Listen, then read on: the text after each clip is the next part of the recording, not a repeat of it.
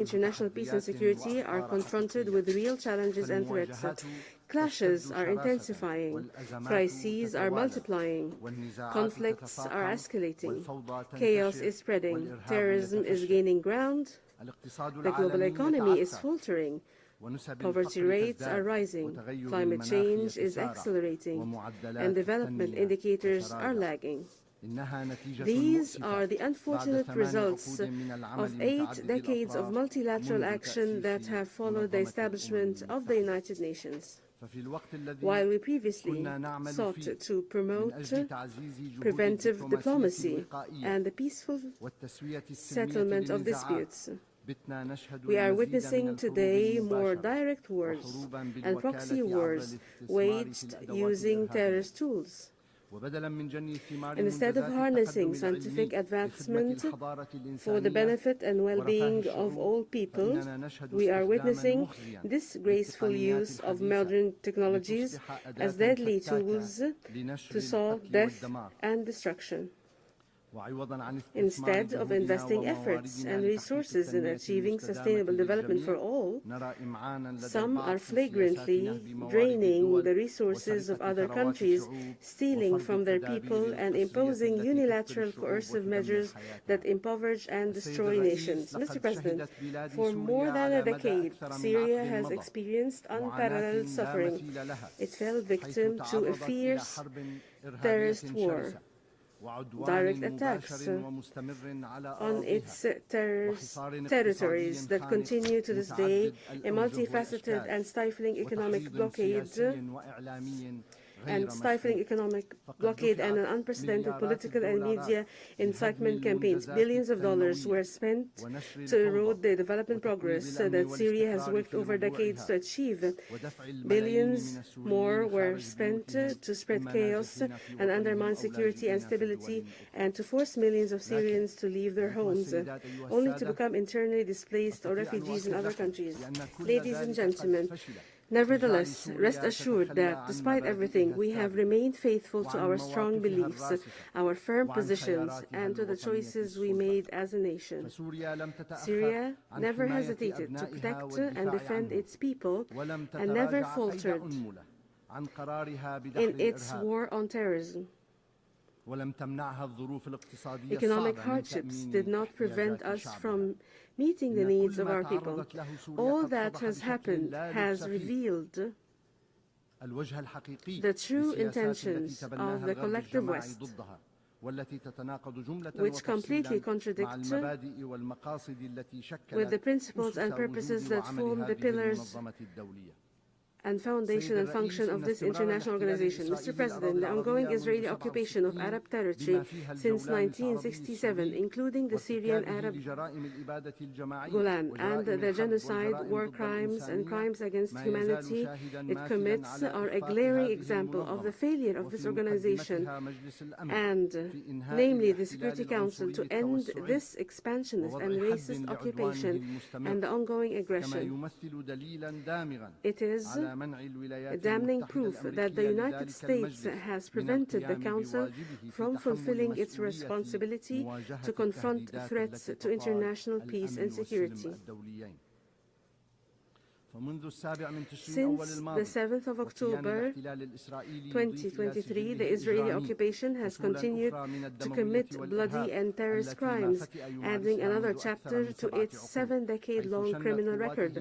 Over the past months, the occupying forces and settler gangs have been carrying out a savage aggression on the Palestinian people and committing a genocide before the eyes of the whole world, which has claimed the lives of more than 42,000 Palestinians, most of whom are children and women. The Syrian Arab Republic strongly condemns the Israeli aggression against the Palestinian people and renews its solidarity with the legitimate struggle to liberate their occupied land and establish their independent state on their entire national territory, with Jerusalem as its capital, while ensuring the right of the Palestinian refugees to return to their homeland in line with international law and relevant UN resolutions.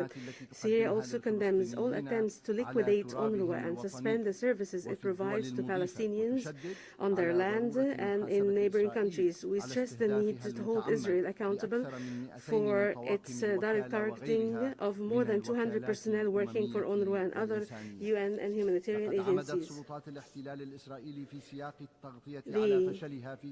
In an attempt to cover the failure of its war against the Palestinian people and to escape its internal crisis, the Israeli occupying forces implicate others in their internal crises and distract from the failed war against the Palestinian people.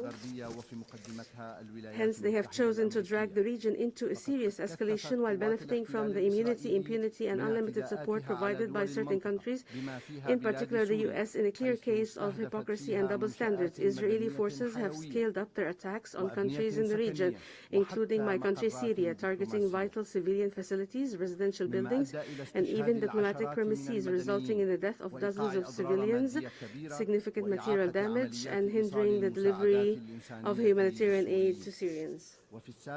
On the 27th of July 2024, Israeli occupying forces committed another heinous crime against our people in the occupied Syrian Golan when they targeted the Syrian town of Majd al-Shams, claiming the lives of 12 Syrian children. The criminal Israeli forces went even further, blaming others for this tragedy and exploiting the death of innocent Syrians for propaganda purposes. The open Israeli aggression has also extended to our brotherly Lebanon. 2 weeks ago, the Israeli occupation authorities committed an unprecedented crime against the Lebanese by using the means of communication as a tool to kill unarmed civilians. In a collective manner, a few days ago, the Israeli occupation authorities targeted the southern suburb of Beirut with a treacherous and cowardly aggression, destroying an entire residential block using tons of explosive bombs to assassinate Hezbollah Secretary General Sayyid Hassan Nasrallah, who for more than 3 decades led an honorable Lebanese national resistance against the Israeli occupation. This large-scale Israeli aggression, which is unfettered by any restrictions and limitations, is pushing the region to the brink of a dangerous escalation and confrontation whose consequences cannot be predicted and causing disastrous effects on peace and security, not only in our region, but also beyond it. The Syrian Arab Republic calls on all member states of the United Nations to work towards ending the Israeli aggression against Palestine, Syria, and Lebanon, and hold the occupation authorities accountable for their crimes, as well as prevent impunity. The Syrian Arab Republic reiterates that the Golan is an occupied Syrian territory and that its inhabitants are Syrian Arab citizens who are and will always be an integral part of the people of Syria. They have struggled over decades against the occupation. Syria stresses that regaining the full Syrian occupied Golan Line with UN Resolution 242, 338, and 497 is an inalienable right and shall never be subject to compromise and will never be affected by the passage of time or be subject to the statute of limitation.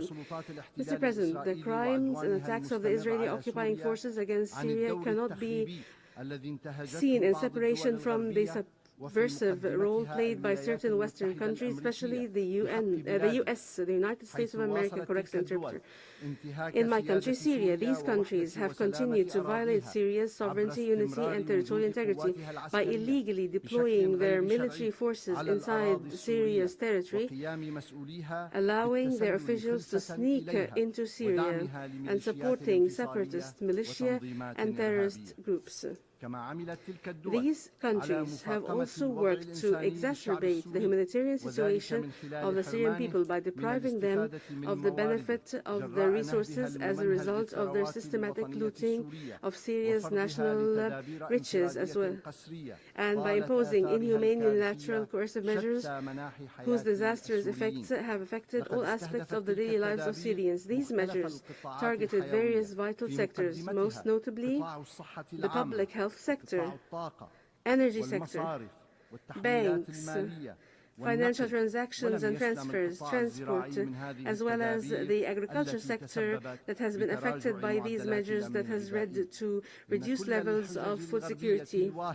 all the unfounded allegations made by Western countries to justify such illegal measures and to deny or downplay their catastrophic impacts have been laid bare in multiple recent UN reports. In this regard, my country reiterates its call for the immediate, full and unconditional lifting of unilateral coercive measures as they amount to a collective punishment of the people and a form of economic terrorism and a flagrant violation of the UN Charter and international law. Mr. President, since the beginning of the terrorist war on my country, Syria, the Syrian government has responsibly and constructively engaged with all initiatives aimed at preserving Syria's sovereignty, unity, and territorial integrity, protecting its people from terrorism, improving the living conditions of Syrians.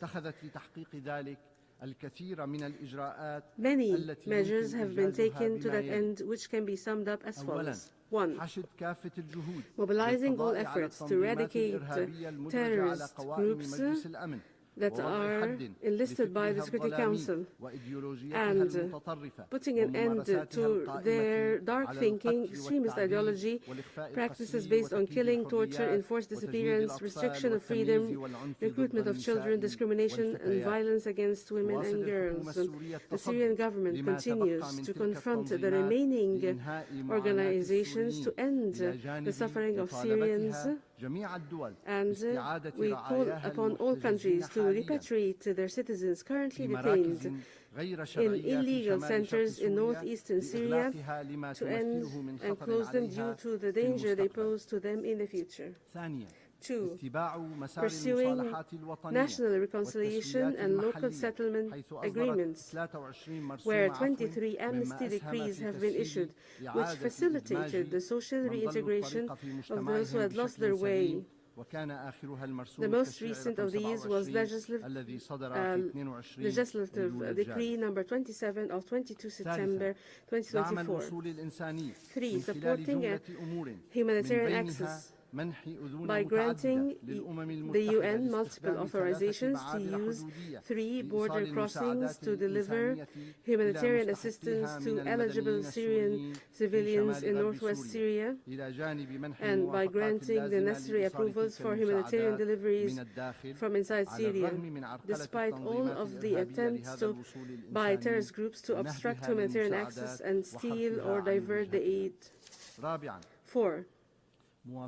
Continuing the efforts of the Syrian state institutions to enhance their role and increase their efficiency by holding on time all constitutionally mandated entitlements and following up on the process of economic and administrative development and reform, and moving forward with efforts to modernize legislative structures, including those related to strengthening the rule of law, developing media work, social protection programs, and empowering women, protecting the rights of children and persons with disability, as well as implementing the strategic plan for gender equality and developing legislation regulating conscription.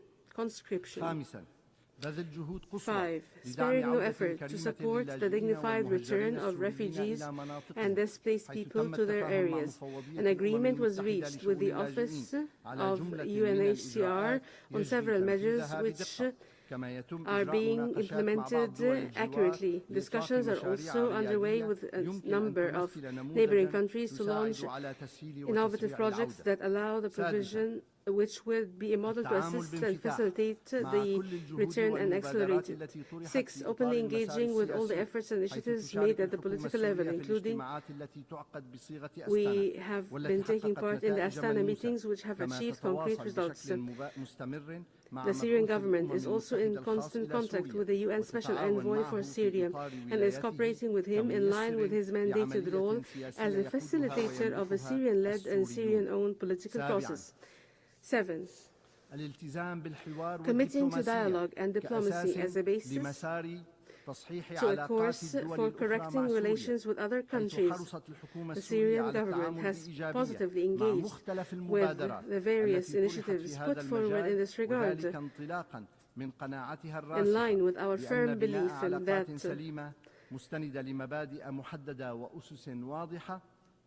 The interests of countries must be built on sound relations based on specific principles and clear grounds to achieve the desired objectives. In particular, mutual respect for state sovereignty and territorial unity, joint action to address threats to security and stability, and pursuing common interests without interfering in internal affairs. Ladies and gentlemen, as Syria is healing from the wounds of what it's been exposed and subjected to, it looks to the future with a sense of hope and optimism. However, the success of its efforts necessarily requires the collective West to stop politicizing humanitarian work and linking it to political conditionality. Donors need to fulfill their pledges in humanitarian funding and provide sustainable solutions for livelihoods and supporting resilience, including by working to strengthen early recovery projects and increase and the immediate, complete and unconditional lifting of unilateral coercive measures.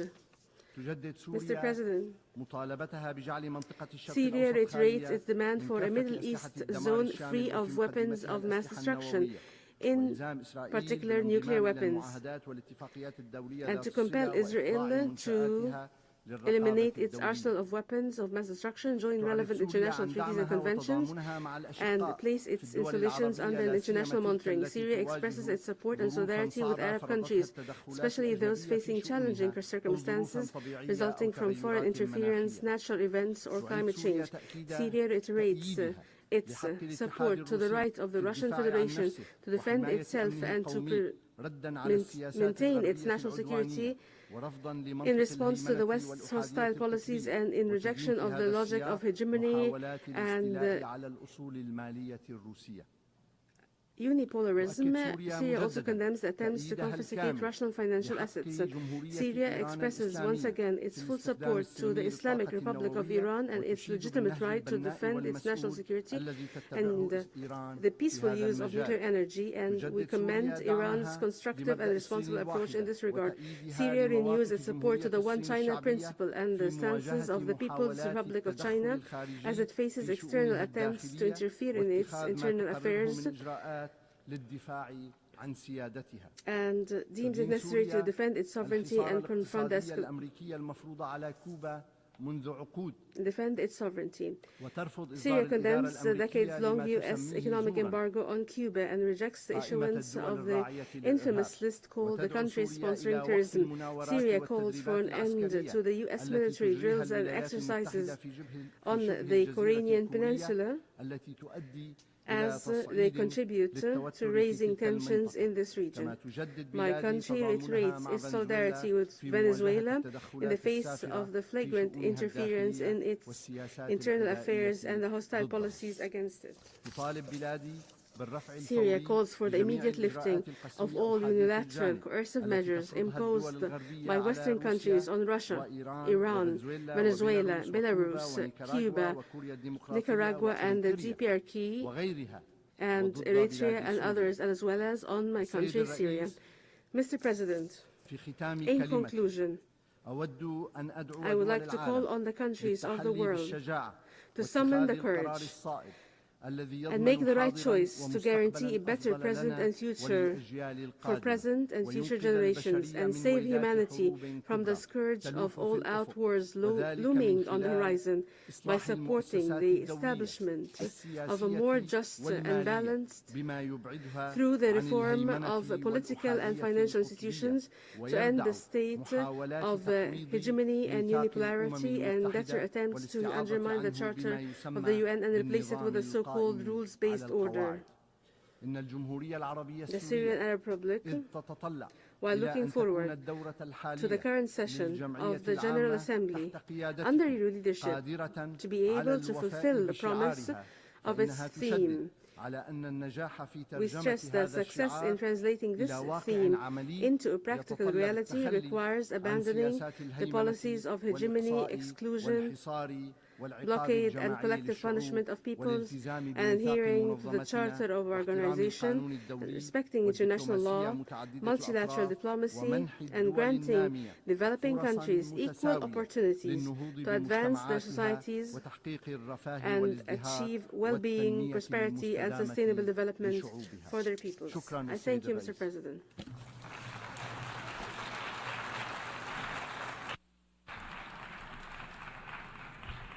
I thank the Minister for Foreign Affairs and Expatriates of the Syrian Arab Republic.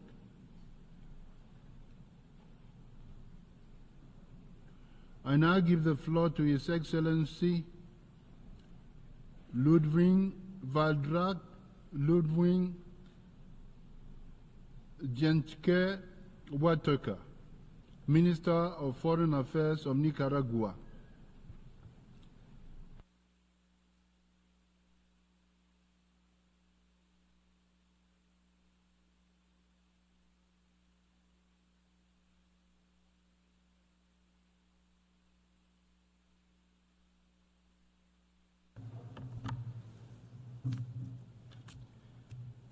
Gracias, señor presidente. Thank you, Mr. President. Ministros, Ministers, representantes. representatives.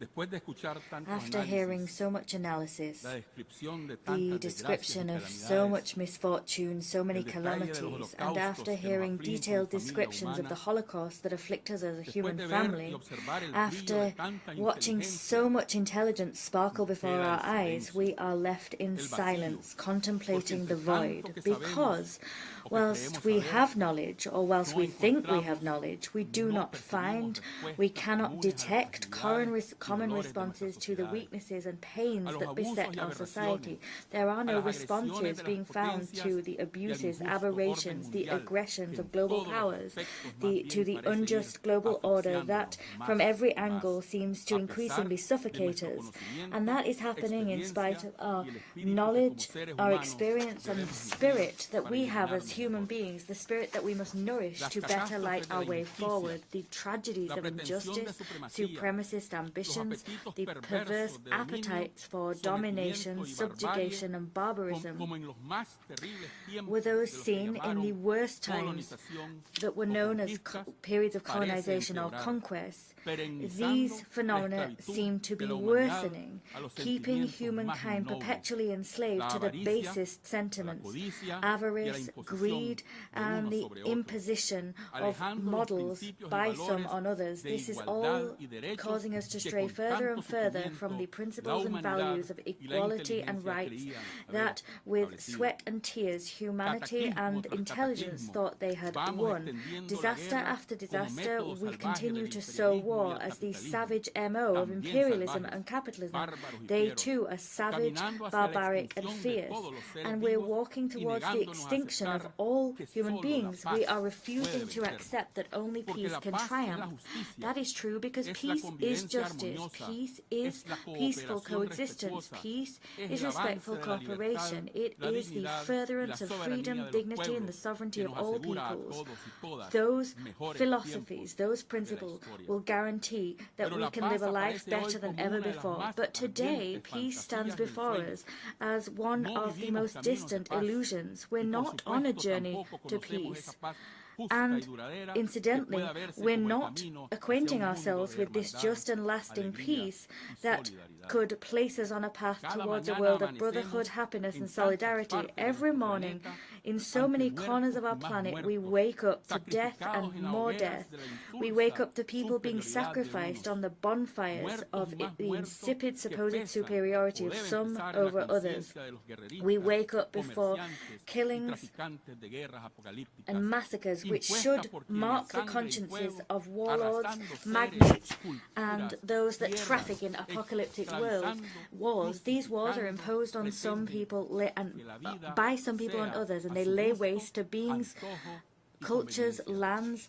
They crucify, and they do all of this to ensure that life meets their tastes, whims, and interests. In these daily massacres, how much do we lose, particularly when it comes to the most deeply rooted human emotions that we have, love, brotherhood, and hope, These are values that human beings seem to be casting aside. These values are undoubtedly victims of the hell that they sell to us as a heaven, victims of these satanic kings that dismiss the tragedies they visit upon us, and in so doing they forget the core principle of civilization, which should be power enjoyed by all for the good of all of us. Every day we lose heart, we lose our soul, not because we sell it to the devil and his satanic underlings, but rather because our generations that should have learnt so much from the millions of human beings that have sacrificed throughout history on the bonfires of vanity and ambitions, these people are the victims of deadly selfishness, lessons that they fail to learn from. We forget all of that, and instead, enemies of peace try to convert the world into the most arid of deserts, spiritually arid. And we ignore all of this, and we fail to harness our human strength. We're faced with so much aggression, barbarism, attacks, crimes, satanic assaults are being waged on all of us. Evil seems to be trumping good. But in the face of all of that, peoples are left, those peoples that know how to fight, peoples of culture, spiritual experience, and dignity and national decorum. That is our great asset. That is our most invaluable heritage. That is the kingdom of God on earth. This is the beginning, the dawning of a new world, which is being born, rising from the ashes of anguish, suffering, and pain. All of these things have been imposed upon us by sick minds that do not see, do not wish to see the arrival of this other good world. They continue to try and live in the past, centuries past, for their own benefit. They try to stay living in the old and blood-soaked world. How much pain, how many battles, how many chains, how much in slavery are we going to suffer? Because on the other hand, we have our human condition that goes from strength to strength, from truth to truth. We're increasingly waking up to the truth. We show more and more courage, more and more valor, and every day, in the face of suffering, we enjoy more glory. We see more and more victories of the truth, and our human spirit is prevailing, just as it must. No one can strip us of our certainty of a new world. No one can deprive us of the reality of a brotherly world, a world of understanding, solidarity, and respectful cooperation in the present and for the well-being of all. In the old world designed by the conquistadores, those conquistadores will remain with their ambitions thwarted, sad and alone. They will be condemned and rejected by those of us that have learned to revere love, learned to root out hatred and what it imposes upon us. We've learned to bury humiliation, indignity, and we've learned to dismiss terror, the fear that they use to pressure us and intimidate us, those as the evil of the earth. We will never yield. We will never bow to the enemies of peace or the enemies of common good. We will never be enslaved by selfishness and avarice, and we will never be blind to the atrocities committed by those who sow the mendacious narrative of their hypocritical acolytes, those that use artificial techniques and tactics, and who use technicolor film to sell us a childish world, a fictional world that pretend to be blind, deaf, and mute, paralyzed. And we will never bow to those that acquit those that are guilty of so many crimes against humanity. We will not be silent, ever. We denounce and condemn the genocide that the government of Israel and its First World allies have committed, commit, and continue to commit against the glorious people of Palestine, against the courageous people of Lebanon, and against so many other brave, valiant, dignified people. None of us will yield to brutality. We are not silent. We will never be silent. We denounce and condemn condemn the aggressions against Syria, Iran, and against all other great peoples in their struggles. We stand with our brothers on all continents. We will never be silent. We denounce and condemn the occupation and hijacking of the rights of peoples such as Haiti. We are not silent. We will never be silent. We denounce and condemn the systematic policy of extermination of cultures and rights that colonial imperialist powers visit upon peoples, governments, and countries who, like Cuba, Venezuela, Bolivia, Nicaragua, are members of the Bolivarian Alliance for the Peoples of our America. ALBA is a strategic unit with which we defend our sovereignty, independence, and legitimate models of institutions, our models of self-governance and direct and participative democracy. We stand shoulder to shoulder with all countries and peoples affected by barbarism and the brutality which was unleashed and is being unleashed against our Mother Earth and our resources. That is causing what we know today as climate change. Climate change is none other than selfishness and the pillaging of our earthly resources. That pillaging has created myriad disasters, disasters which are not natural, disasters which require climate justice, disasters that have been imposed upon us by selfish slave masters, the pillagers of our world, the filibusterers. They've done all of that without regard for what we're losing, without compensation, redress, or reparation for what we've lost. We stand shoulder to shoulder in brotherliness, solidarity, in just struggles for food security, health security, education, rights, human security. These are all rights that we will never give up on. Of course, we are fighting an urgent daily struggle against terrorism in all its forms, against drug trafficking, organized crime, all vices and criminal activities that have been imposed upon us to weaken our institutions, models and practices, and in order to increase interference into our ways of life.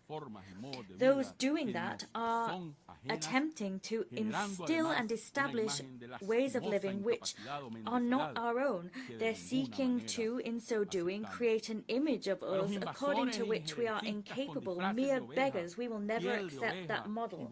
There are invaders, those interventionists that are dressed in sheepskin, that have the faces of wolves, and to them we say, we are people rich in culture, resources, and community models.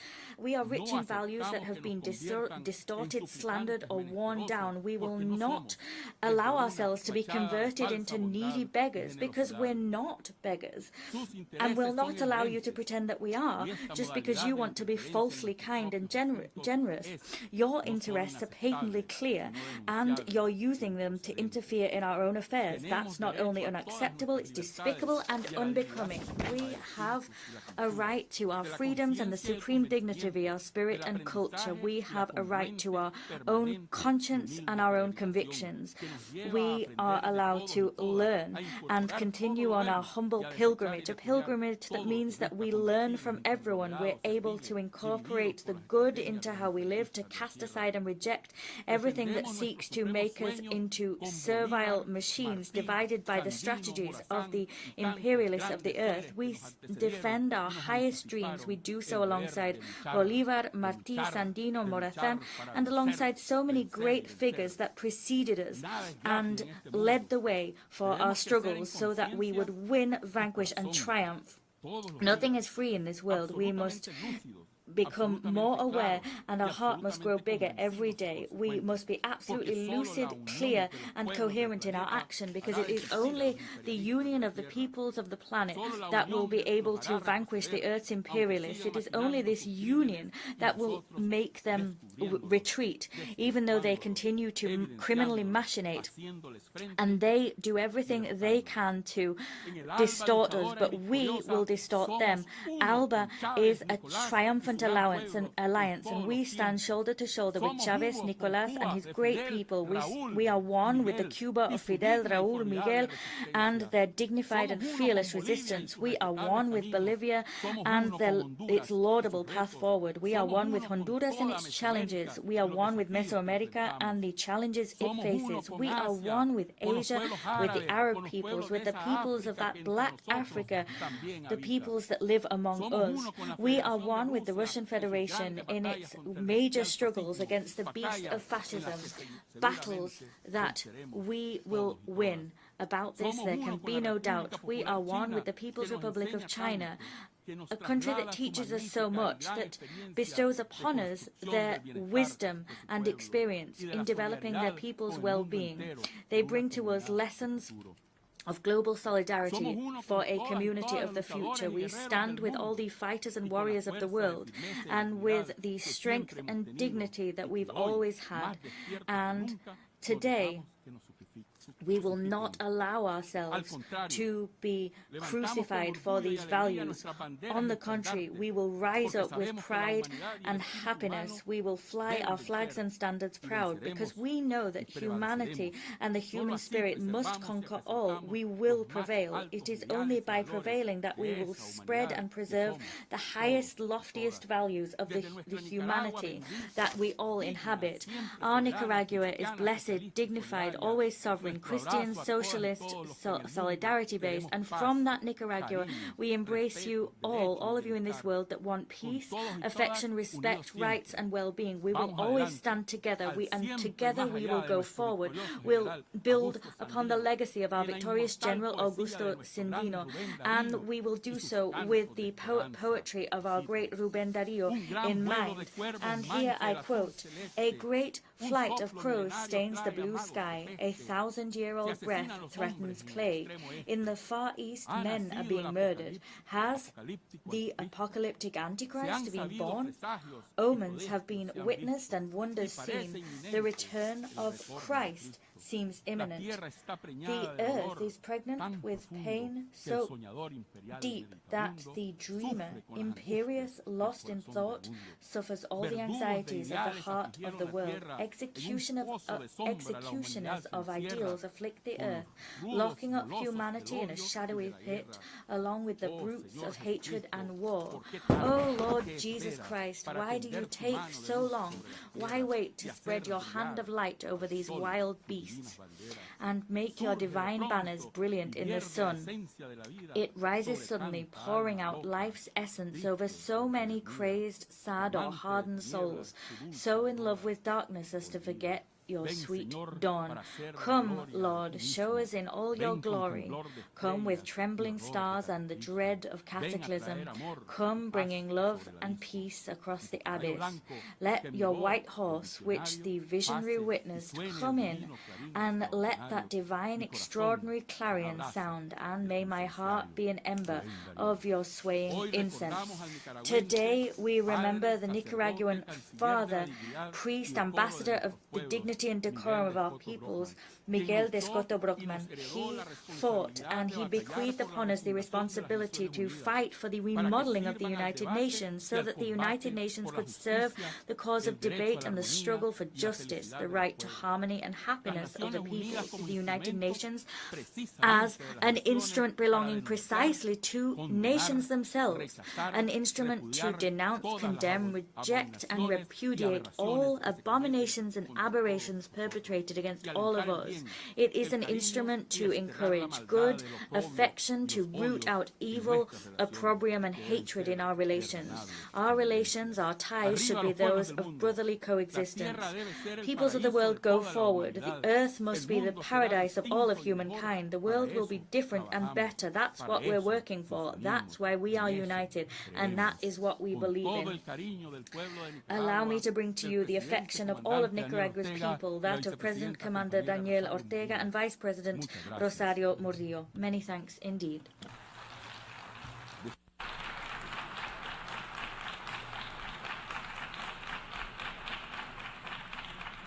I thank the Minister for Foreign Affairs of Nicaragua. I now give the floor to His Excellency Osman Saleh Mohammed, Minister for Foreign Affairs of Eritrea.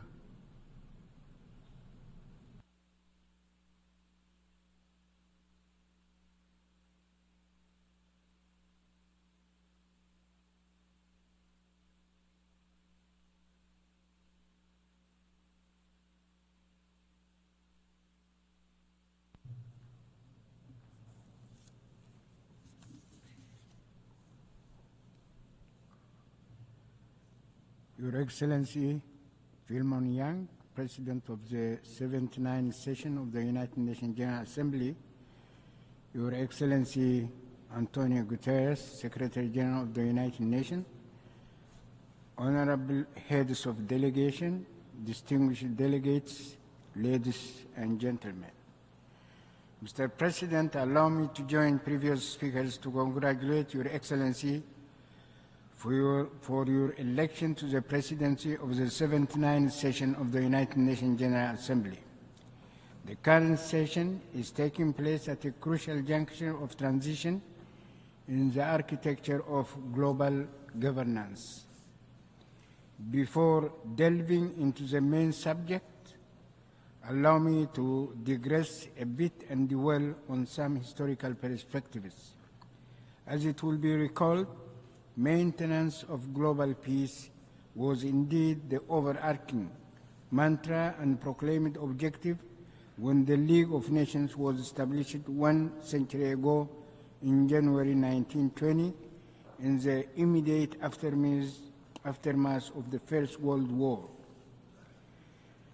But in spite of the lofty pronounced objectives, the League of Nations could not fully measure up to the noble task and deter the eruption of the Second World War.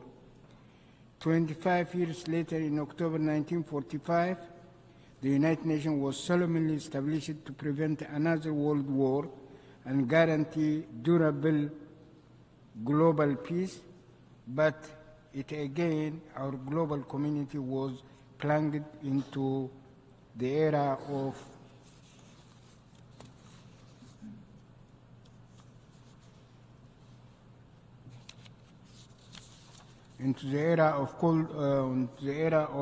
the Cold War, whose hallmark was a controversial bipolar international world order.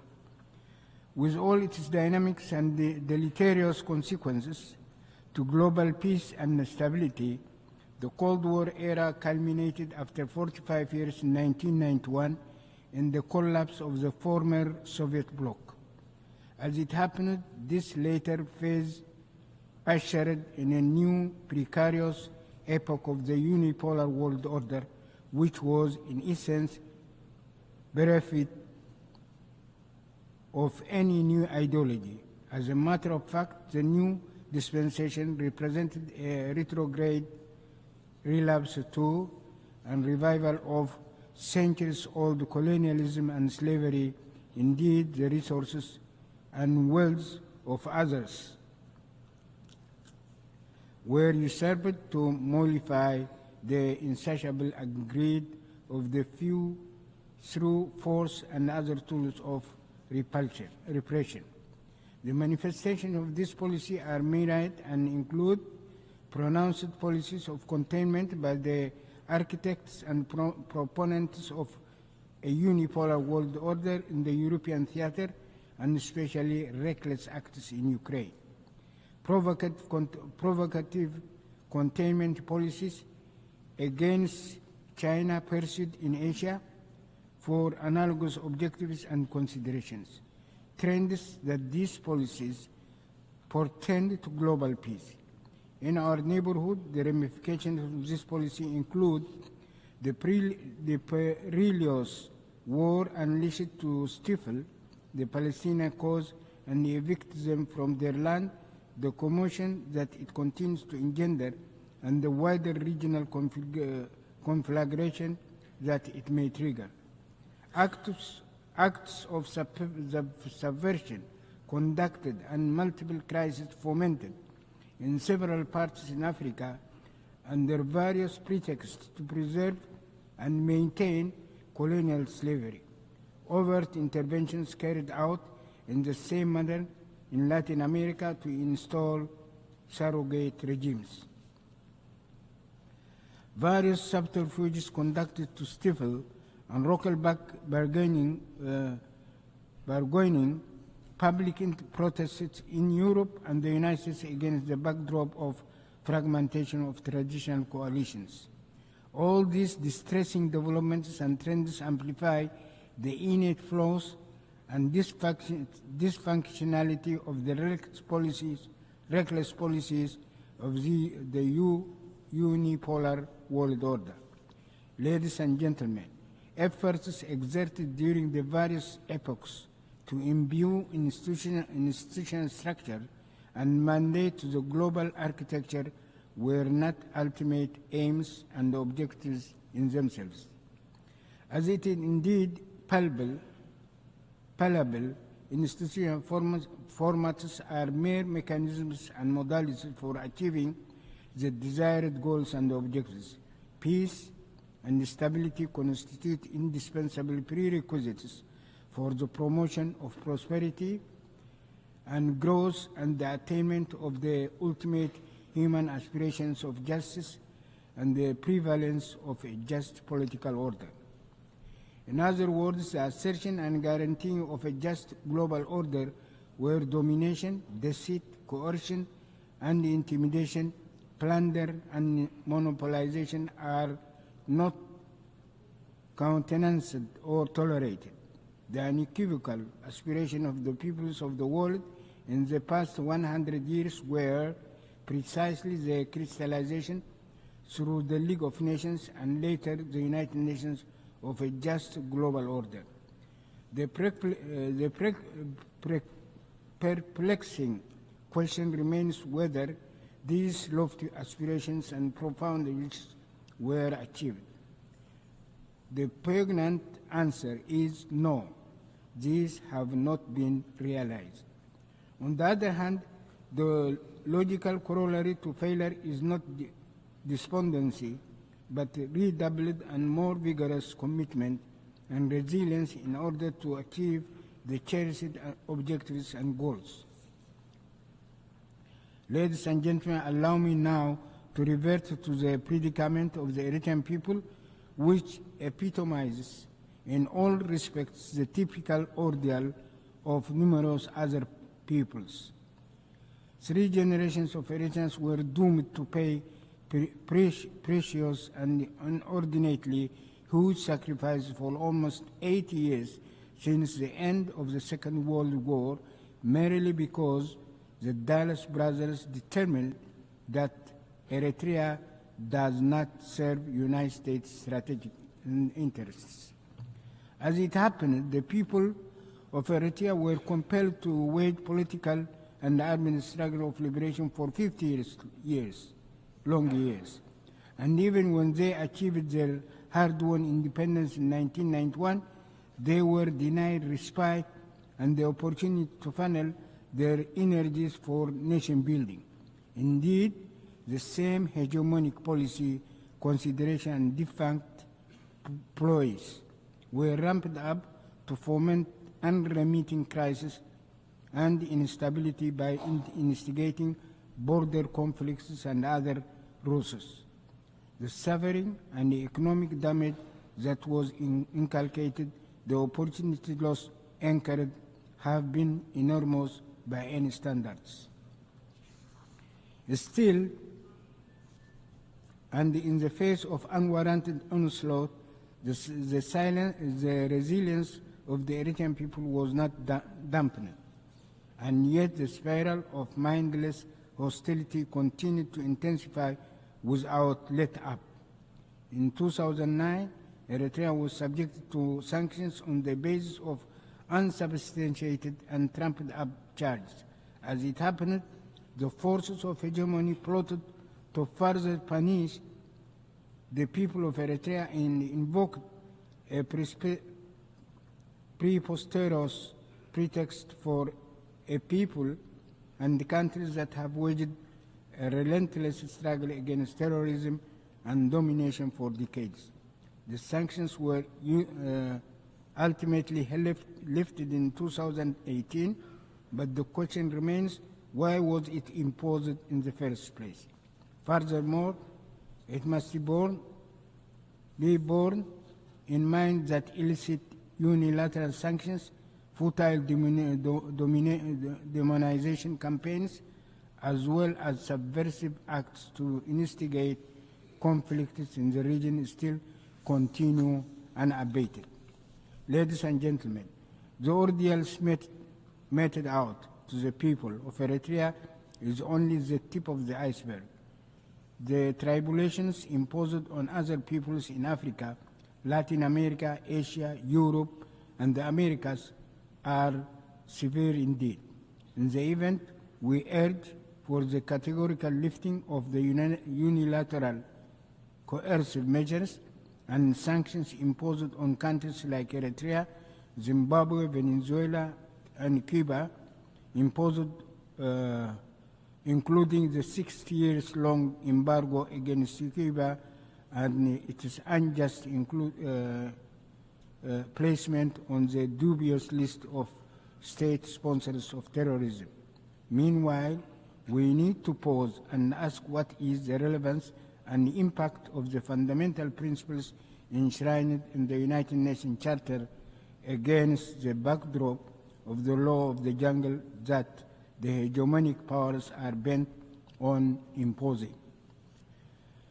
This precarious reality amplifies the imperative and urgency for the peoples of the world to strive with higher vigor, fortitude, and enhanced solidarity than what has transpired for 100 years, to install a global order that guarantees peace and stability. This is not an opinion that can be left to circumstances. The forces of hegemony must also be made accountable for their crimes for the dispensation of justice. Let me conclude my brief address by reiterating our best wishes for success in our current endeavors. I thank you.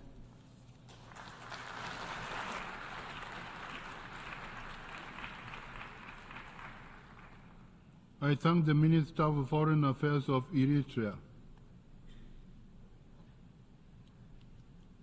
I now give the floor to His Excellency Bakari Yau Sangari, Minister of Foreign Affairs, Cooperation, and Nigerian abroad of the Niger.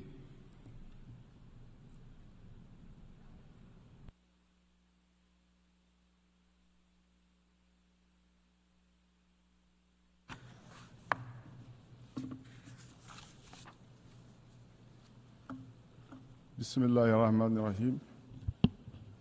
Monsieur le Président, Distinguished President, Excellences, distinguished Madame, Monsieur les chefs d'État et de heads gouvernement, of state and government, Madame, Monsieur les chefs de délégation, distinguished heads of delegations, Madame, Monsieur, ladies and gentlemen. je voudrais tout d'abord At the outset, adresser mes vives I would like to félicitations warmly à Monsieur congratulate Yang Mr. Philemon pour Yang son élection on his election à la présidence as de la President of the 79e 79th session de l'Assemblée of générale the des Nations UN Unies. General Assembly. Je souhaiterais par la même I occasion also exprimer à son would like to prédécesseur, express to his predecessor, Monsieur Mr. Denis Dennis Francis de of Trinité Trinidad Tobago, and Tobago, mes chaleureux remerciements pour le my travail sincere remarquable thanks for accompli durant his son mandat outstanding work malgré un contexte during his mondial mandate, plein de despite bouleversements. the turbulent global Hélas, context. Mes félicitations, je n'irai pas plus loin dans mes Unfortunately, félicitations et vous comprendrez I will pourquoi. not go any further in my congratulations, and you'll understand Il y why. a un an Ladies and exactement, gentlemen, exactly Dans 1 cette year même ago, salle, in this same face à hall, sur cette même tribune, from this very Mon pays, same le Niger, podium, my country, Niger, a été de façon was injuste unjustly et injustifiée and unjustifiably privé de deprived parole. of its right to speak. Ce n'est pas ça le plus grave. That wasn't the worst of it. Le débat sur le bien fondé de cette décision The This Nous l'avons decision vu à son temps. was debated Mais le at the plus grave, time. c'est qu'au même But the moment, worst was that at the les same time, représentants representatives from other countries sont dans la même in the situation same que le situation mien as we ont were été autorisés were à authorized prendre to la speak. parole et mieux, And they were even ils ont été reçus received avec les honneurs with honors par by le the Secretary General des Nations of the Unies. United Nations.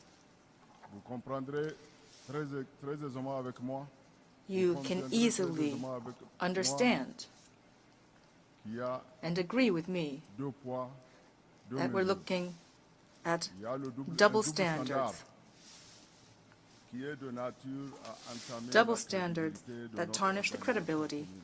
of our common organization. A pris cette décision My avec country dignité, accepted that decision with dignity, laissé pour compte. but we did feel left behind. Mon intervention That sera is why essentiellement axée my remarks today sur les laissés pour compte will focus on those left et behind la dignité humaine. and on human dignity.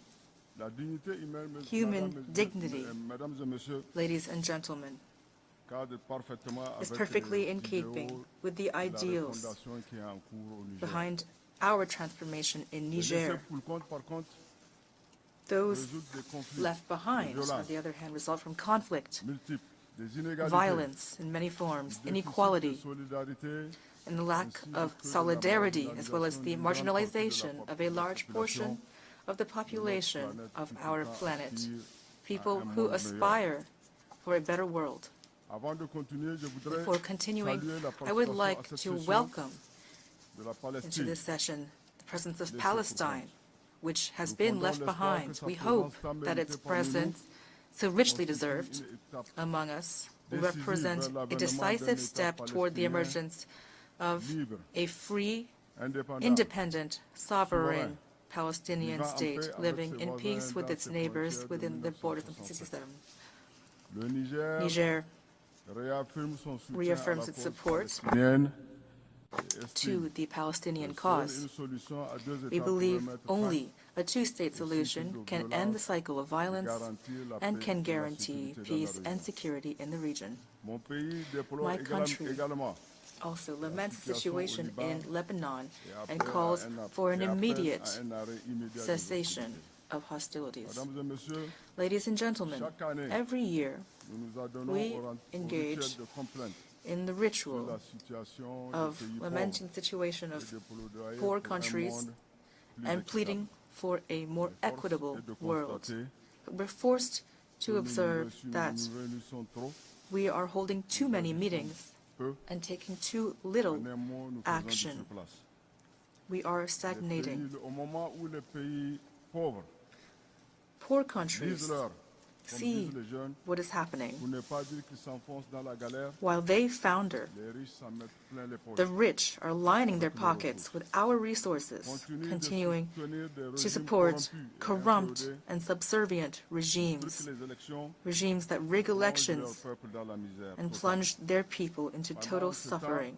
Meanwhile, the international community Tenus dans un stands silence aside in complice, silent complicity, traduit une fois de plus which once again demonstrates la politique de deux poids, their double deux standards. mesures.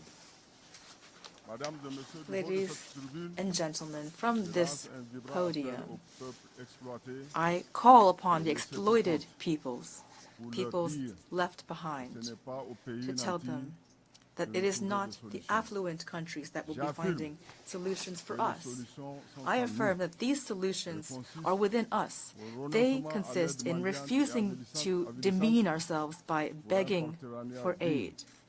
Dans They lesquels consist nos in building seront worthy payés à leur partnerships in juste which prix our natural et les resources gains investis au profit are de nos populations. paid for at C'est the dans ce price that they esprit deserve que mon pays and gère benefits invested for our sur ses fonds population. propres It is in les this dégâts spirit de la that crise my country humanitaire née des is using its inondations own funds sans to précédent qui nous address subissent cette the année. damages and Nous the n'avons humanitarian pas crisis besoin de caused by leçons de unprecedented démocratie. flooding that Ce qui occurred nous this importe, year. We don't need any ce sont lessons nos about intérêts, democracy. What's les important choix is the interests the choices and the aspirations of our brave peoples.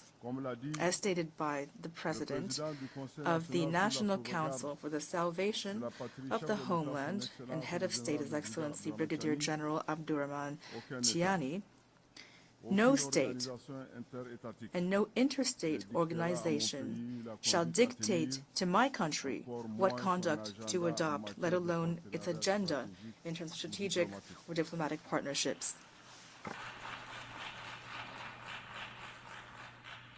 Ladies and gentlemen, as you know, the Sahel region, for more than a decade now, has been suffering a severe security crisis that jeopardizes the very existence of its states, and which represents an ignominious attack on international peace and security.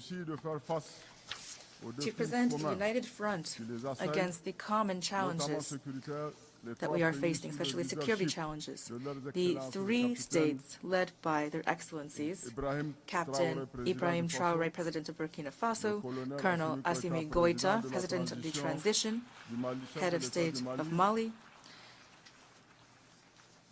and Brigadier General Abdurrahman Tiani, President of the National Council for the Salvation of the Homeland, Head of State of Niger, signed on September 16, 2023, the Liptako-Gourma Charter, thus establishing the Alliance of Sahel States, or AES. Today, we can see the strong support of the population as well as the military successes won on the ground by the AES defense and security forces in their battle against terrorism and crime. Here I would like to commend the creation of the unified force of the AES and the excellent coordination the units have demonstrated. I pay a sincere tribute to all of the civilian and military victims of the violence in the Sahel. Ladies and gentlemen, at the historic summit of the heads of state of the AES held in Niamey on July 6, 2024, the alliance became a confederation based on three pillars, namely defense and security, diplomacy, and development. This new strategic framework for integration has the ultimate goal of becoming a federation. It boasts a wealth of natural resources to attain its goals. This wealth has caught the covetous eye of certain Western powers, which are financing and arming terrorist groups in order to destabilize our countries. Niger reaffirms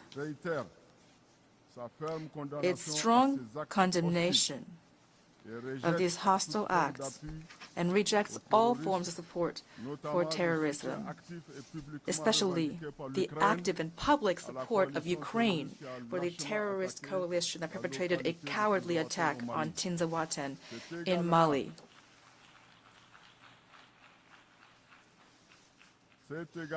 Here I also would like to condemn the subversive actions and new strategy of recolonization espoused and pursued by France, which trains, finances, arms, and provides intelligence to the terrorist groups of the Sahel. It provides food and lodging to its local lackeys, some of which occupy the diplomatic premises of Niger in Paris in flagrant violation of the Vienna Convention of 1961 on diplomatic relations. So far from halting the momentum underway in the Sahel, these attempts at destabilization are only strengthening our country's resolve to forge ahead as we pursue our goals. In spite of all these adversities, the AES caravan goes on. Mr. President, the Confederation of Sahel States is now as much as some might be displeased by it, a new geopolitical deal which will fully play its role in the international arena while respecting the sovereignty and the freedom of choice of its partners, as stated by His Excellency Colonel Assimi Goïta, President of the Confederation of the AES, on the first anniversary of the alliance. Quote, "In our spirit of independence and regained sovereignty, we remain open to cooperation with brotherly and friendly peoples based on fraternity and mutual respect."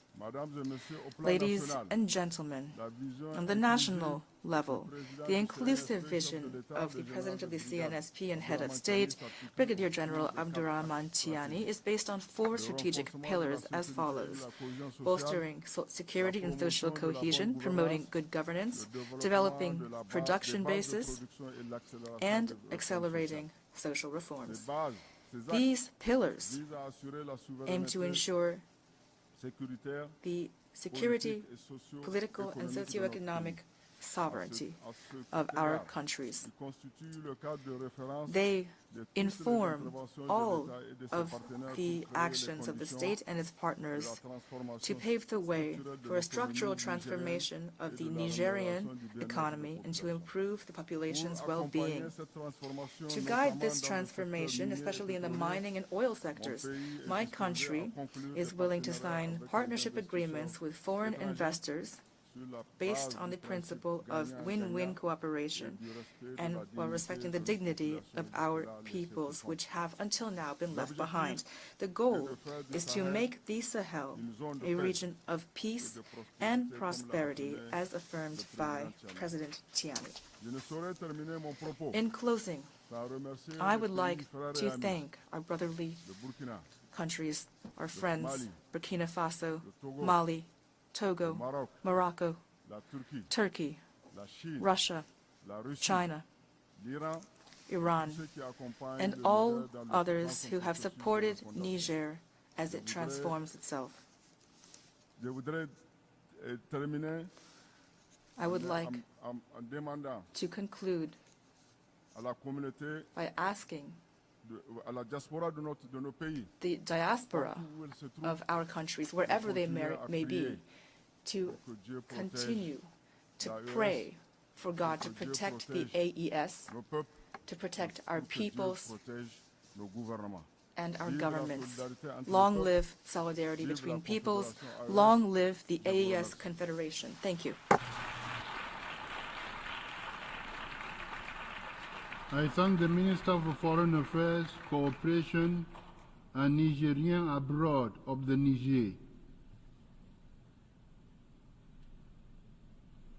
I now give the floor to His Excellency Karamoko Jean-Marie Touare, Minister of Foreign Affairs, Regional Cooperation, and Burkinabe abroad of Burkina Faso.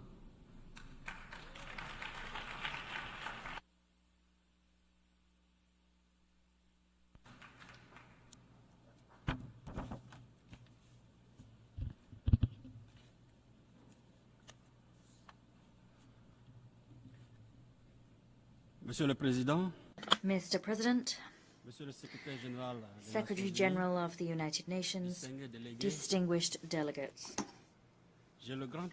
I have the great privilege and the honor of conveying to you, on behalf of His Excellency Captain Ibrahim Traoré, President of Burkina Faso, Head of State, the brotherly and friendly greetings of the valiant people of Burkina Faso, a people who, in the face of adversity, namely the heinous acts of aggressors and enemies of peace, machinations and interference in its many forms, a people that, in spite of all of the above, have developed a resilience to continue its glorious journey towards inclusive social and economic development.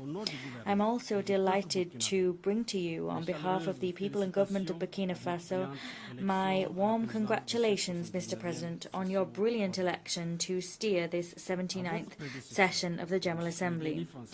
I also wish to convey the congratulations of my delegation to Mr. Dennis Francis, your predecessor, for the achievements garnered over the course of his mandate in an international context marked by deep division. Secretary General, Burkina Faso quite rightly appreciates the work done by the UN system and its partners under your leadership, work that they continue to do on the ground to support my government's efforts. In this connection, indeed, my country is delighted at the choice of the theme for the 79th session of the General Assembly, which calls us to action. It is leaving no one behind, acting together for the advancement of peace, sustainable development and human dignity for present and future generations. How evocative that title is. By referring to that theme, allow me first of all to convey to you the aspirations of all strata of Sahelian society in general and the aspirations of Burkina Faso's people in particular. One account reads as follows: I am a peasant from Burkina Faso. I look to protect traditions and customs. I passionately farm my land that's been bequeathed to me by ancestors to feed my family and guarantee their well-being. I want to live free, proud and in dignity. Another account reads, I am a woman, a mother, a dignified descendant of the Yenaga Gwimbi Ouattara princesses. Like other brave Sahelian women, I have an unparalleled strength of character. I would give my life to guarantee that my children, my brothers and sisters, and my compatriots can survive and thrive in a society of peace and love. I wish to live free, proud, and in dignity. Another account reads, I am a young Burkina Faso citizen. I am a farmer, a livestock rearer, a trader, a civil servant, an artist, a craftsman, a student. I am a young person. I am one of the young people from many regions with many different backgrounds. I come from a brave group of young people, a strong, struggling group of young people, and I am committed to contributing to Burkina Faso's development. I wish to live free, proud, and in dignity. Another account, I am a child. I might be a girl or a boy from towns or villages, internally displaced person sites. I want to live free, proud, and in dignity.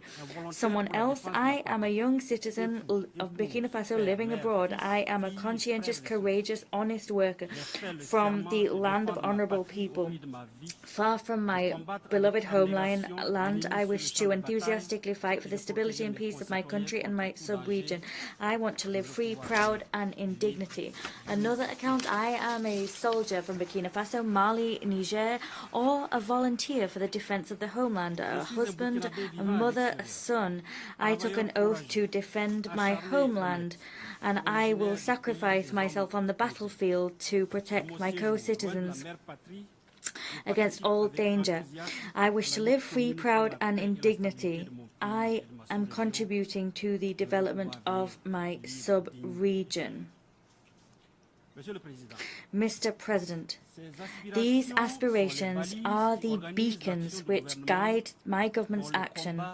The struggle of that government is to create a society in which the men and women of the Sahel can live free, proud, and in dignity. The theme of our session is one we highly appreciate because it is so relevant. In reality, it unveils a concern as crucial and long-standing as the United Nations itself, a theme which is tackled by almost all of the debates that occur here. What the theme really conveys is that now we're no longer simply thinking about what to do or how to do it. What we need to do now is give life to our speeches through tangible actions. We must go beyond words and finally take action to usher in a fairer world rid of prejudice and stereotypes which seek to treat certain peoples or certain parts of the planet as second class, treat them as people doomed to wait in the prisons of isolation and scorn, waiting for handouts, living at the mercy and whims of great powers that claim to be those the only ones able to indicate the path that others must follow, and they dictate how others must live. We must focus our efforts on the common goals of our organization, an organization whose primary goal is to promote the well-being of peoples by guaranteeing that they can live in peace and security. This urgent and overriding need to build a new world together and work together to create a fairer world is entirely valid in the current context. A context dominated by protracted crises, complex conflicts, and unequal economic governance, which further divides states and exacerbates differences between people. The consequences of such division are human tragedy. This disastrous state of affairs is the result of a multilateralism standing at a crossroads, a multilateralism which is exhausted, a multilateralism whose reputation has been neutered time and time again by predatory actions by certain member states who've decided that they are the masters of the world, and as such they've built their foreign policy on subjugating and exploiting other states. We need to be properly concerned by this issue because the harmony and the cohesion of our world is at stake. For that reason, Burkina Faso would like to take this opportunity to once again appeal to reason, to the wisdom of all of us. We'd like to appeal to the powers of our world to prioritize an inclusive global governance, which is rid of hegemonizing visions. And if we can do that, the UN's glory will once again be restored. Mr. President, restoring the integrity of our territory by ensuring our people can live safe and enjoy their property, remodeling political, administrative, economic and financial governance so that they can further the ambitions is one of our people can further their ambitions is one of our goals. We also need to usher in reforms and development initiatives which will lead to shared prosperity and economic and social progress which is sustainable. These are all areas of focus of our President, Captain Ibrahim Traoré. And with his leadership and far-sightedness, we shall prevail. The people of Burkina Faso has decided to affirm and embrace its sovereignty, putting an end to its subjugation. It has demonstrated extraordinary resilience, just as all the people of the Sahel have done. They have understood the importance and magnitude of our struggle, and as such have joined the ranks of our defense and security forces. With this tireless support, thanks to patriotism, the genius, the bravery and the spirit of sacrifice of the sons and daughters of Burkina Faso, our country has notched up success we couldn't even have hoped for. We've also had significant successes in our committed fight against terrorists instrumentalized, deployed from a distance and financed by neo-colonial powers. Here I wish to pay a much-deserved tribute to civilians and members of our military who have fallen on the battlefield, and I bow down before their memory.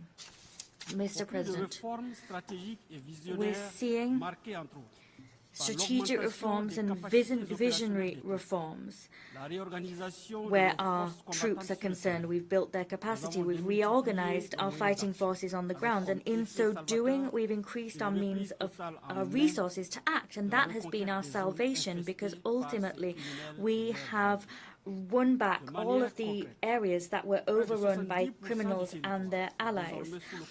Turning now to statistics, almost 70% of our territory is now under state control. That compares to 40% in 2022. That turning tide has allowed displaced persons to return. Schools have been able to reopen in less than 2 years. Our taking back of our territory has allowed more than 700,000 people to return to their villages. That action has allowed almost 1,500 schools to reopen their doors. offering the opportunity to so many pupils to return to school and continue their studies. They've long yearned for that time to come. These results compel admiration and spark great hope. They've been made possible by the endeavors of our defense and security forces, by the patriotic commitment of our volunteers for the defense of the homeland, and by the staunch support of the diaspora and the outpouring of solidarity they've showed. This patriotic mobilization of all of our society has allowed us to collect some 99 billion CFA, that is $165 million, in 2023 alone. That far exceeded initial estimates.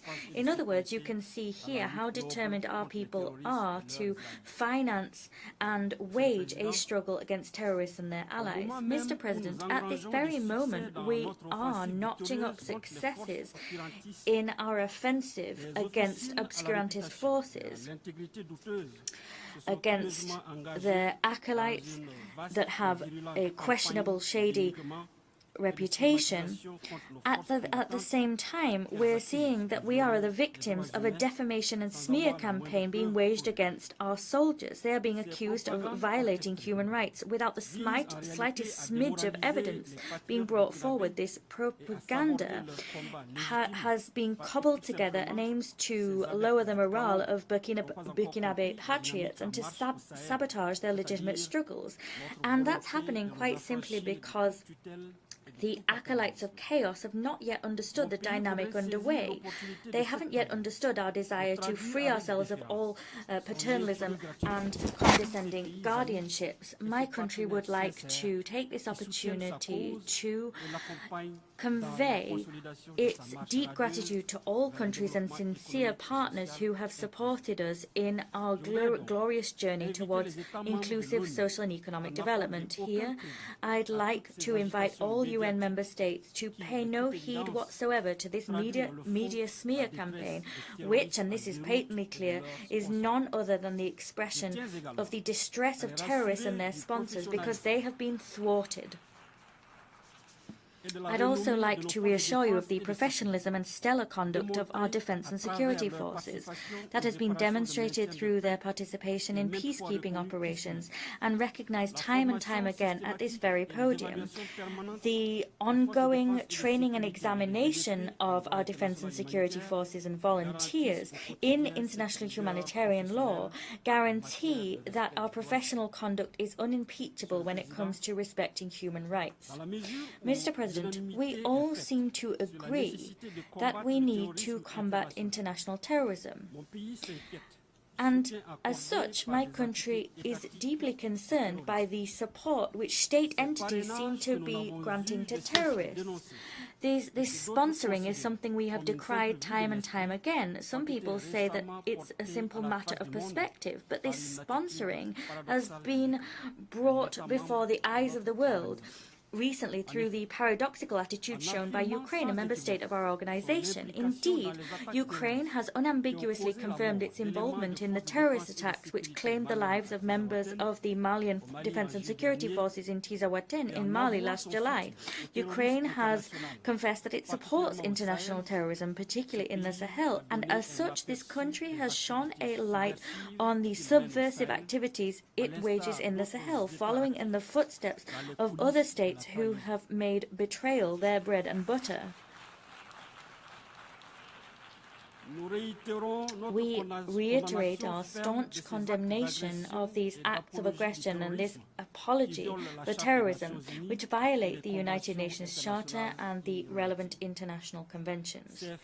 These particularly serious events reveal desires and whims which have time and time again peppered the history of our continent: balkanization, the killing of leaders, interference in the domestic policies of African states, and with the ultimate aim of getting hands on our resources. What means to achieve these nefarious ends range from the manipulation of national leaders and regional and sub-regional organizations, the waging of proxy wars, as is the case in Sahel and Ukraine, and other countries financing and arming terrorists with total impunity. I am vindicated in this interpretation by the worrying proliferation of military bases in our sub-region, and this interpretation also explains how it is that criminal gangs are coming into possession of sophisticated weapons.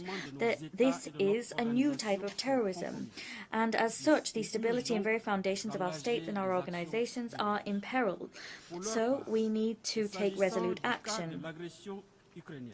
Turning now to the Ukrainian aggression, and in light of it, the countries of the Confederation of Sahel States already referred this matter to the Security Council. We did so on the 20th of August, and we await an unequivocal response. Mr. President, there is a need to ensure security in Sahel. As such, Burkina Faso, Mali and Niger took the sovereign decision on the 16th of September 2023 through the Lipto-Gourma Charter to create the Alliance of Sahel States. This is a military alliance.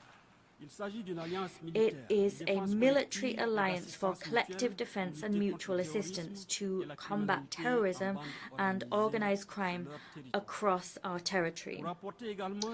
To also appropriately address the complex challenges of development, the countries of the Alliance of Sahel States, the AES, have decided to extend their cooperation to other key areas. It was with this in mind that in Niamey in Niger on the 6th of July 2024 we held the first summit of the heads of state of the AES. Following this historic summit, Their Excellencies Captain Ibrahim Traoré, President of Burkina Faso, Colonel Assimi Goïta, President of the Transition, Head of State of Mali, and Brigadier General Abdourahmane Tiani, President of the National Council for the Protection of the Fatherland, Head of State and Head of State of Niger, adopted the treaty creating the Confederation of Sahel States, the aforementioned AES. The enthusiasm sparked by the creation of the AES can be explained by the fact that sub-regional institutions and mechanisms have proven unable to respond to the legitimate security concerns harbored by our people. The creation of this organization will be our salvation, and its primary aim is to protect the people of the Sahel, who've already been dealt such a heavy blow by the security and humanitarian crises. Deadly measures have already been taken by others to exacerbate their suffering in this regard, and that's why they place such hope in the AES. This session calls upon us to leave no one behind, and nevertheless, the international arena, alas, remains marked by increasingly rife tensions which seriously threaten peace and security, and the UN is standing impotently by. We've always called for diplomacy to prevail in order to peacefully resolve disputes. We remain convinced that by ensuring that the spirit of the UN Charter prevails, we will manage to extinguish the flames of tension wherever they occur and however fervently they may burn, in Africa, Europe, the Middle East, Asia or America. With this in mind, in the vein of the United Nations Charter, Burkina Faso reiterates its support for the political process underway in Western Sahara, led under the aegis of the UN Secretary-General, with a view to reaching a mutually acceptable and negotiated solution as recommended by the relevant resolutions of the Security Council.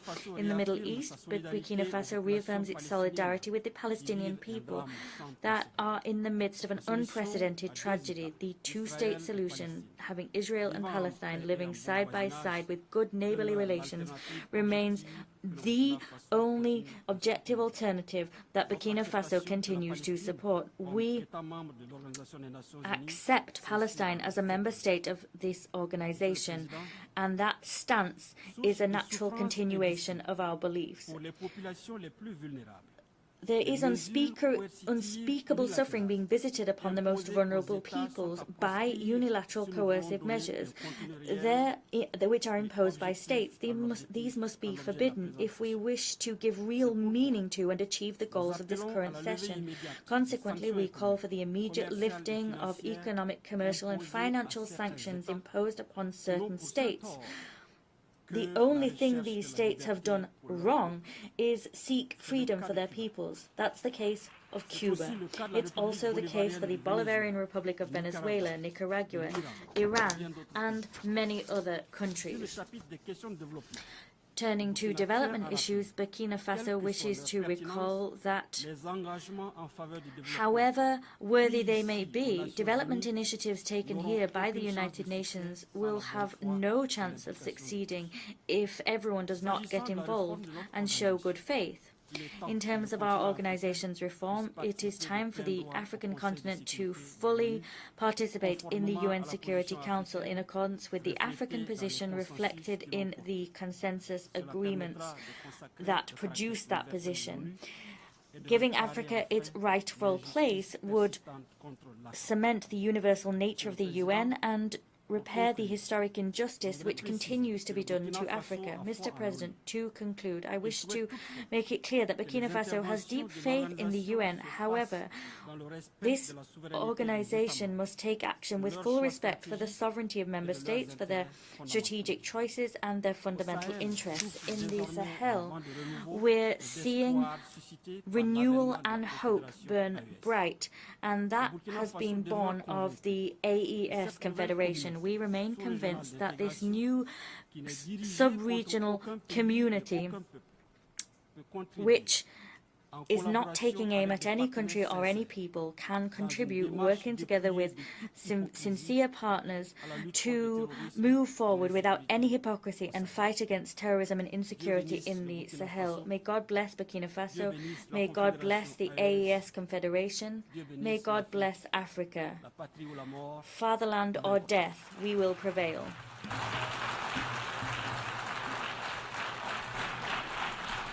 I thank the Minister of Foreign Affairs, Regional Cooperation and Burkinabe Abroad of Burkina Faso.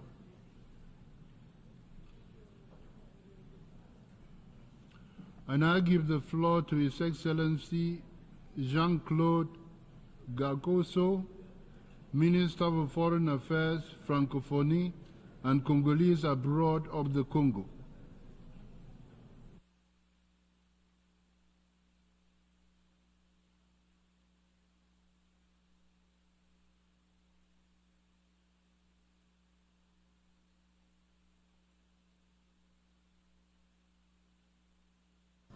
Monsieur le Président de l'Assemblée générale, President of the General Assembly, Secretary General of the United Nations, Mesdames et Messieurs les chefs d'État distinguished et de heads of gouvernement, state and government, Mesdames et Messieurs les ministres, distinguished Mesdames et ministers, Messieurs les ambassadeurs, chers ambassadors, dear amis, je friends, voudrais, first and avant foremost, tout propos, I would like exprimer ma grande to admiration convey my deep pour Monsieur admiration Philemon for Yang, Mr. Philemon Yang, personnalité a man de grande of great renommée renown sur le continent on the africain, African continent, brillamment élu who was so brilliantly à elected la présidence as de notre president Assemblée of our assembly et que nous avons vu and diriger who notre has débat led our avec debate dextérité. with outstanding Monsieur le skill. Président, notre Mr. monde, President, la plupart des orateurs l'ont our dit, world, à as cette most speakers tribune, have said from this notre very monde podium, est effectivement is à indeed la croisée des standing chemins. at a Il est crossroads. confronté à une sorte de It is facing spirale a sort of deadly funeste spiral de crises of imbriquées overlapping et crises de conflits and dangereux dangerous que l'on conflicts, croirait presque which one might think irréconciliables. are all but En unresolvable. effet, les situations de Indeed, guerre ou de violence armée situations involving de tous war ordres and en armed Ukraine, violence of all en forms in Palestine, Ukraine, in au Palestine, Liban, in Lebanon, au Soudan, in Sudan, dans le Sahel, in the Sahel, dans la corne de l'Afrique, in the Horn of dans Africa, l'est de la in the République east démocratique of du the Congo. DRC. These are situations that I could unfortunately continue to list for quite some time. And that is on top of the climate crisis, crippling debt burdens, and of course, the apocalyptic specter of nuclear war. These are all existential challenges, Mr. President, that will require what remains of our human wisdom and will demonstrate what remains to us of our understanding of good and evil. All these situations, all of us in this hall know it, are profoundly revealing at the same time that they are enthralled to human vanity. They faithfully reflect the irrepressible desire of some of us to dominate absolutely and to possess absolutely. This is an insidious vice, surely rooted in the very origin of humanity, which we have yet to eradicate completely. From this podium, speaking for peace, I call for all those with political power throughout the world to hear me. For the sake of peace, I call upon their collective wisdom, this cardinal virtue that was taught by the ancients in all of our societies, in Africa, Asia, Europe, the Americas, in the Pacific. For the sake of peace, I'm calling upon the conscience of all of us to awaken to the fact that we are one single human race, traveling on the same ship, linked as a community of destiny, bound by reciprocal obligations and by shared duties. I call upon universal fraternity, human fraternity, this generous utopia that emerged during the Enlightenment and which in 1948 led to the Universal Declaration of Human Rights, which has become the credo of all humanists. Mr. President, our world is in dire need of rediscovering peace. Otherwise, it is rushing toward its own perdition. Peace is not just an option. It is not an alternative. Peace is an imperative. And this imperative falls upon all of us, everywhere. It is this imperative toward peace, Mr. President, that drives the mediation efforts today of the African Union in Libya, a country where President Denis Sassou Nguesso, on behalf of whom I speak, has been striving tirelessly for years for general peace and for inclusive reconciliation. Through perseverance and force of will, the High-Level Committee of the African Union on Libya, which he presides, has been able to bring these enemy brothers around the same table. This committee encouraged them to speak to each other, encouraged them to forgive each other, and convinced them to yield to justice, that foundation of the rule of law which Libya has been aspiring to, Libya which is now emerging from its ashes like the invincible phoenix. This peace, so diligently sought and so patiently cultivated for years now, will soon culminate in the official signing by all parties in Addis Ababa of a reconciliation charter, From there, general, free, democratic elections, so long awaited, will be held. Mr. President, the renewal of multilateralism, which underlies the Pact for the Future, which we just adopted, clearly will require the affirmation of a multipolar world, a paragon of the diversity of cultural expressions. It will require a just, stable, equitable world in which all peoples can coexist on an equal footing without discrimination based on race, tradition, or religion. Whence the urgent need to reform international institutions that emerged after the Second World War, beginning with the UN Security Council, which must reflect our modern cosmopolitan world through a more just representation of the world's peoples. Here, I repeat Africa's legitimate demand for 2 seats among the permanent members of the Security Council with veto rights.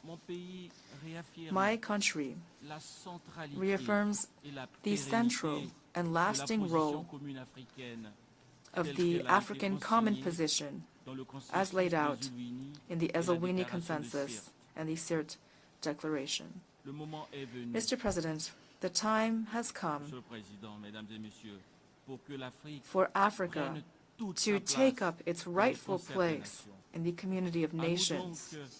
And thus, it is up to us, representatives of the allied nations present here, to choose to make the honorable choice, to enter history through the front door, and to once and for all eradicate medieval prejudices and obsolete stereotypes on Africa. It is up to us to consolidate and magnify our many convergences, those same convergences that light the true paths in the history of man. Mr. President, there can be no sustainable development on any continent if our country, if our planet is not protected from the destruction of the environment. Climate change has now become an existential threat. And this threat, as we know, is multifaceted. Rising temperatures, melting glaciers, disastrous flooding, rampant desertification, the destruction of biodiversity,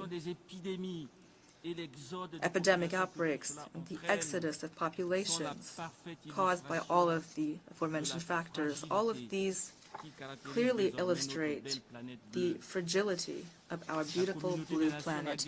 The community of nations has no choice. It must take action here and now. It must act without hesitation, with rigor, with responsibility, to save our world from an irreversible cataclysm.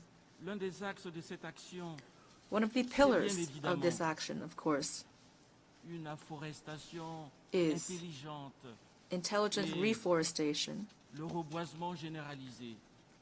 and universal reforestation of the planet. We must all contribute as far as we can. The Republic of Congo and the African Union have come to the 79th General Assembly with a well-developed strategy, which my delegation has already registered as a draft resolution for the upcoming work of our committees. This strategy, for which I here call for the support of our Assembly, aims at a significant, steady, and irreversible increase of global forest cover based on international cooperation which combines reforestation and forest rehabilitation activities throughout the world. All of this will be based on a cooperative, coordinated, concerted, consensus-based approach between states. Mr. President, before leaving the podium, I would like to speak about a situation that is pricking our conscience, a situation that will not allow us morally to stand idly by. I'm speaking of the protracted blockade inflicted on Cuba, this embargo, which will soon have lasted a century, an embargo that is causing unthinkable suffering to the innocent people of this country. Mr. President, this embargo, which many Americans themselves find archaic, this embargo should long ago have been simply abolished.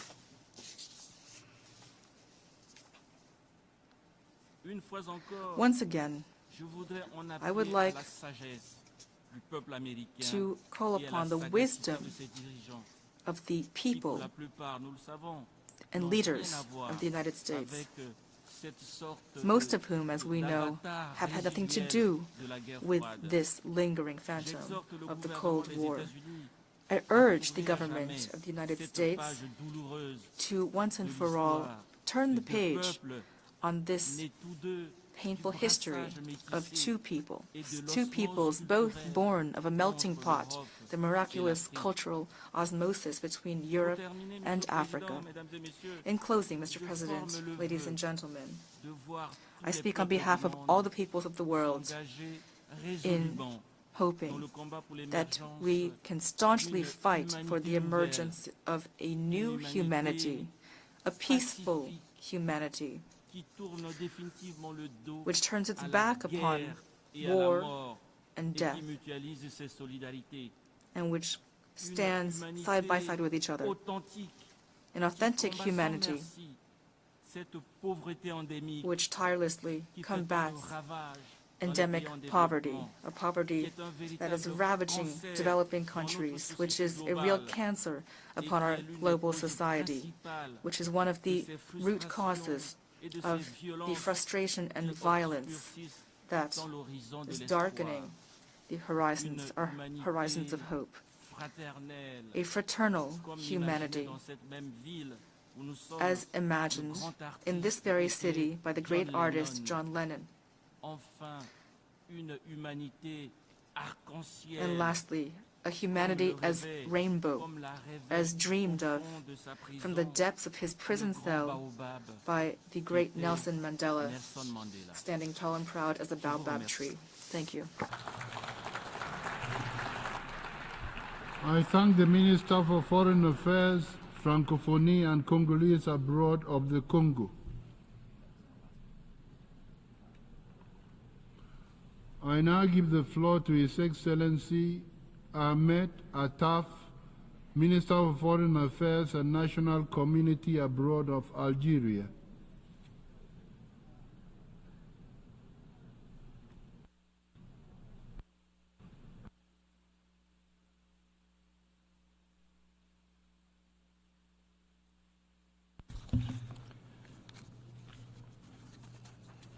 شكرا سيد الرئيس. Thank you, Mr. President. نجتمع مجددا في رحاب منظمتنا We are once again meeting at the United Nations, and our world is at a critical, sensitive and dangerous juncture. A juncture characterized by the accumulation of conflicts, crises, wars, and a widening gap of development disparities between the North and the South, as well as worsening climate change and environmental risks of all kinds. a juncture that reveals the magnitude of the shortcomings that have afflicted the collective security system in light of the tendency to resolve differences by force and the excessive and selective use of unilateral punitive measures. The failure to fulfill the commitments undertaken and the disregard for international legitimacy, as well as the increasing polarization and accompanying absence of the role of the Security Council and the erosion of multilateral international action as a whole.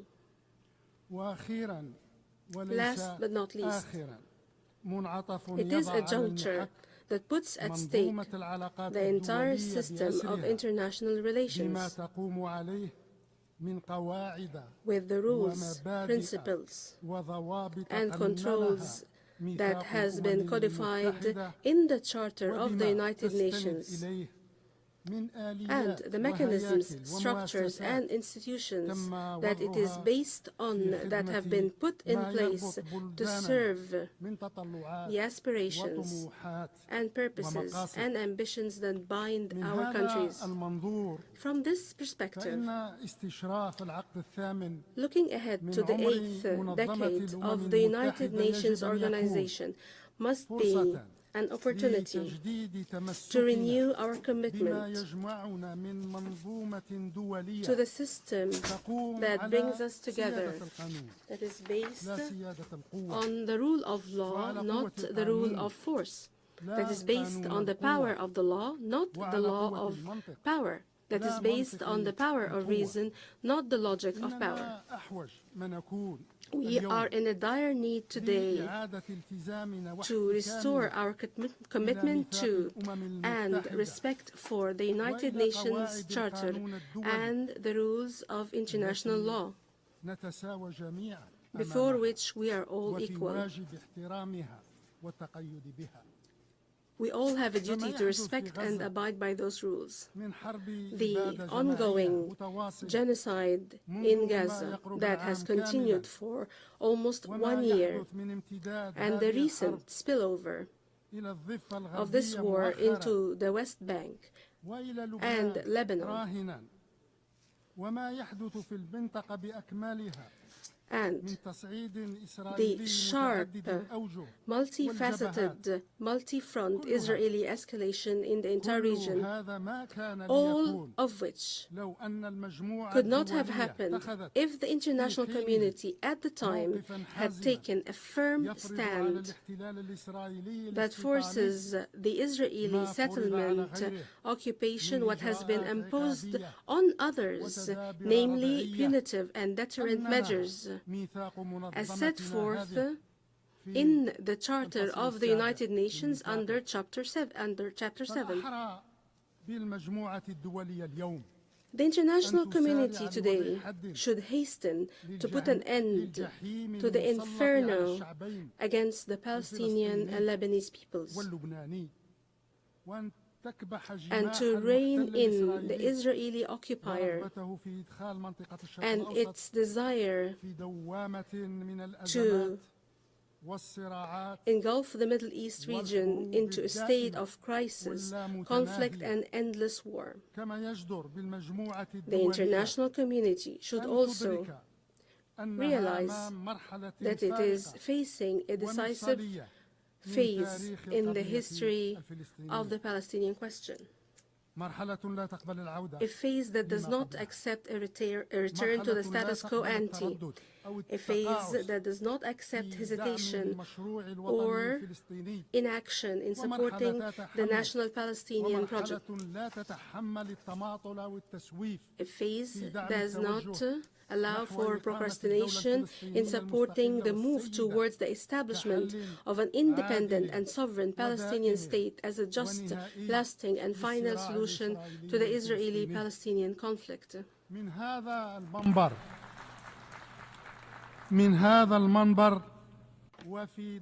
From this podium, at its previous session, the President of the Republic, Mr. Abdulmajid Tebboune, appealed to our United Nations organization to expedite the admission of the full membership of the State of Palestine. This has been done in a less volatile, tense, and tragic circumstance in the occupied Palestinian territory and throughout the neighboring region of Palestine. Today, the question of Palestine is at its darkest historical chapter ever. This approach is inevitable and urgent and self-evident. The full membership of the State of Palestine in this organization remains a crucial step towards the preservation of the two-state solution,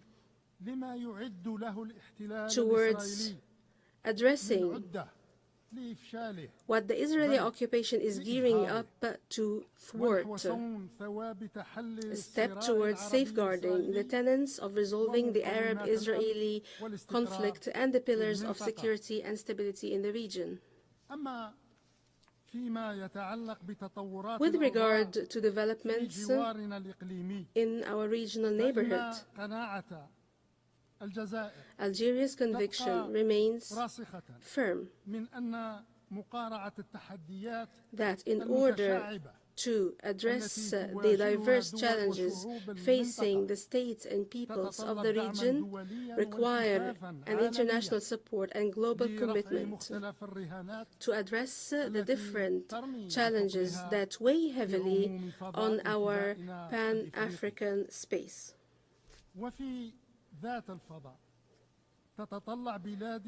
This is fully the case for the Sahel region. Apologies, the interpreter notes. In this same vein, we look forward to ending colonization by turning the last page of colonization, which we see on the territory of the Western Sahara. We provide all support for the Secretary General and his personal envoy in their efforts to enable the two parties, the Kingdom of Morocco and the Polisario Front, to resume the path of direct negotiation to reach a political solution that would guarantee for the Sahrawi people the exercise of its inalienable right of self-determination that is not subject to the statute of limitation. And as for those that seek to entrench the status quo of colonization by falsifying the clear facts and through desperate maneuvers to distract attention from what is clear, we would like to reaffirm that colonization must end, no matter how long the time passes, and that legitimate rights of the Sahrawi people will be implemented sooner or later. As for Libya,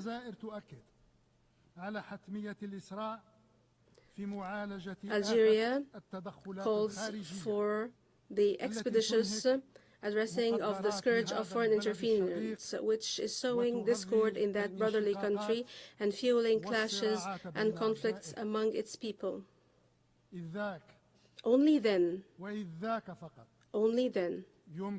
can our Libyan brothers come together on a consensus that begins to achieve the goals of national reconciliation and fosters a trend towards the organization of fair and free and transparent elections. All of this in the service of the high purpose that we desire from the bottom of our hearts, which is the unification of Libya, its people, its territory, its government, and its institutions. At the continental level, Algeria is continuing its efforts and endeavors to make a qualitative contribution to the African overarching action in light of the priorities firmly set by the continental agenda.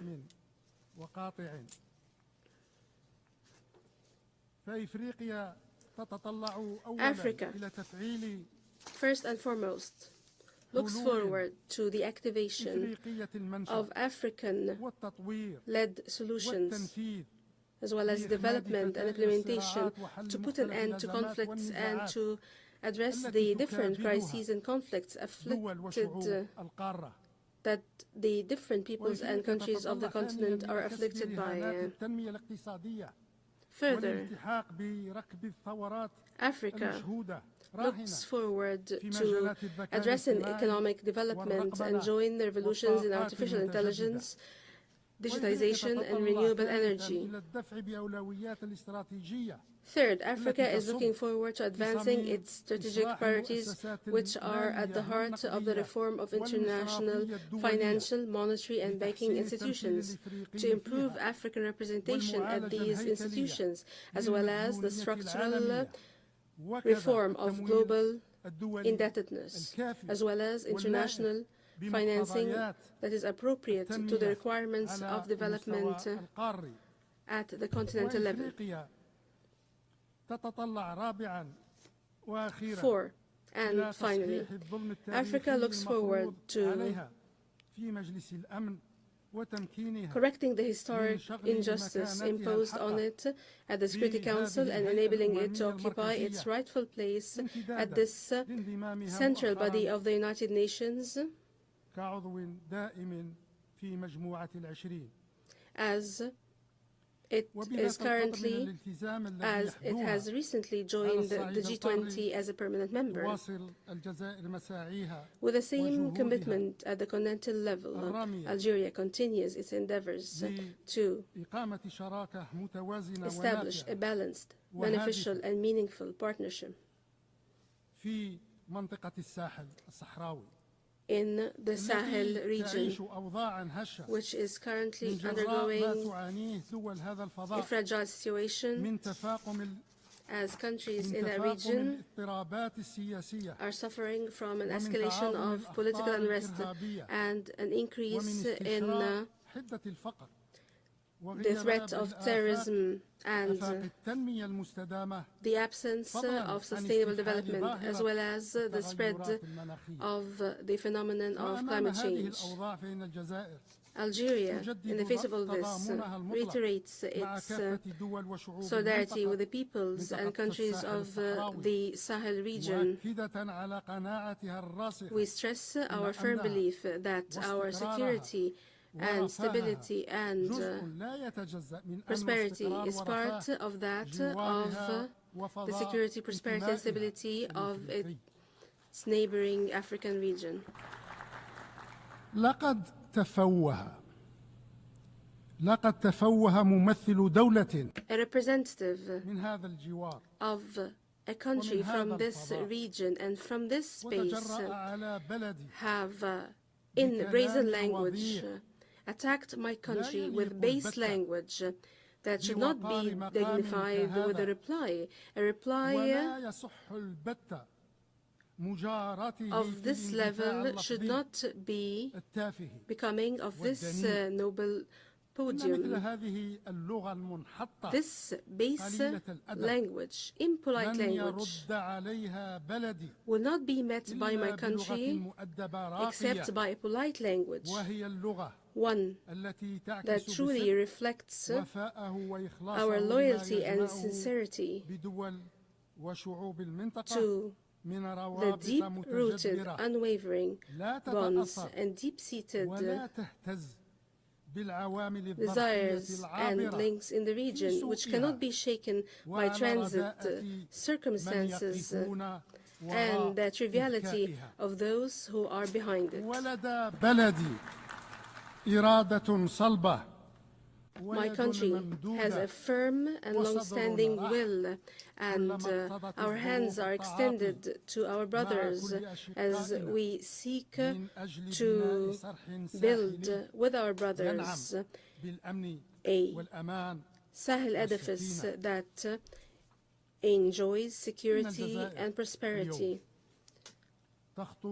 Algeria today is taking firm steps on the clear path set forth by our President Abdelmajid Tebboune to enhance political stability and institutions and to build a strong and diverse economy that would end our dependence on the oil sector and to promote the social character of our state and as a solid legacy of our noble revolution of liberation. This approach has yielded its first results in the consolidation of the country's security and stability and consolidation of its democratic course, particularly during the recent presidential elections, as well as by laying the foundations for a comprehensive economic renaissance, which has restored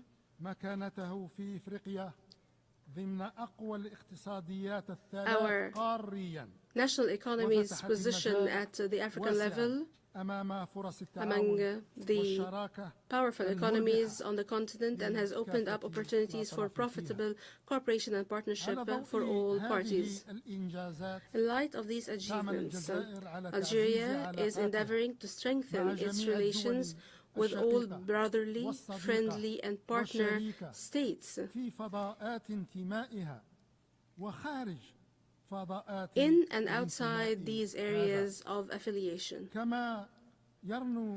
My country also seeks to continue to work closely with all member states of our United Nations, which share our same commitment and concern to uphold the principles and values enshrined in the Charter of the United Nations. Although the current situation in our world is difficult and dangerous, which breaks the strongest of wills and erodes the most solid of determination, we are very confident that hope will survive and that ambition will remain available. From the womb of crises, opportunities are born, and from the depths of suffering, wills are sharpened, and from the heart of hardship, hope is born. We hope from the bottom of our hearts that we will have a better world for present and future generations. I thank you, Mr. President. I thank the Minister for Foreign Affairs and National Community Abroad of Algeria. I now give the floor to His Excellency Albert Shingiro, Minister of Foreign Affairs and Development Cooperation of Burundi.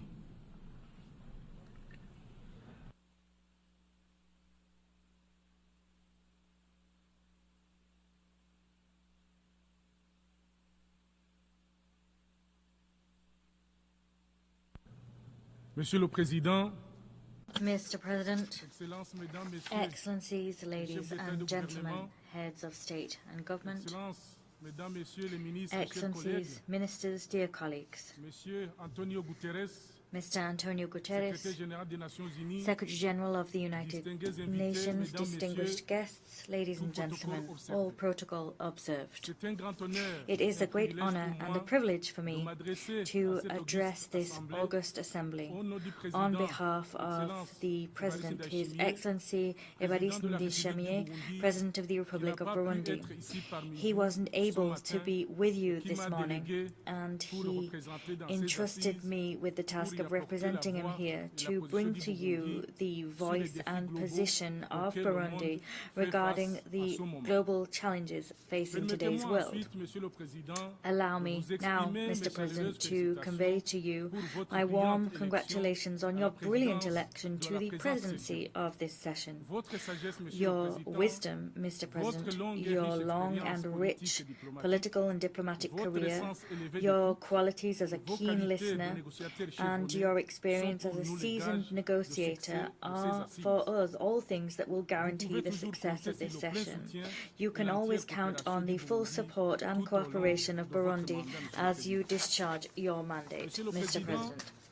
Mr. President, your predecessor, Ambassador Denis Francis, deserves just as much admiration and recognition because he discharged his mandate with devotion, skill, and brilliance during the session that we have just closed.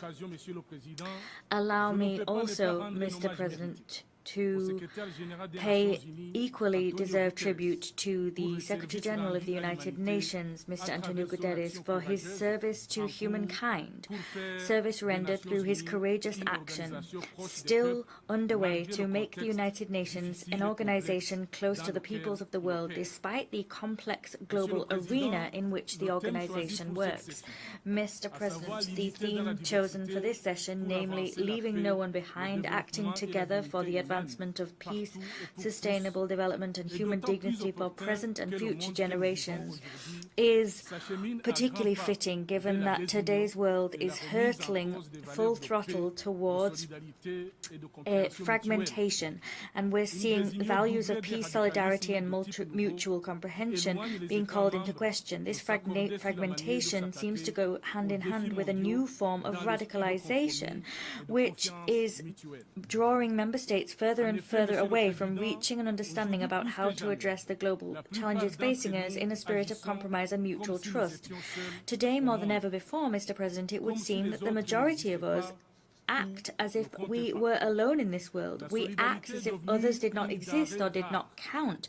Solidarity has become a rare commodity at the very moment where we need it the most. Positive values are being eroded throughout the world. And yet we know that all conflicts, be these direct or proxy conflicts that the world has experienced, are born of the same seed. That is the denial of others, others' interests, whether those interests, that identity, be cultural, religious, or civilizational. In other words, all conflicts arise from the loss of trust, geopolitical jostling, and deliberate misinformation. All of these polarize countries and paralyze societies in a situation which is increasingly worrying. As is only right and proper, Mr. President, my country staunchly condemns all of those who wish to impose their points of view, their practices, or their values or schools of thought upon others. Using the diplomacy of might is right, we condemn all of those who attach political conditions to development aid, whilst at the same time, Mr. President, forgetting that the world is multipolar, that difference in diversity is a driving force for development, economic growth, and the very thriving of our societies. If embraced as the asset that it is, diversity in all its dimensions is a mine of opportunity, possibilities, and a source of great inspiration. Many points of view, in all their richness, experiences, and practices, create a wealth of ideas, knowledge, understanding, and tools to accept the other. All of these can significantly increase a society's ability to prosper, to understand the various points of view in today's world, and allow us to consequently live in peace and in harmony with our environment, be this our immediate neighborhood or further afield.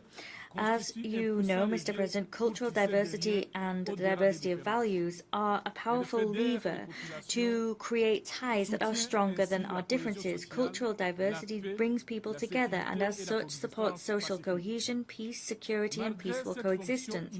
Despite its unifying power, the unifying power of culture, the last 20 years have been marked by a growing instrumentalization of culture and values in order to sow tension and division.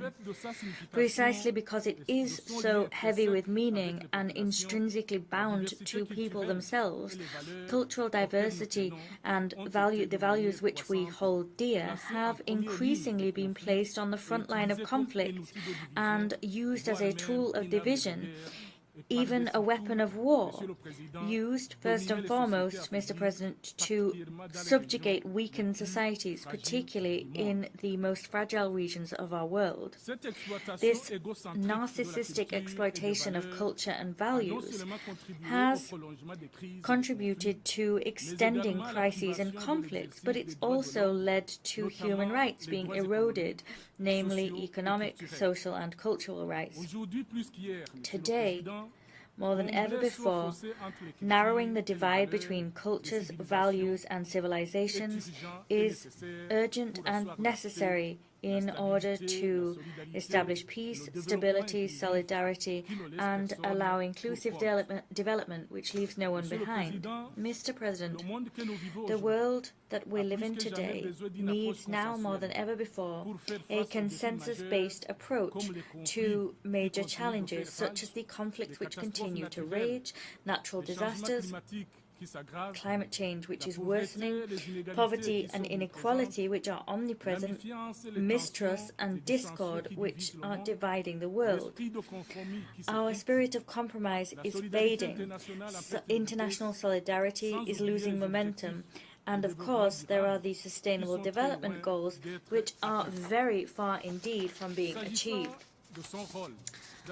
In terms of its role in building a better future and a global order based on the rule of law, a peaceful, equitable, prosperous and solidarity-based world, Burundi, my country, continues to pursue its ambition of building relations of friendship and cooperation based on the principle of sovereign equality and the principle of mutual trust.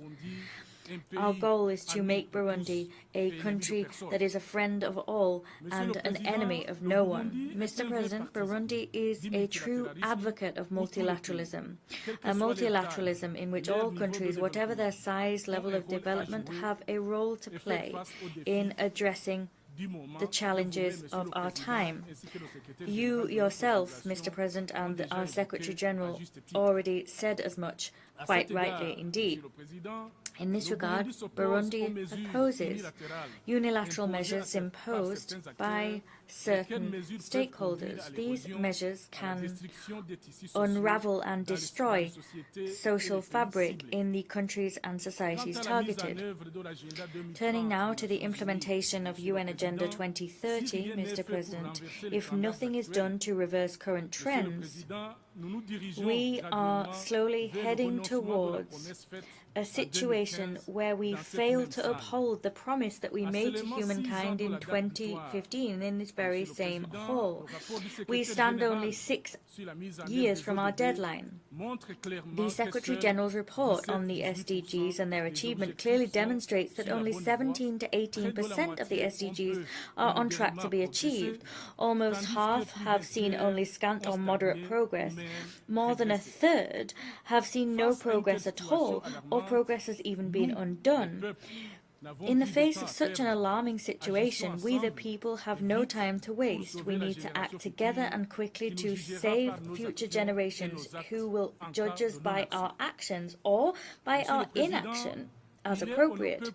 Mr. President, it is crucial that the international community step up efforts to address the various challenges and meet the needs that exist, with particular effort being made to assist countries in special situations, such as LDCs, landlocked developing countries, and small island developing states. The goal here should be to reverse current trends and leave no one behind, as we collectively agreed to do in 2015 through the UN Agenda 2030. Mr. President, nationally, Burundi, like all other nations, is working night and day to significantly improve its people's quality of life. The people of Burundi firmly believe that the only path towards genuine political independence involves economic independence. And to achieve that, Mr. President, the government of Burundi, under the leadership of the President of the Republic, has implemented an ambitious vision, but a feasible one. That vision looks to make Burundi an emerging country in 2040 and a developed country in 2060. The goal sought in the reference document of our President here is to build a nation where its population enjoys full well-being. Our goal is to see a sustained continuation of production and structural changes leading to longer life expectancy and the meeting of fundamental needs. We're also looking through this document to reduce unemployment and poverty in all its forms and manifestations. By 2040, Mr. President, Burundi intends to stand as a country of peace, a country in which everyone lives in decent conditions, where no one dies from preventable diseases. We will be a competitive economy driven by the agro-food sector and our industry, which will be high in added value. We'll also be driven by mining for the benefit of our people, and all of this will be done whilst protecting our natural environment and by paying due attention to equity and gender balance. Burundi will always stand on the side of solutions, and we reiterate our commitment to the peaceful resolution of disputes throughout the world, using tools which preventive diplomacy makes available to us, namely dialogue, cooperation, joint work, and negotiation. You are, of course, aware, Mr. President, distinguished delegates, that no developing country, or rather, says the Speaker, no development is possible without development, and peace cannot be possible without development. Peace without development is a mere pipe dream. Peace and development are two sides of the same coin. The terrorist threat, Mr. President, and the dangers linked to violent extremism have increased greatly in number in recent years, and this is having an ever more bitter impact at a local, regional and international level. In the face of this existential threat, Burundi has committed to continuing and strengthening its cooperation with other nations to prevent and combat terrorism and violent extremism.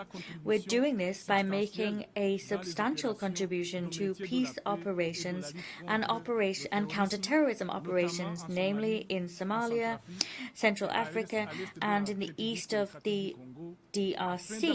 Our goal is to support these three brotherly countries in their legitimate efforts to restore state authority across the full extent of their territory. Mr. President, the climate crisis is pummeling our planet before our very eyes, and sustainable solutions are taking their time because of a lack of financing and climate action in order to help the countries of the global south to face this three-pronged planetary crisis, namely climate change, pollution and biodiversity loss. Burundi, like all other nations in the sub-region, is increasingly affected by climate change, despite the fact it contributes only minimally to global greenhouse gas emissions. the frequency of adverse climate phenomena such as floods, landslides, droughts, the rising levels of Lake Tanganyika are all demonstrations of how we're facing climate change. These events are affecting agricultural cycles, causing harvest loss, food insecurity, and the erosion of local ecosystems. We're calling for quicker progress to be made to allow countries gravely affected to receive green financing to limit the adverse effects of climate change on the implementation of the SDGs. Mr. President, in order to do its part to stop climate change, Burundi, like other nations that signed the Paris Agreement, made a commitment through its nationally determined contributions document, a commitment to incorporate environmental protection, building resilience to climate change and food security into national policies and the vision of Burundi as an emerging country in 2040 and a developed country in 2060. As you are aware, Mr. President, climate change do not only have an impact on our physical environment, it also affects the health of our people. With that in mind, Mr. President, Burundi has established healthcare measures and public health measures and incorporated these into our climate change mitigation plan. And we beat the record set in the recent report of the Global Alliance for Climate Change, because we're now at the top of the list in terms of countries that have given the most attention to their population's health in their mitigation plans. Mr. President, several initiatives to protect and restore landscapes have also been taken, namely a far-reaching national reforestation program called Ewu Burundi Arambaye, or Covered Burundi in French. This plan looks to promote agroforestry and the tracing of forest cover, and this plan seeks to involve all sectors of society. I'd like now to look at human rights, one of the challenges to be addressed. For Burundi, dignity, as referred to in the theme of this session, begins by promoting and protecting human rights. These are universal, indivisible, interdependent, and inextricably linked. My country, Burundi, firmly believes that human rights must be strengthened and fully incorporate the fundamental principles of universality, transparency, impartiality, non-selectivity, non-politicization, and objectivity, as well as the rejection of two standards as a principle. Special mechanisms sometimes imposed to deal with geopolitical tensions in certain areas of the world must be sacrificed in favor of dialogue and cooperation.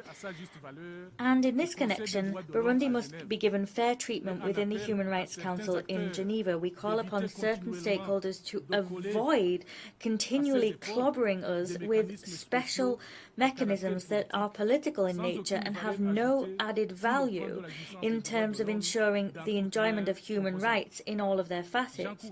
Here, I encourage those who champion such projects. They know who I'm talking about.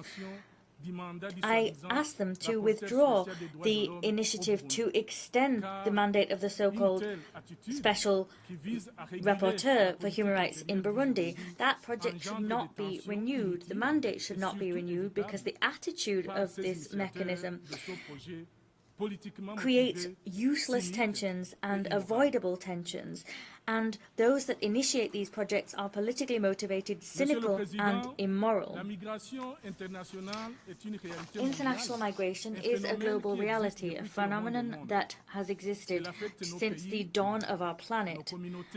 Our country, our communities, migrants, and families are affected unpredictably and all in different ways. Burundi recognizes a need for a holistic approach to human mobility. There needs to be strengthened cooperation at a bilateral, regional and global level in order to facilitate safe, orderly and regular migration. Nationally, Mr. President, Burundi is currently in the process of signing cooperation agreements with countries of destination for labour migration. This cooperation-based approach aims to ensure legal, social and human rights protection for migrant workers, and it also aims to significantly curb human trafficking. Mr. President, the issue of multilateralism has received particular attention since the very beginning of this session. After 79 years of existence of the United Nations, the overriding conclusion is that in spite of its limits, of which the world is well aware, the multilateralism has served to significantly improve global problems. The most recent evidence that multilateralism is not dead and buried was the adoption by consensus in this very hall on the 22nd of September of our Pact for the Future and its annexes. This is a concise and action-oriented document. However, Mr. President, despite this encouraging result, there are signs that portend the gradual weakening of our spirit of compromise. There are harbingers of indifference when it comes to collective rules. In an increasingly globalized world where we're increasingly interdependent, no state, however powerful that state might be, can alone hope to address the challenges it faces. States must strengthen mutual commitment, must adopt a coordinated approach based on fair rules of the game to avoid unilateral actions which, as you are aware, take the form of clear interference in the domestic affairs of other countries in clear violation of the principles and values of the UN Charter. Mr. President, I wish to turn now to Security Council reform. Negotiations on this matter have finally become more flexible. We're seeing movement. Through me, Burundi reaffirms its commitment to the common African position reflected in the Esselwini Consensus. Mr. President, we will never be able to hammer home enough the following fact. The multilateral system is demonstrating that its capacity is limited to effectively guarantee proper global governance. Notable injustice, unprecedented injustice is being done to Africa. It's the only continent absent from the Security Council among the permanent members, and we are underrepresented among the elected members. That injustice must stop now.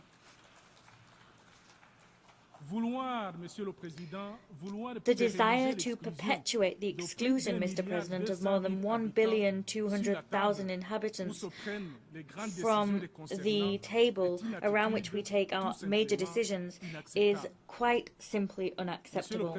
Mr. President,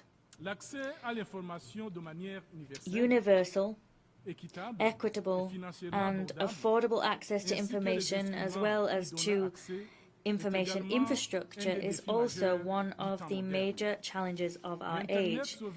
The Internet can be a tool to bring peoples and spaces together, and that's why it was designed. However, the spider web, as we seem to call it, prioritizes rich countries, whilst at the same time developing countries have low levels of internet connectivity. This is particularly true in Africa. Today, in our world, our trade and our exchanges are becoming increasingly digital, Mr. President, and as such it's vital that all countries have access to internet, including AI, that is revolutionizing our world. There is a growing gaping gap between the countries of the global north and the global south, and that's meaning that many people in the global south are losing out on social, scientific and economic opportunities. Leaving no one behind is one of the pillars of the UN actions. And so, as a matter of absolute urgency, this digital gap must be closed in the interests of current and future generations. Mr. President, I would be remiss if I did not inform this august Assembly and that our country is committed to implementing the theme of our Assembly, that is unity and diversity, to bring communities to a state of peace, sustainable development, and ensuring that everyone can enjoy human dignity. That is our commitment. I thank you.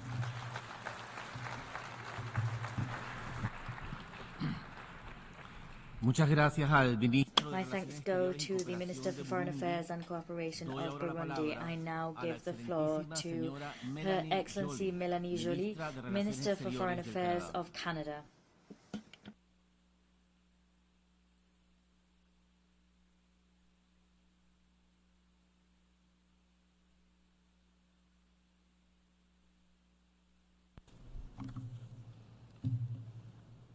Monsieur le Vice-Président, Mr. Vice President, distinguished colleagues, it is an honor for me to take the floor before you today on behalf of Canada and the Canadians. I'd like to underscore that I am meeting with you here on the traditional territory of the Lenape people. This recognition is important because today in Canada we are celebrating the National Day of Truth and Reconciliation, during which we recognize and commemorate the Indigenous peoples who were here before us and continue to live among us. We recognize the pain caused by decades of abuse, negligence, and racism. Here as well, we would like to commit to doing better and to rectifying the errors of the past so we can move forward together. Ours is a country based on the rights and freedoms that are enshrined in our constitutional charter.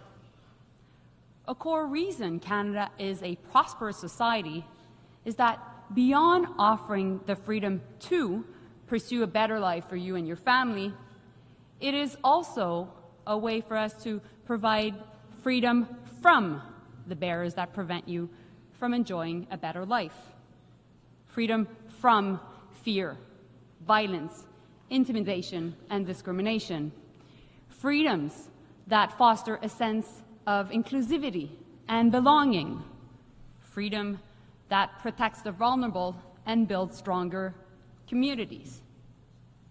Far too often, though, some of the loudest voices claiming to speak for freedom are the ones trying to redefine that word for their own purposes.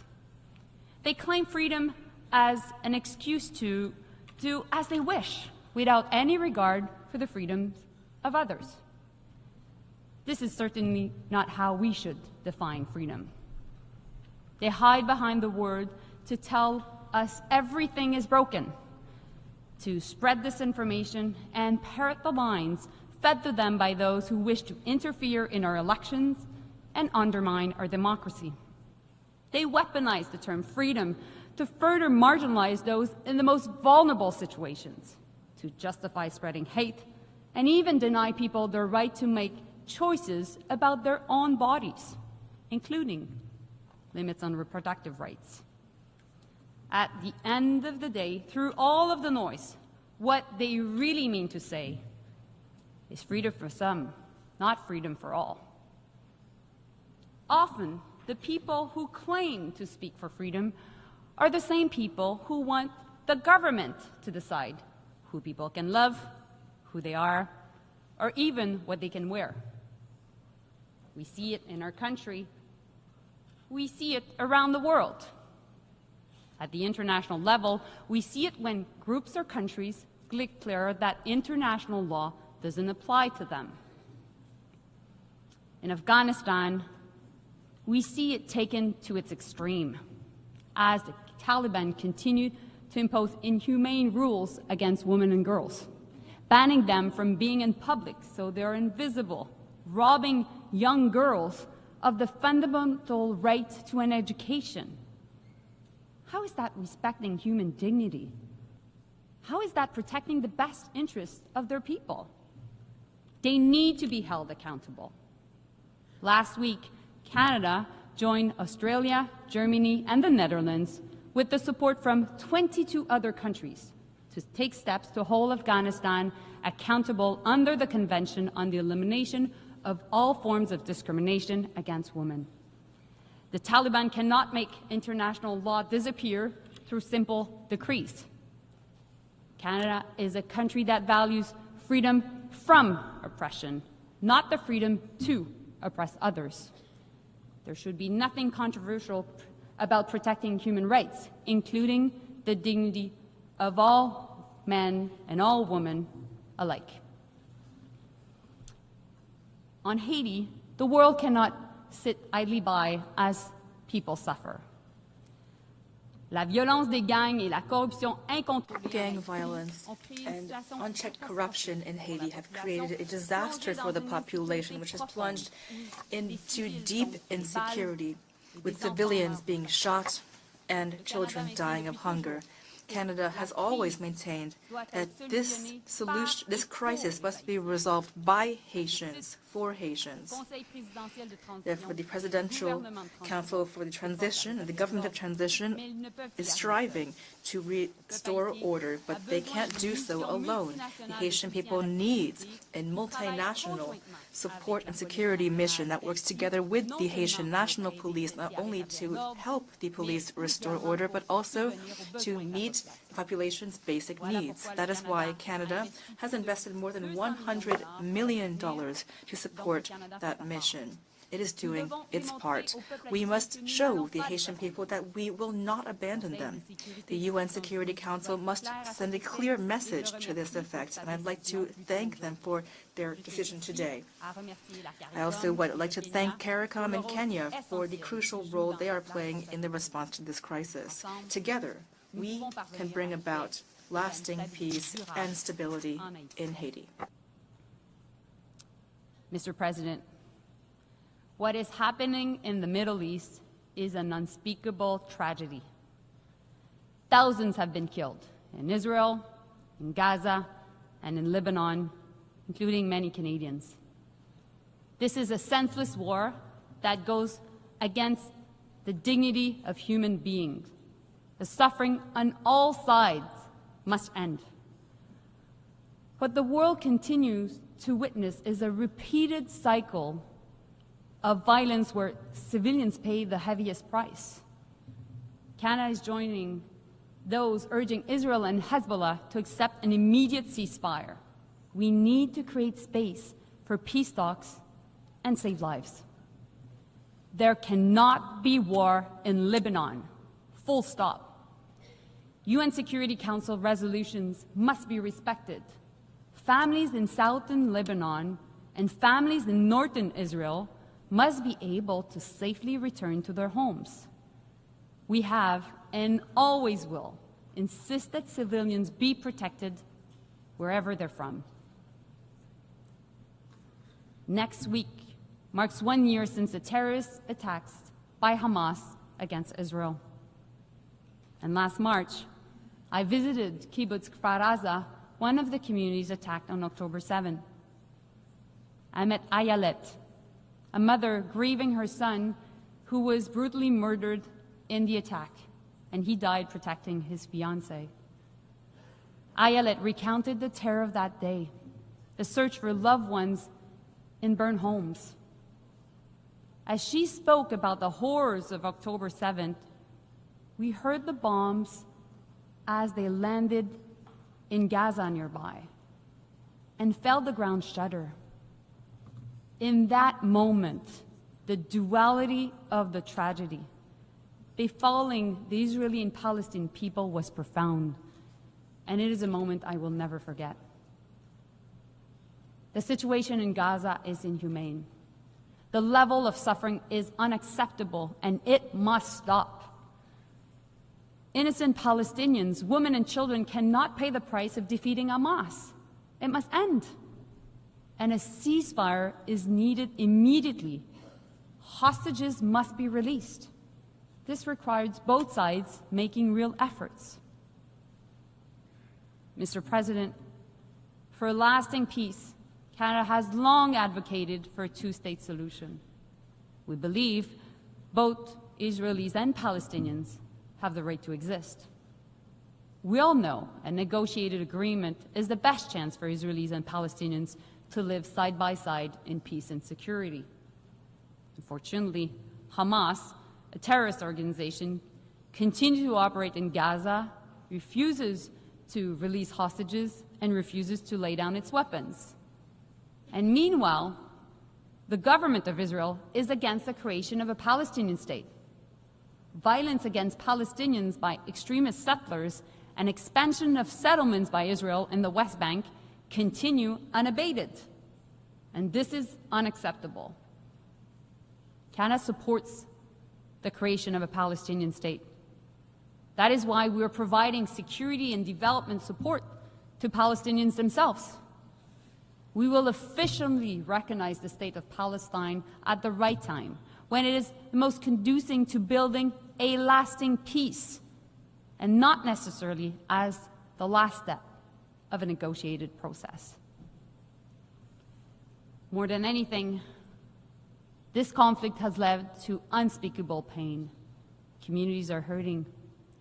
People have the right to protest peacefully, but nobody has the freedom to intimidate others. Polarization is a real problem, and division is real. We have a collective responsibility to bring people together. Mr. President, it's now been 2.5 years since Russia launched its illegal invasion of Ukraine. The human cost continues to grow. No country has the right and the freedom to invade its neighbor, and there's no freedom to impose your will on others. This aggression is a blatant violation of the UN Charter. Russia needs to get out of Ukraine now. And the Ukrainian people have the right to be free from fear and from aggression. They have the right to decide what their own future should be. And Mr. President, we all know that if Russia's aggression goes unchecked here, it will continue. Many countries in the region and the hemisphere are wondering if they will be next. And the world must not back down in denouncing this unjustifiable aggression, and Canada will not back down from its support for Ukraine. At the end of October, Canada will host a conference co-organized with Norway and Ukraine on the human dimension of Ukraine's 10-point peace formula. We will focus on the return of children to their families, as well as deported civilians and prisoners of war. Everyone, those affected by this war, is entitled to freedom from violence and from being forced from their home.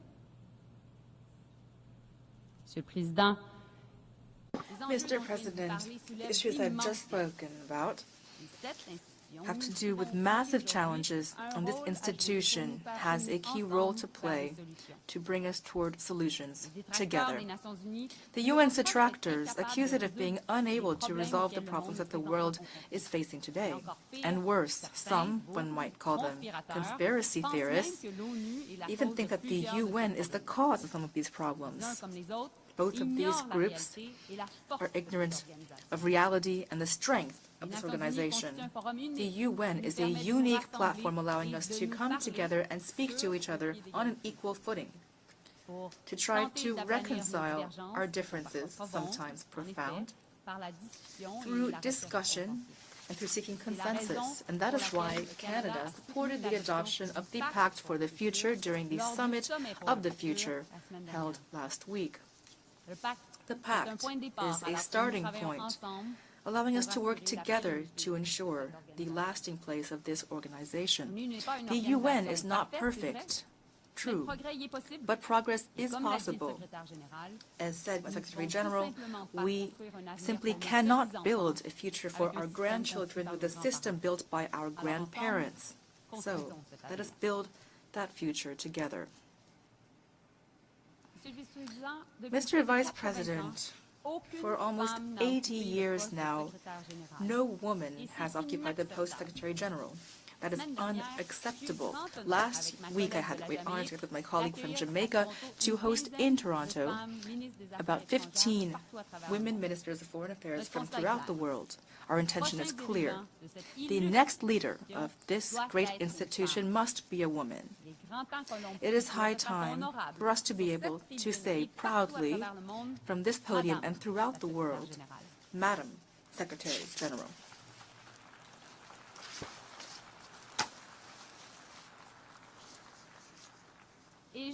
And I will say the same thing for the post of President of the General Assembly. Mr. Vice President, with all due respect, would you inspire in me as well as the President?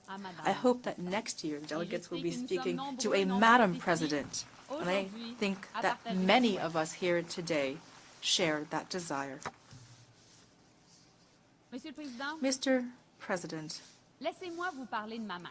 let me speak to you about my mother. She will be so pleased to know that I'm speaking about her here at the United Nations.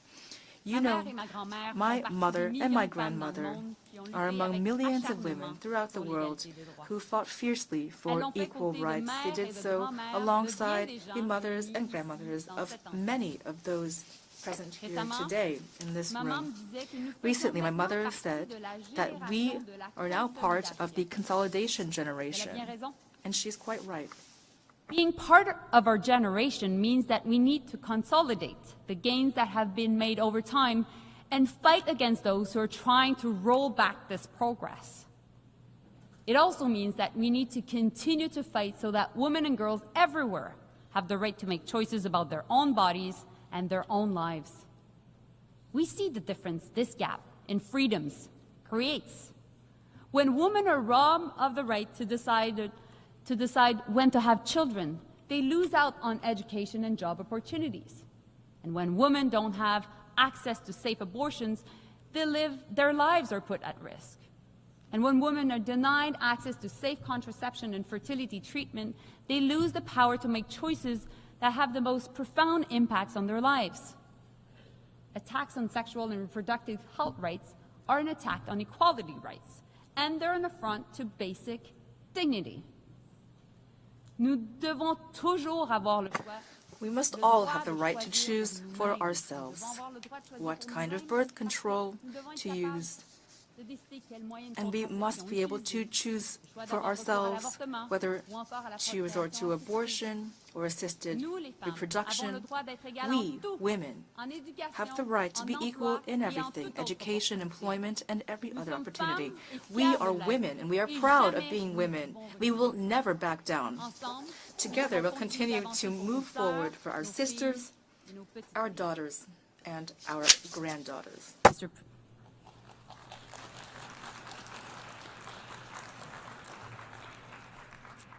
Mr. President, 2 years ago, I stood here and said countries around the world were faced with a choice.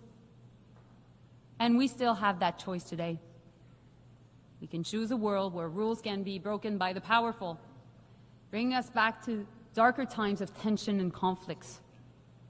Or we can choose a world to uphold human rights, opportunities for all, peace and prosperity, where people work together to solve problems. Canada will work with partners to move us beyond this moment of crisis. A new future is being shaped. We must not fail. Thank you. Merci.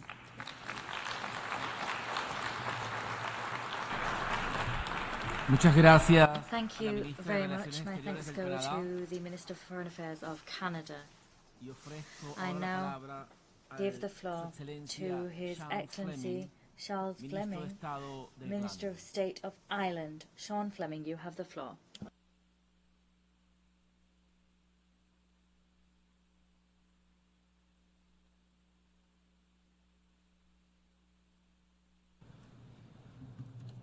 President of the General Assembly, distinguished heads of state and government, Secretary General and Excellencies, we gather here at a very important moment.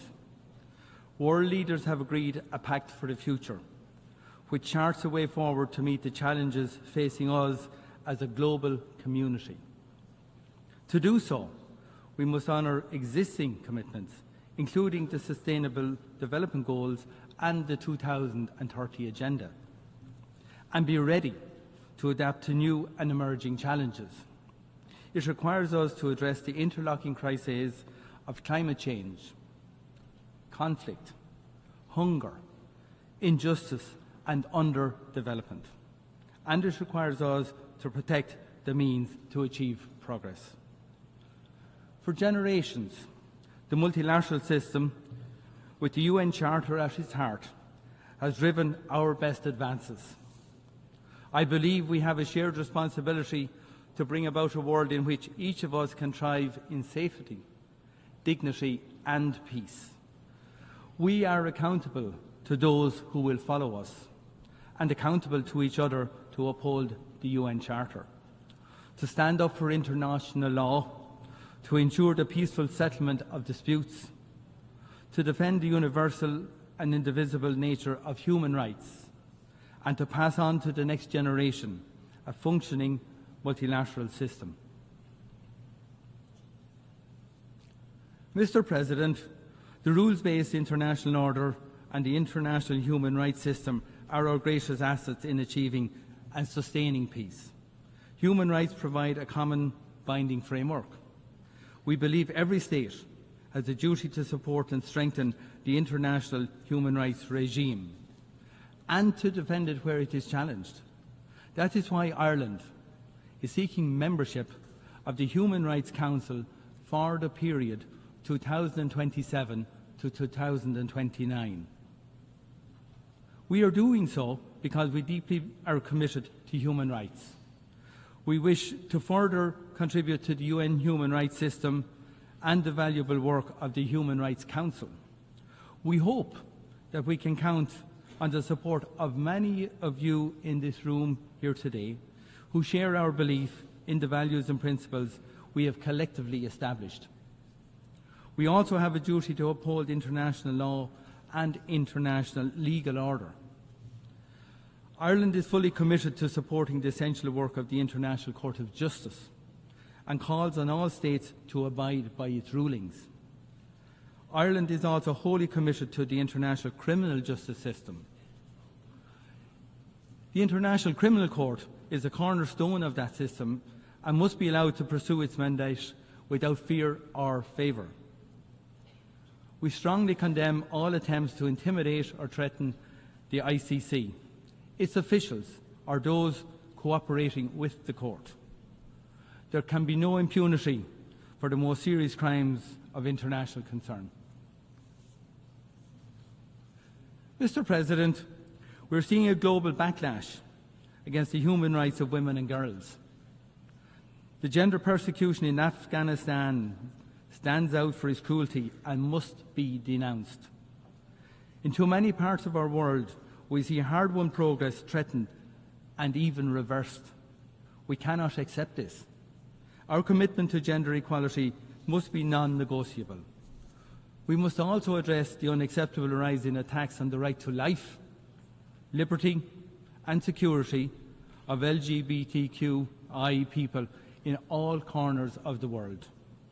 And we must unequivocally condemn all forms of racism, intolerance and hatred, including anti-Semitism, anti-Muslim hatred and the persecution of Christians. Mr. President, we are already seeing the destructive impact of climate change. It is clear that climate change is the driver and multiplier of instability and conflict. Ireland worked hard to address this during our recent term on the Security Council. Climate change threatens each and every one of us. From small island developing states in the Pacific and the Caribbean and elsewhere to countries in Africa, Asia and Latin America. Those who have contributed least to climate change are among the most vulnerable to its impacts. This is an enormous injustice. As we approach COP29, we must do everything we can to reduce fossil fuel emissions. As a fellow island state, Ireland is working to support adaptation and loss and damage activities. We need collective action at speed and at scale to avert the most catastrophic impacts of the climate crisis. Ireland and our EU partners will play our role. At the UN last year and again at the Pact for the Future, we have recommitted to the Sustainable Development Goals. Now we need to act with urgency as progress on these targets falters. Ireland's international development budget is at record levels and per capita. We are one of the strongest providers of humanitarian assistance on this planet. We are firmly committed to global solidarity and to reaching the furthest behind first. We will maintain our focus on action to end hunger and malnutrition, and especially the needless global scandal of child wasting and stunting. We will remain champions of gender equality and the empowerment of women and girls.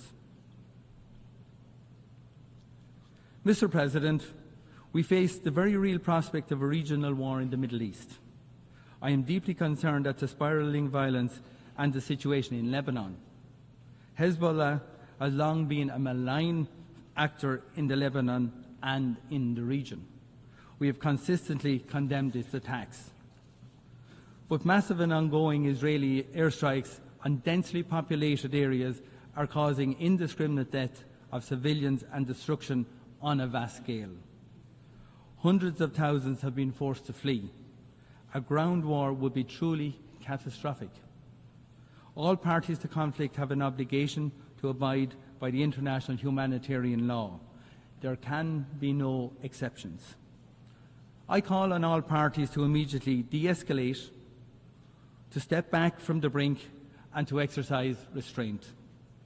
And I call on all states that have influence, including Iran, to use it constructively.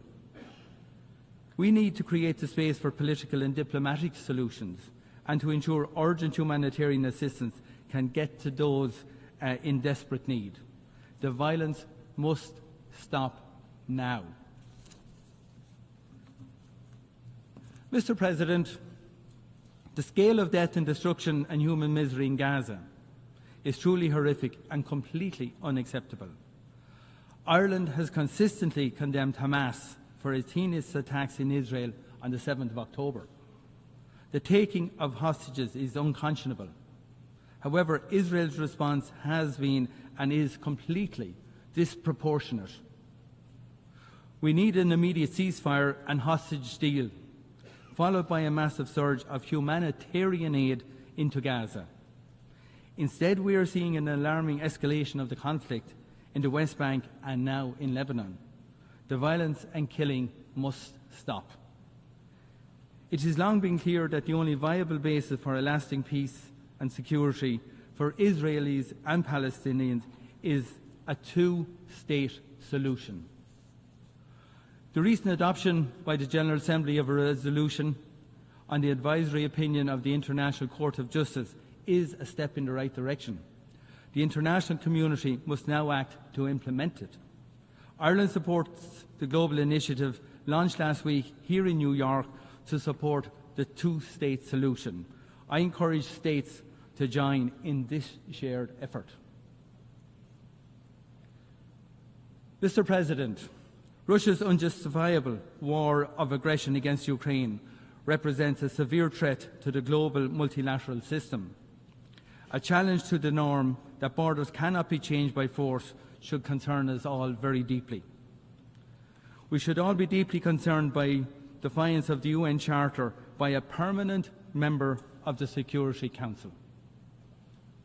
Undermining the rules-based order on which each of us of our security depends should concern us all. The transfer of ballistic missiles by Iran to North Korea to Russia for use in Ukraine is totally unacceptable. These transfers are unlawful and threaten international peace and security, and they must stop. This is not just a European security concern. This is a war with global impacts on food security and on energy and commodity prices. Too often, it is those who are least able to respond who suffer the most. And it is a colonial war, about annexing the territory and destroying the identity of a United Nations member state. That is why Ireland is committed to holding Russia accountable for its actions and to bringing about a comprehensive, just and lasting peace in Ukraine. As the global community reaffirmed at the first summit on peace in Ukraine, the UN Charter can and must serve as the basis to achieve that peace. It is shocking that Russia has threatened the use of nuclear power in this conflict. The mere possession of nuclear weapons brings the risk of human and environmental disaster. That is why Ireland will propose a resolution to this General Assembly to further our collective scientific understanding of the dangers of these weapons. I urge all countries to join in this resolution. We cannot allow a new nuclear arms race. We must also act to prevent another arms race for weapons beyond human control, and to do so urgently, given the pace of technological development. Ireland supports the Secretary-General's call to conclude a treaty on autonomous weapon systems by the end of 2026. Mr. President, the Horn of Africa and the Sahel region are beset by multiple overlapping crises, from food insecurity, drought and flooding to actual conflict. Addressing them means working for sustainable development and human rights. The situation in Sudan is appalling. 12 million people forced from their homes. Widespread reports of abuse against civilians, particularly again against women and girls. 25 million people face crisis levels of hunger and are now facing famine. We need to see urgent action. We demand a ceasefire, humanitarian access, protection of civilians, and accountability for human rights abuses. We must do whatever it takes to pressure the parties to come back to the negotiating table and to bring an end to the destructive cycle of violence. And we need to see accountability for those who have committed these atrocities. Mr. President, as we witness these harrowing conflicts, we must not accept this situation. The world as it is now is not the world as it should be. We have seen what can be achieved by cooperation through this organisation, that the fundamental international community has managed to come together in a time of heightened tension to endorse that vision, to agree a way forward, a pact for the future, shows us what can be achieved. We continue to be united in our shared humanity. Ireland will work hard with others during this General Assembly to follow through on our words with action. Thank you very much for listening to me on behalf of Ireland.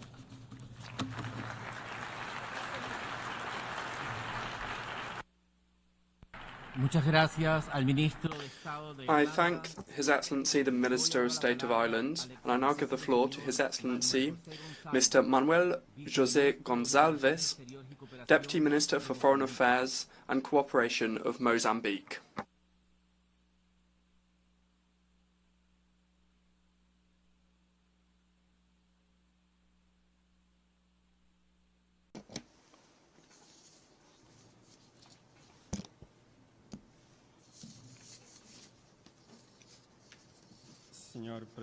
Mr. President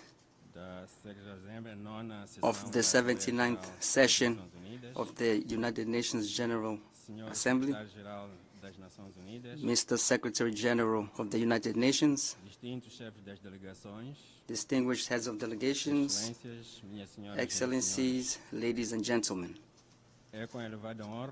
It is with great honor that I address this august assembly and convey to your excellencies and all participants in this session a special greeting from His Excellency Felipe Jacinto Nyusi, President of the Republic of Mozambique.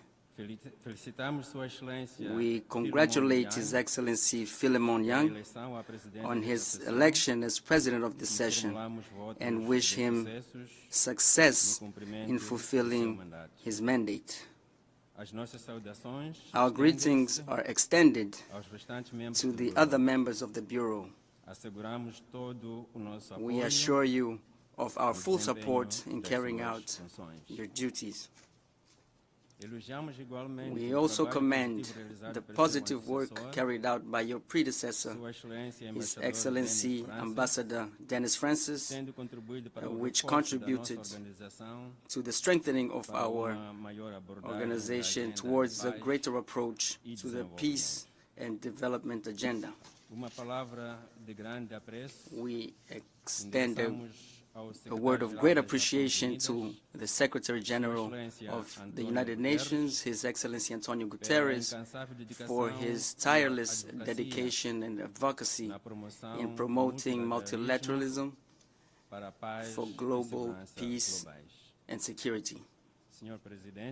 Mr. President, the current session of the General Assembly constitutes a sovereign opportunity to reinforce multilateralism, our collective action to consolidate international peace and security and global security for the well-being of humanity. These renewed commitments are reinforced through the deliberations of the Summit of the Future and other important high-level events recently held. We therefore welcome the theme of our general debate, which has particular importance due to its connection with the future, which requires urgency in strengthening international cooperation so that together we can face the challenges faced by humanity today to build a prosperous present and a promising future for humanity. We are aware that in just 6 years, the 2030 agenda will expire, and the progress made on its implementation is still tenuous. It is urgent to mobilize the necessary resources for its financing, as well as for other internationally agreed development objectives in order to achieve the Sustainable Development Goals. Therefore, we encourage all member states to accelerate the materialization of the commitments made, including the reinforcement of mutually beneficial cooperation to respond to prevailing challenges, including the fight against poverty, conflicts, terrorism, and climate change. Mr. President, Excellencies, we express our optimism about our collective future, where an environment of peace and security reigns. The functioning of our global institutions must keep up with the current dynamics that are imposed upon us. Thus, we align ourselves with the voices that defend the urgency of the reform of the United Nations, especially at the level of the Security Council, for greater inclusion, particularly giving a permanent voice to the African continent, thereby correcting the historical injustice to which it has been subjected.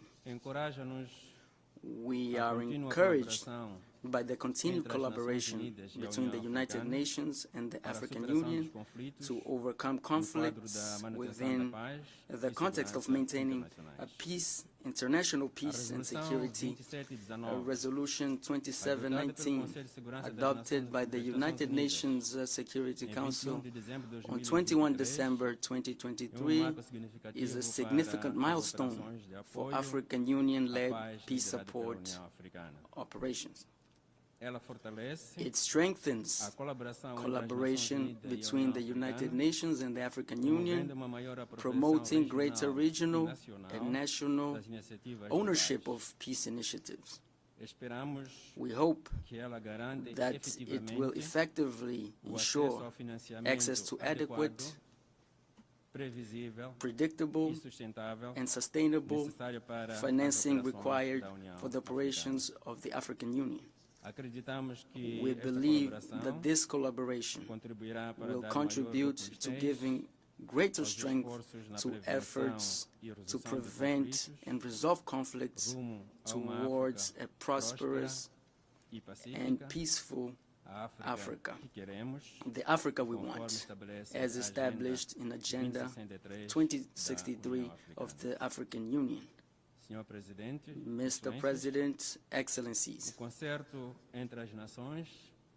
the concert between nations has been feasible throughout these times due to the collective observance of the sacrosanct objectives and principles of the Charter of the United Nations, including the defense of the right to self-determination of peoples, respect for the sovereignty and territorial integrity of states. It is deeply concerning the escalation of conflicts and tensions in various parts of the world. In Ukraine, unfortunately, there is still no encouraging signs for an end to the conflict. We believe that the safest path is dialogue between the parties.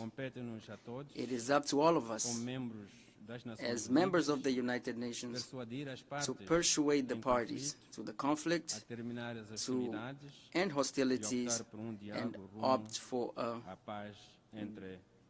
dialogue towards peace between these two countries. In the Middle East, in violation of the principles of international law and international humanitarian law, the conflict continues to take human lives among the civilian population, particularly children, women, and the elderly, as well as destroying civilian infrastructure, causing the tragedy that we unfortunately witness. We call for the cessation of hostilities and the protection of innocent civilians from the conflict. The vision of the existence of two sovereign states, Israel and Palestine, as full members of the United Nations, is the fairest formula that will ensure sustainable peace and stability in this region. In Africa, we are also concerned about the conflict in Sudan, which has killed thousands of innocent civilians, including refugees, causing an unprecedented humanitarian disaster. We reiterate our calls to the parties to the conflict to end hostilities and the need for dialogue in order to restore peace and stability. Mr. President, the use of sanctions and other unilateral coercive measures does not contribute to the preservation of peace, security, and sustainable economic and social development. Unilateralism is contrary to the multilateralism enshrined in the Charter. In this context, we reiterate our firm call for the total lifting of unilateral coercive measures imposed on Zimbabwe and Cuba, as they have significant negative impacts on the populations of these countries, harming their rights and well-being, so as to allow for more fair and equitable development. Mr. President, Excellencies, in January 2023, Mozambique assumed the biannual 2023-2024 term as a non-permanent member of the United Nations Security Council. With 3 months remaining until its end, we would like to reiterate the honor and privilege we have had in serving in that United Nations body responsible for maintaining international peace and security. In the last 2 years, Mozambique has made its direct contribution to peace and security in the world, collaborating in addressing all topics on the Security Council's agenda, amongst which we would like to highlight peace and security in Africa, combating terrorism, women, peace and security, and the nexus between climate, peace and security. We presided over the body in March 2023 and in May 2024. We are leading the ad hoc working group for preventing and resolution of conflicts in Africa. We will soon end our mandate. We reaffirm our commitment to continue collaborating with a view to pursuing the goals that guide the United Nations Security Council to strengthen international peace and security. We therefore thank all member states for the support provided to Mozambique during its mandate and reaffirm our commitment to multilateralism and the principles and objectives set out in the United Nations Charter, which have guided our mandate since the beginning. Mr. President, Excellencies, in Mozambique, we continue to consolidate our young democracy and citizenship, strengthening dialogue and seeking consensus in the various fora of participatory representation. In this spirit, the 7th presidential and legislative elections and for the provincial assemblies will take place on the 9th of October. In the fight against terrorism in the province of Cabo Delgado, our vigorous action against this phenomenon has resulted in progress with the support of SADC and Rwanda and international cooperation partners, despite the prevailing challenges. In this regard, we would like to reiterate our appreciation and gratitude to all bilateral and multilateral partners who have spared no effort in supporting us in the fight against terrorism and for the restoration of peace and tranquility to the victim populations and for the reconstruction of economic and social infrastructures in areas affected by terrorist actions. Furthermore, our country has faced multiple and complex challenges that include exposure to risks associated with climate change, such as cyclical cyclones, droughts, and floods. These phenomena cause, on average, economic losses of around 1.1% of GDP per year. Mr. President, Excellencies, finally, we reiterate the commitment of the government of the Republic of Mozambique to international peace and security, which are essential factors for the well-being of humanity and a prosperous world. I thank you very much.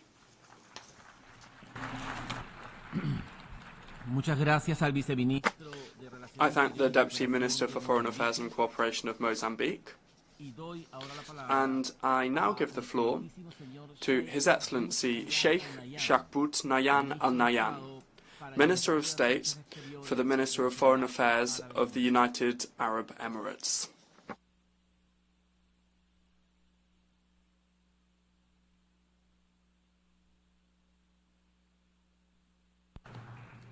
Assalamu alaikum wa rahmatullahi wa barakatuh. May the peace, mercy, and blessings of God be upon you. Mr. President, at the outset, I would like to thank His Excellency Dennis Francis for his outstanding leadership of the previous session. I also congratulate His Excellency Philemon Yang on assuming the presidency of the 79th session of the General Assembly, and I wish him success in this endeavor. From the podium of this General Assembly, a place that has always embraced our ambitions and agonies, we call upon all of you to join hands and work together to create a better world for our sons and daughters and for future generations. a better world in which they can enjoy a decent, prosperous and stable life. A world in which all political, diplomatic and economic capabilities and the latest technological and scientific advancements are harnessed to preserve life in all its forms. من أجل الحفاظ على الحياة بكل تجلياتها وصورها. In the United Arab Emirates, we have focused on this vision. We have unleashed the wheel of progress in every field, from development, economy, and education to technology and industry. Since its inception, the UAE has adopted a transparent foreign policy based on credibility and building balanced relations with all countries. This includes supporting regional and international efforts aimed at achieving stability and reducing escalations, encouraging dialogue and building bridges, as well as resolving crises instead of merely managing them. As our world stands at a dangerous crossroads, we must redirect the compass of our international action to focus on a set of fundamental and non-negotiable principles. Most importantly, we must stand united in the face of contentious issues, support all peoples without applying double standards, ensure the protection of civilians, uphold the rule of law, as well as commit to human rights and respect the principles of good neighborliness. Returning to these basic principles has become more urgent than ever, particularly with the serious violations committed in conflicts raging in our region and around the world. These violations have deepened human suffering, erased decades of progress, and caused widespread displacement, creating massive refugee crises.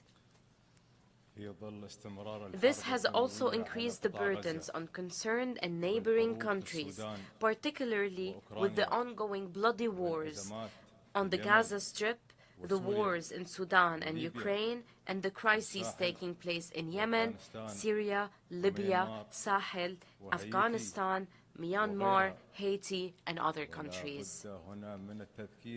It must be recalled that even wars have rules. Parties must respect international law, including international humanitarian law. In Gaza, an immediate and lasting ceasefire must be reached.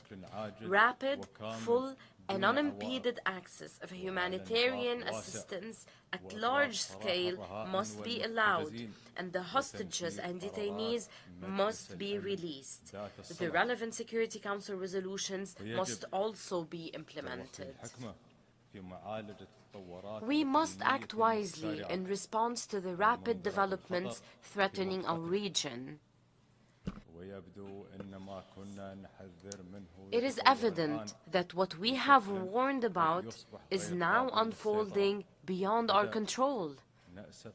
We regret to see the war spread to Lebanon at a time when we were hoping for an announcement about reaching a deal to end the war on Gaza.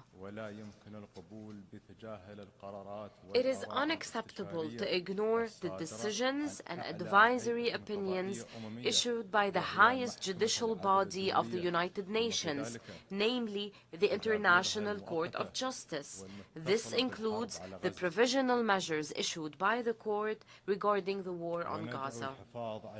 In this context, we call for maintaining the security and safety of people. We must safeguard regional and international stability, including the security of international navigation, trade routes, and energy supplies.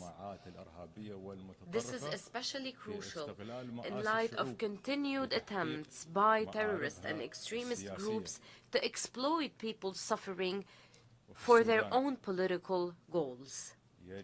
In the Sudan, the warring parties must stop the fighting immediately and permanently and allow unhindered and sustainable access to humanitarian assistance across borders and conflict lines.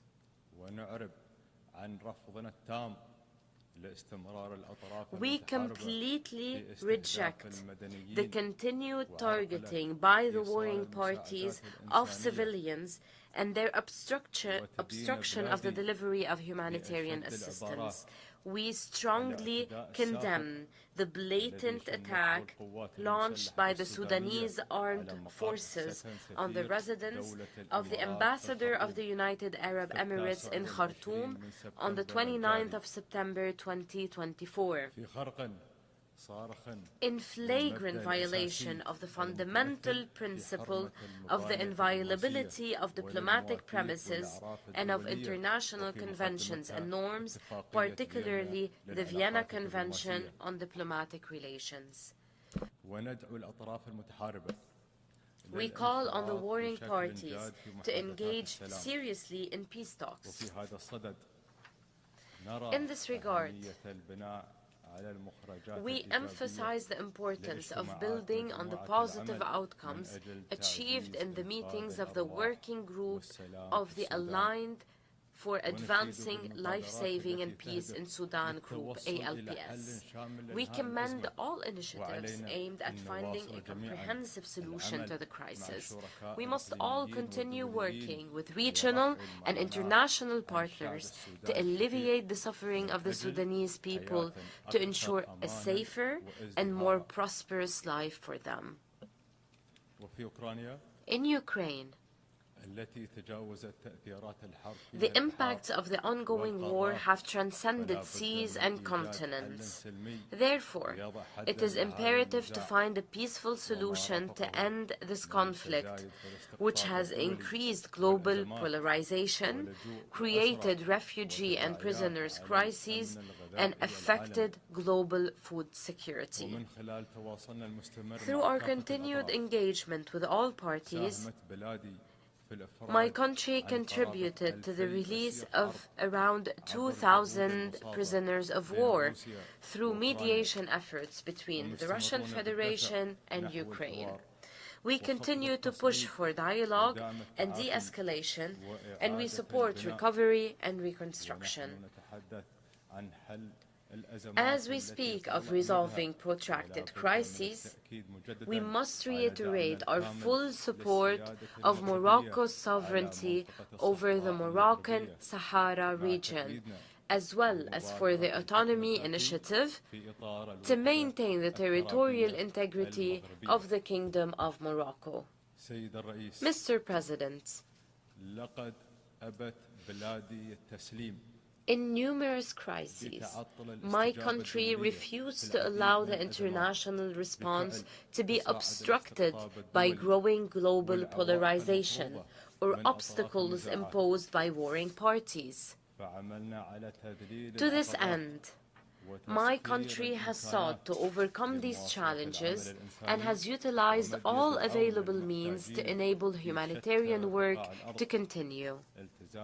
To help all those in need around the world, in line with our commitment to the legacy of Sheikh Zayed bin Sultan Al Nahyan, the founder of the UAE. Today, His Highness Sheikh Mohammed bin Zayed Al Nahyan, President of the UAE, may God protect him, directed $100 million in urgent relief aid to the brotherly people of Lebanon to support them in facing the current challenges.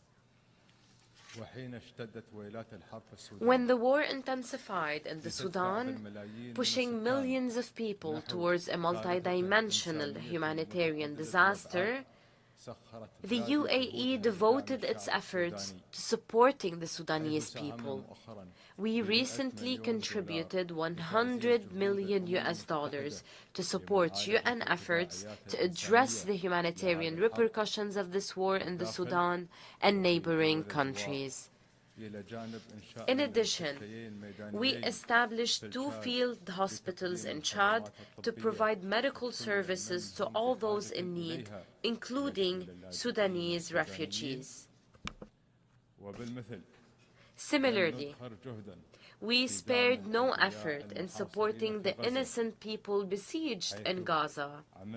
To this end, we have sent urgent aid by land, air, and sea, and provided treatment to the sick and injured Palestinians through the field hospital we established in Rafah and the floating hospital in Al-Arish. The UAE also continues to help in evacuating the wounded and sick and their families from Gaza, most of whom are children and cancer patients, to receive the necessary treatment in UAE hospitals. We also maintained our support to UNRWA, which plays a vital role in Gaza. We welcome its recent launch of preparatory programs to resume its educational services in the Strip. We applaud the humanitarian workers for all their efforts, who provide a ray of hope in the dark shadow of war.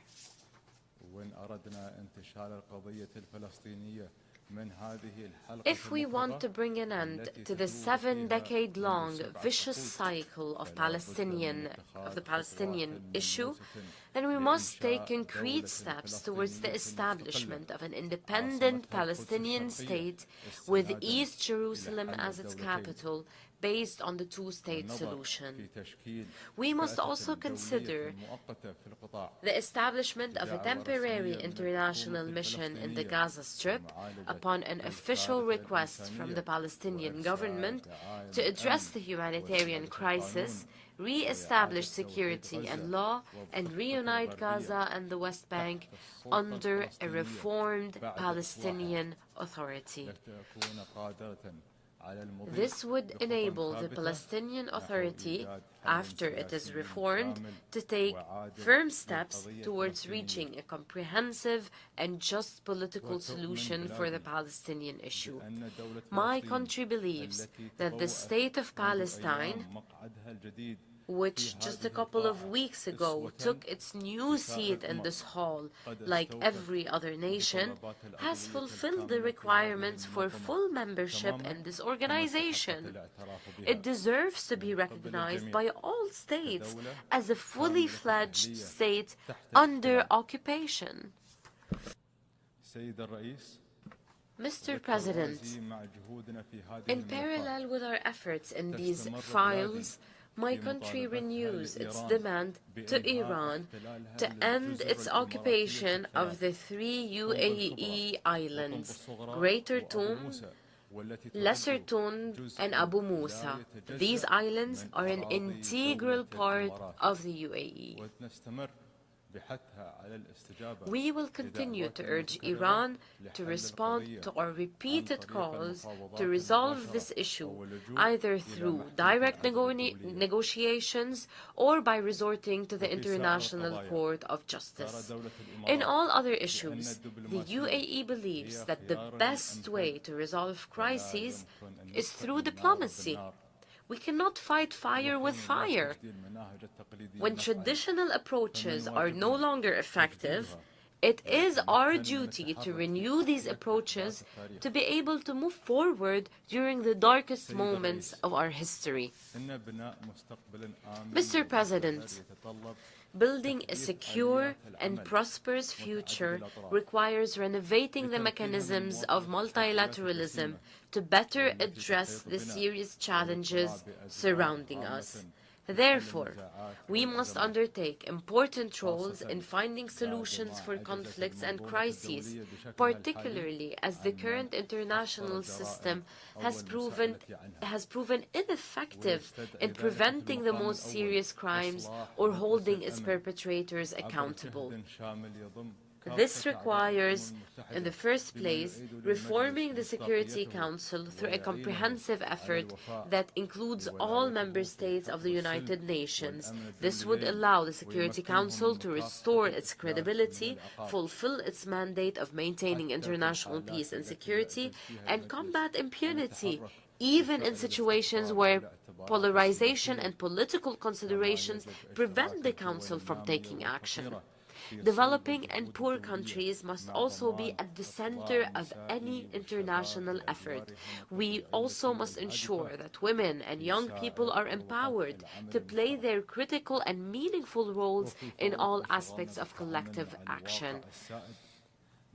While we are preoccupied with addressing the current reality, we must not lose sight of the importance of crisis prevention efforts. The deadliest wars in history did not break out overnight. They were a result of extremism, hate speech, and intolerance accumulating over years, if not decades. This requires taking concrete steps to uphold the principles of tolerance and peaceful coexistence and coordinate regional and international efforts to extinguish the sparks of conflict before they even start.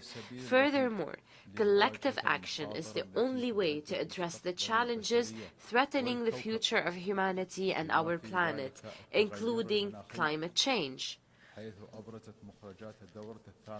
The outcomes of the 28th session of the United Nations Climate Change Conference, hosted by the UAE, demonstrated what we can achieve when we work together.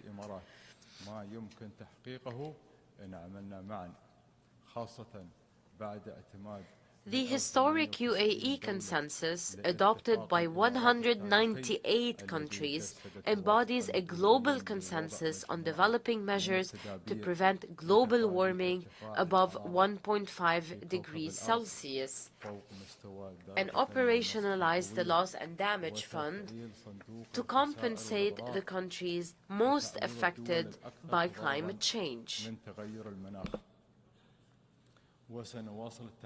We will continue to cooperate with everyone to support climate action and clean and renewable energy solutions, including through the Troika of the Presidencies of the Conference of the Parties initiative with Azerbaijan and Brazil to provide a concrete response that contributes to the achievement of the objectives of international climate agreements.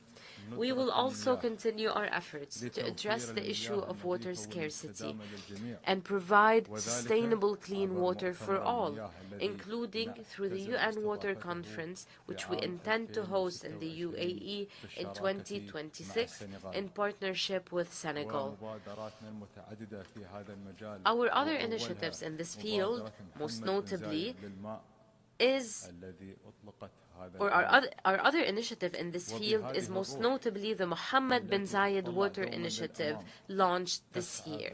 With this forward-looking spirit, we seek to explore and harness the potential opportunities provided by advanced technologies, as well as transform emerging technologies, such as artificial intelligence, to find innovative solutions for our businesses, lives, and government services.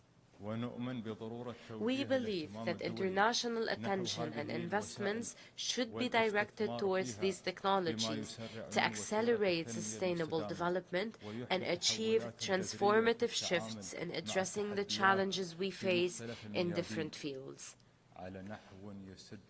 This will allow the bridging development gaps and supporting progress for all. Mr. President, let us seize this opportunity to reform international collective action. our refuge in difficult times. Let us work together, hand in hand, to create a bright future that the next generations will be proud of. Thank you, Mr. President.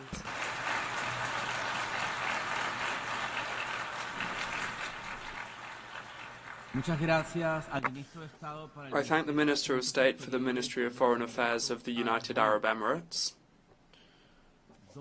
I now give the floor to His Excellency Peter Mohan Maitre Perez, Head of the Delegation of Sri Lanka.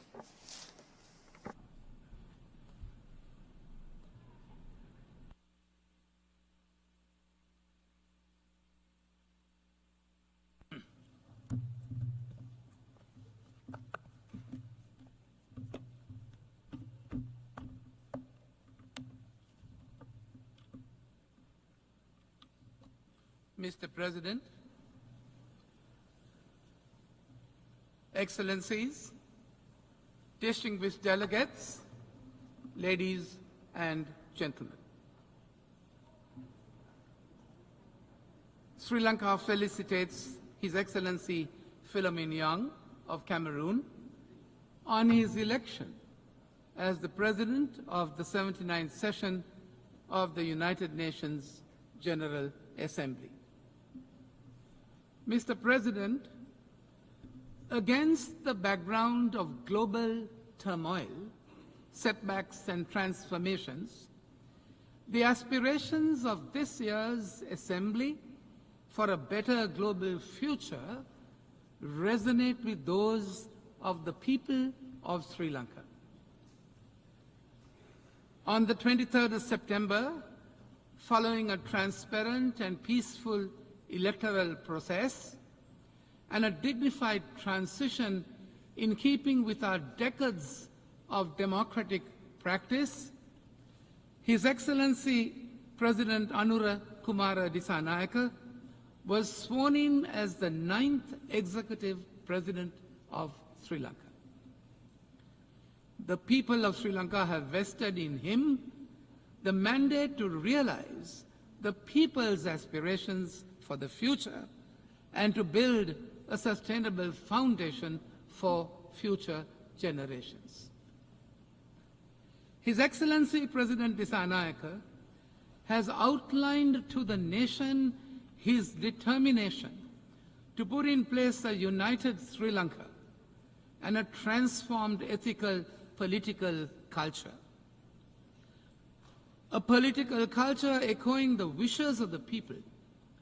His future trajectory combines nation building based on public trust in governance and in the political system through accountability, integrity, and the elimination of waste and corruption. In the words of His Excellency President Anura Kumara Dissanayake, quote, "We are launching a unified Sri Lankan nation that respects diversity, fully ending an era of division based on race, religion, caste, and class." Close quotes. In order to achieve these objectives, the government has recognized that it is crucial to reinforce stability and confidence in the economy and stimulate growth. The government will work within commitments to reach macroeconomic stability through the framework of international financial institutions and in negotiations with sovereign and private external stakeholders. The government is acutely aware of the hardships that have been faced by the people in the process of economic transition. Measures will therefore be put in place to generate greater resources for enhanced public expenditure and welfare to raise the living standards of our people with equity and justice. Mr. President, the recent vote for change by the people of Sri Lanka presents us with a renewed opportunity, and we are determined to succeed, including with the support of our friends in the international community. Mr. President, despite our consensus on the Pact of the Future, this year's UNGA takes place at a moment of profound global crisis on multiple fronts. In the Middle East, we are closer to wider regional conflagration than when we convened last week, and the humanitarian suffering in Gaza gets worse by the day. The achievements of the SDGs now appears beyond our reach, and we are off target on the Paris climate goal to limit the temperature increase to 1.5 degrees centigrade above pre-industrial levels. Big power rivalries and geopolitical tensions have reignited and widened, and new rifts are reappearing on north-south lines. Racism, intolerance, discrimination, and xenophobia against migrants are on the rise. Theaters of conflict and tension have opened up on land and in oceans. The developments in the digital realm provides a fertile ground for proliferation of disinformation and hate speech, with the potential of violence. Mr. President, the lingering impact of the pandemic have reverberated throughout the global economy, creating profound economic insecurities, threatening free trade and leading to protectionist barriers. We are spending more on weapons than ever before in the past, and regrettably, the use of nuclear weapons is in mainstream discourse. New domains are being weaponized, including outer space and cyberspace, while the use of AI is challenging international humanitarian law in the battlefield. Excellencies, today a large number of developing countries, including my own, face a debt crisis of unprecedented proportions. This debt distress severely impedes our ability to invest in sustainable development, as we are unable to meet these financial obligations while simultaneously investing in the future and the well-being of our people. It is a fact that financing challenges remain at the heart of the sustainable development crisis. As per the Financing for Sustainable Development Report of 2024, the SDG financing gap is between US $2.5 to 4 trillion. Staggering, isn't it? Mr. President, given these immense challenges, the need for comprehensive reform of the global financial architecture has never been more pressing. The current international debt resolution framework has failed to respond adequately and efficiently to contemporary challenges. The global landscape has changed dramatically, with global debt, particularly in the developing world, increasingly controlled by international bond markets and non-Paris Club lenders. Think about it.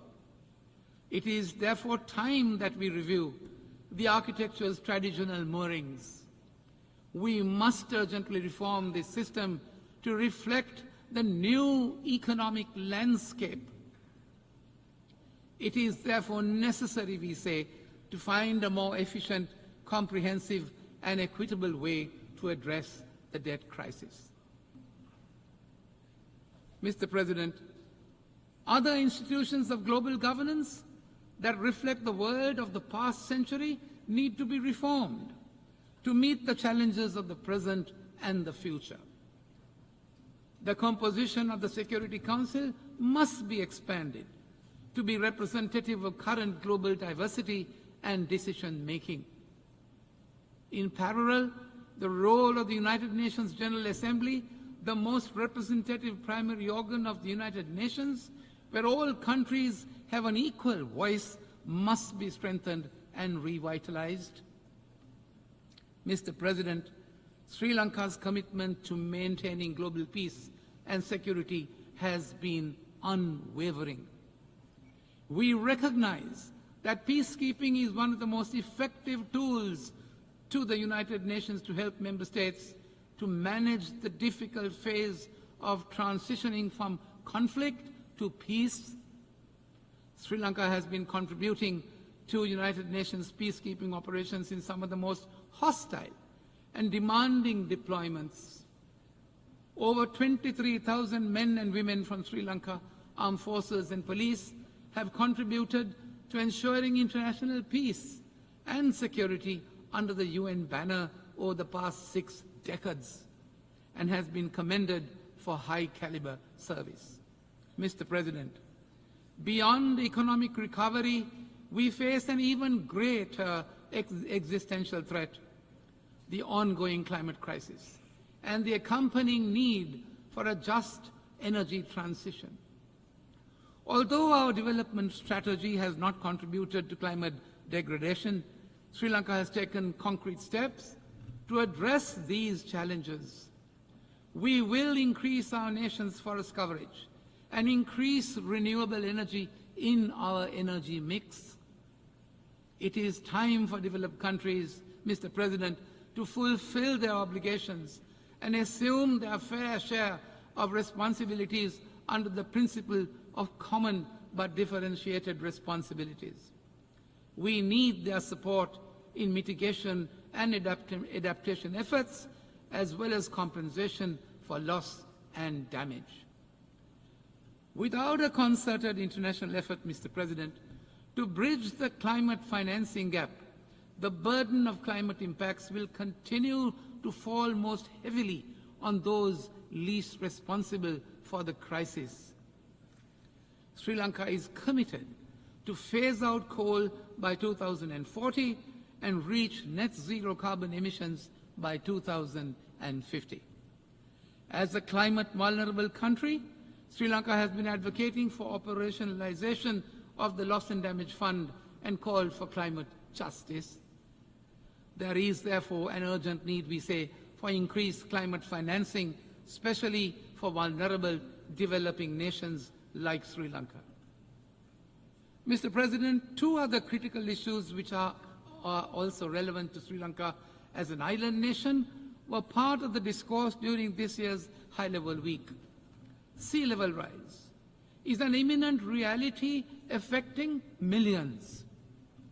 While Sri Lanka has taken mitigatory measures nationally, as included in the National Adaptation Plan for Climate Change, it is through concerted international action that solutions can be implemented to halt the global warming that is the cause of sea level rise.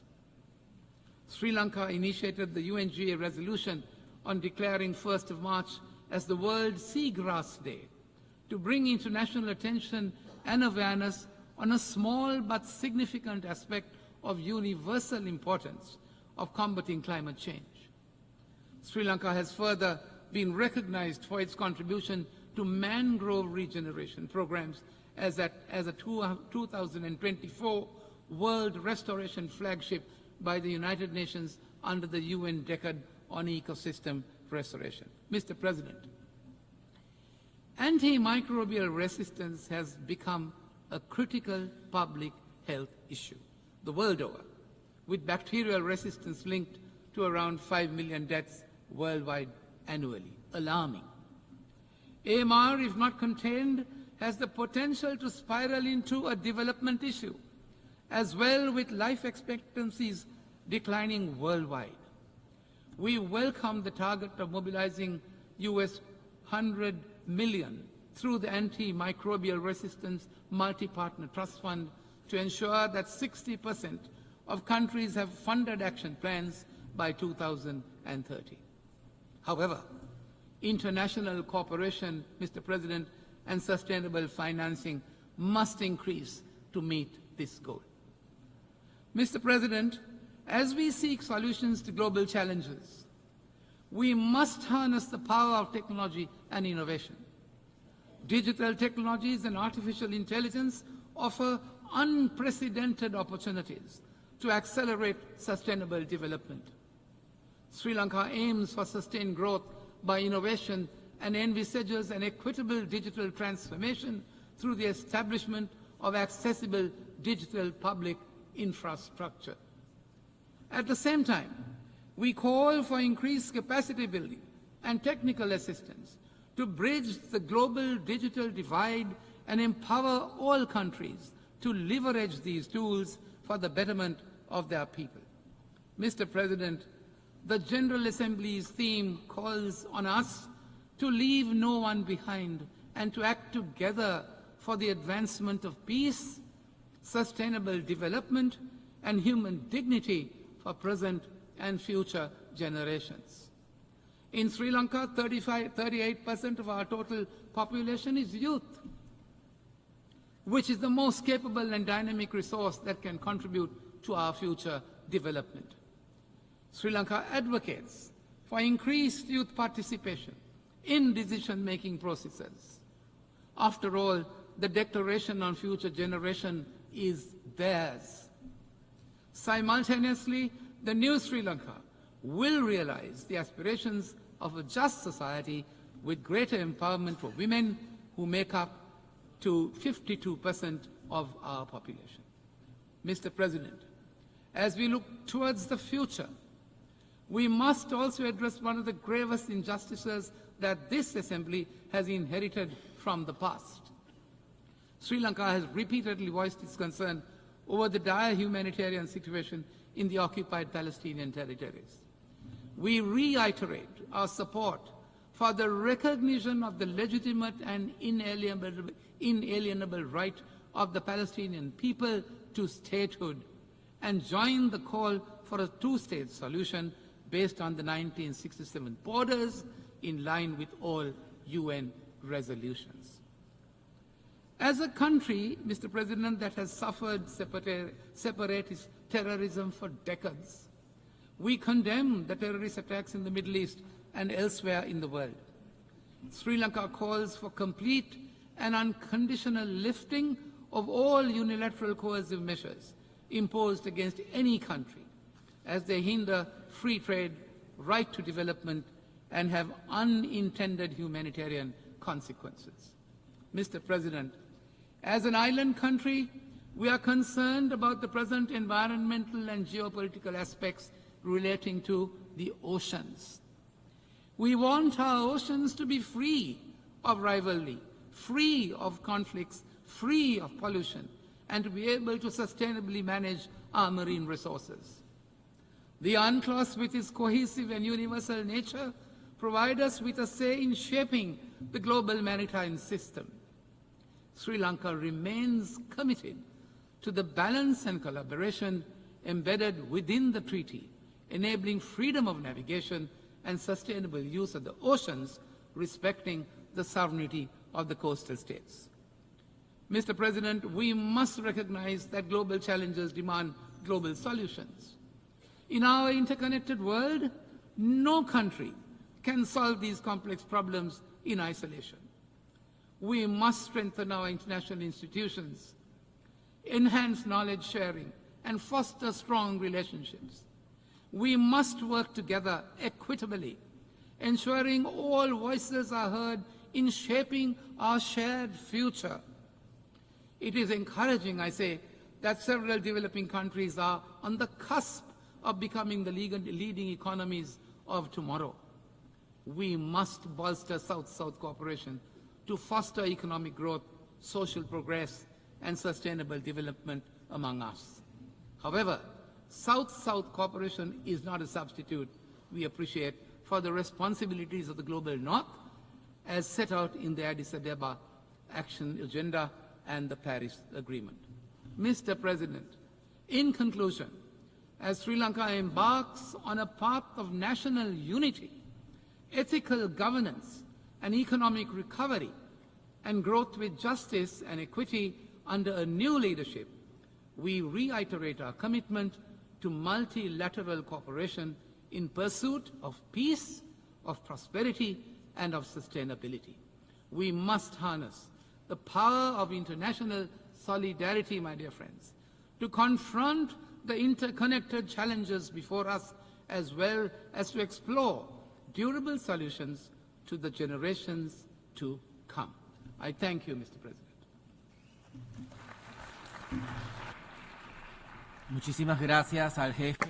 I thank the head of the delegation of Sri Lanka.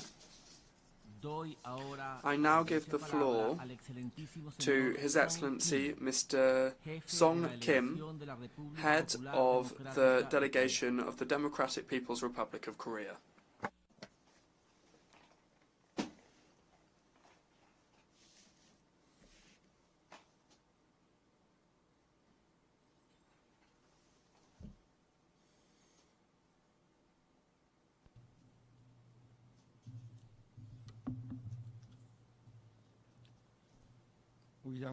Mr. President, Mr. Secretary General, distinguished representatives, allow me first of all to congratulate you, Mr. Philemon Yang, on your election as President of the 79th session of the UN General Assembly.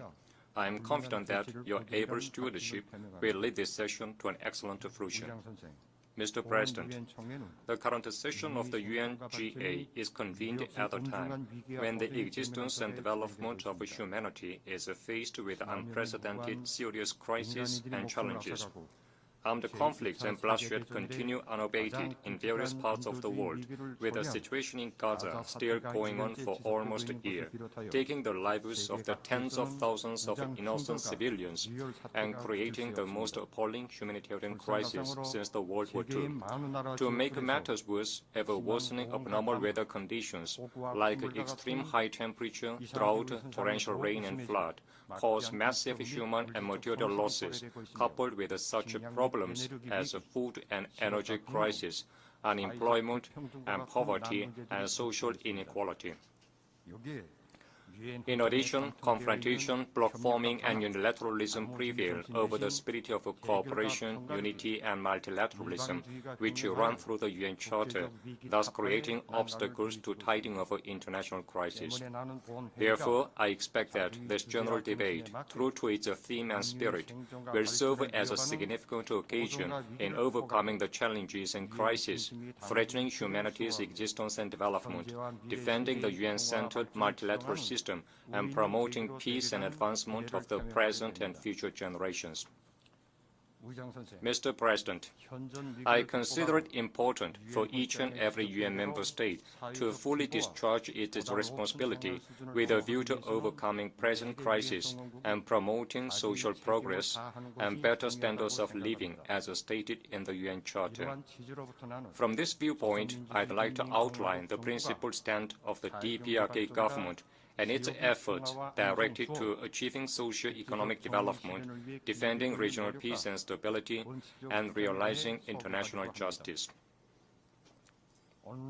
Today, the world is faced with challenges, with no exception to the DPRK as well. However, valuable successes are being recorded in the socio-economic field, thanks to the correct line of the government and its steady implementation. First, the DPRK government puts it as the primary state policy to keep supplying the children under school age with dairy products and provide school children with essential stationery at the state's expense. As a result of the strenuous execution of the policy, we witness continued improvement in the quality of child care and education. We also find an outcome of our effort to achieve a sustainable development of the national economy. The trend of growth continues in various fields, such as light industry and agriculture, and remarkable successes are registered in promoting the welfare of the people, including the work to provide all residents of both urban and rural areas with new dwelling houses free of charge. In particular, the DPRK government newly adopted the policy for regional development and is paying primary attention to its practical implementation. The DPRK government's regional development policy aims to effect epoch-making enhancement in socio-economic, material, and cultural standards on a nationwide scale by bridging the gap between the capital and provincial cities, between urban and rural areas, and develop all sectors and regions of the country in a balanced and simultaneous way within a 10-year time frame.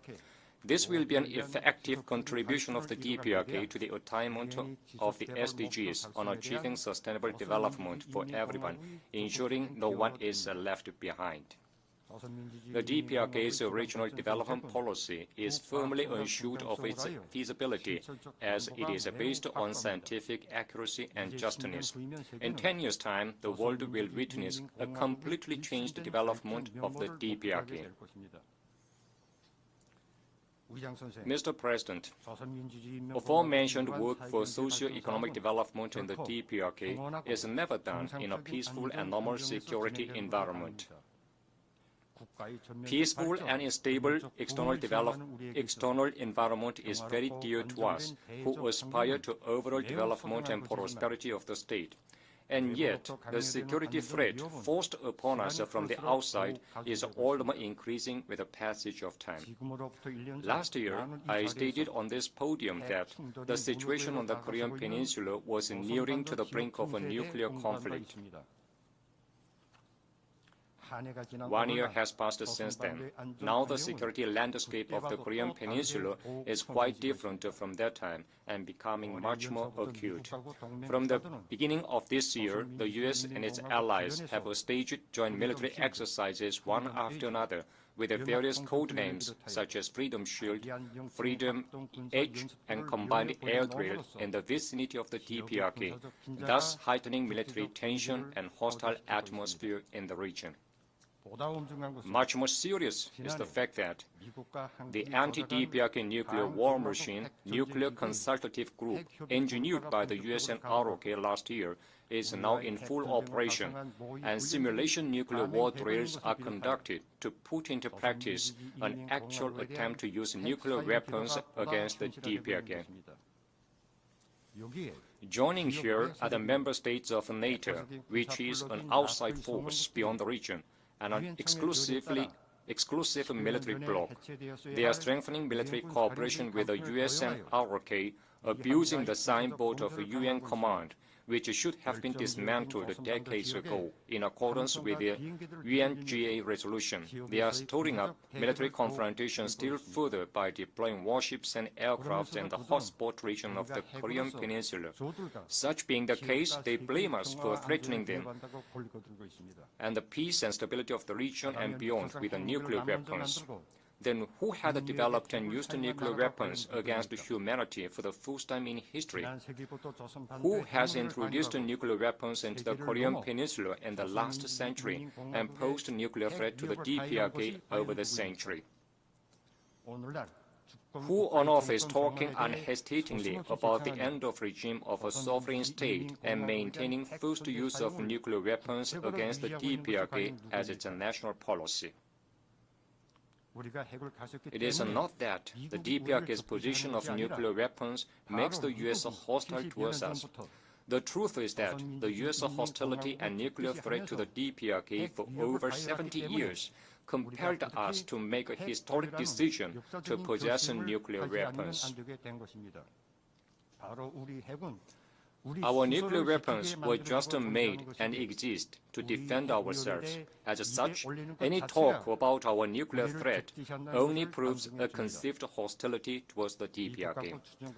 The security environment of the Korean Peninsula is bound to be intricately complicated through to the next generation as well, unless the U.S. and its followers change their confrontational and aggressive nature. Under such circumstances, it is an indispensable exercise of sovereign rights for the DPRK to maintain powerful strength capable of defending national security interests and guaranteeing peaceful development. The situation on the Korean Peninsula has not entered into war, even though it is fraught with extreme tension. It is totally attributable to our country's powerful war deterrence, which helps stave off threat of aggression and keep the balance of power in the region. Therefore, we continue to increase our war deterrence capabilities, not only from our obligation to ensure national security, but also from our mission to maintain peace and security in the region and beyond. Comrade Kim Jong-un, president of the State Affairs of the DPRK, said that we can choose either dialogue or confrontation, but we should go further in getting ourselves fully prepared for confrontation. This is the review and conclusion drawn from the 30-year-long DPRK-US relations, he said. When it comes to the right to self-defense, a legitimate right of a sovereign state, we will never go back to the point in the far-off past.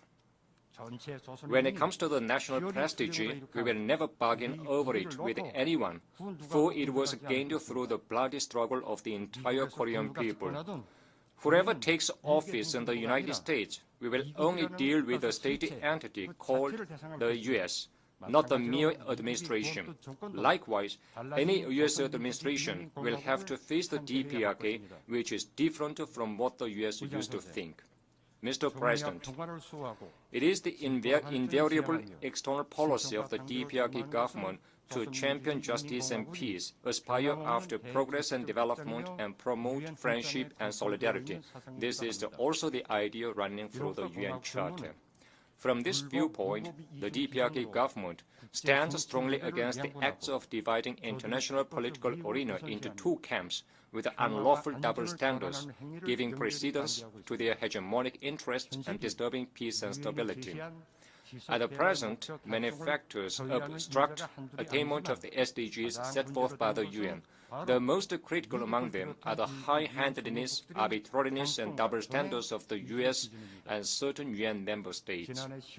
Since October last year, the indiscriminate massacre by Israeli authorities has claimed more than 40,000 Palestinian civilian lives in Gaza Strip, including many children and women, and thus exposed a nation to a complete extinction. The UN exists to prevent the recurrence of the scourge of war that had inflicted untold sufferings to mankind. It is really shameful and deplorable that such act against humanity has persisted for 1 year. It is highly imaginable that one state is immune to any censure and sanction, even after committing such a horrible massacre. This is entirely due to the patronage of the U.S., a permanent member of the UN Security Council. The U.S. has vetoed UNSC resolutions on bringing peace to the Middle East on as many as 5 occasions, overriding the wishes of the international community to see the ethnic cleansing stopped by its ally. This is how the U.S. has discredited the authority of the UN and incited crime against humanity. This notwithstanding, the U.S. is branding as a threat and provocation the legitimate exercise of the right to self-defense by a sovereign state, which did not do any harm to anyone. As for the Ukrainian situation dragged on for almost 3 years by the U.S. and Western countries, they are shifting the responsibility on other countries, even though it was the result of eastward expansion of NATO and provision of lethal equipment amounting to astronomical sum of money to their ally. The reason behind the U.S.'s abusive invectives about the normal developmental relations between other countries is in fact to vindicate its unprincipled political and military support to its ally and justify the forming of military alliances on a global scale.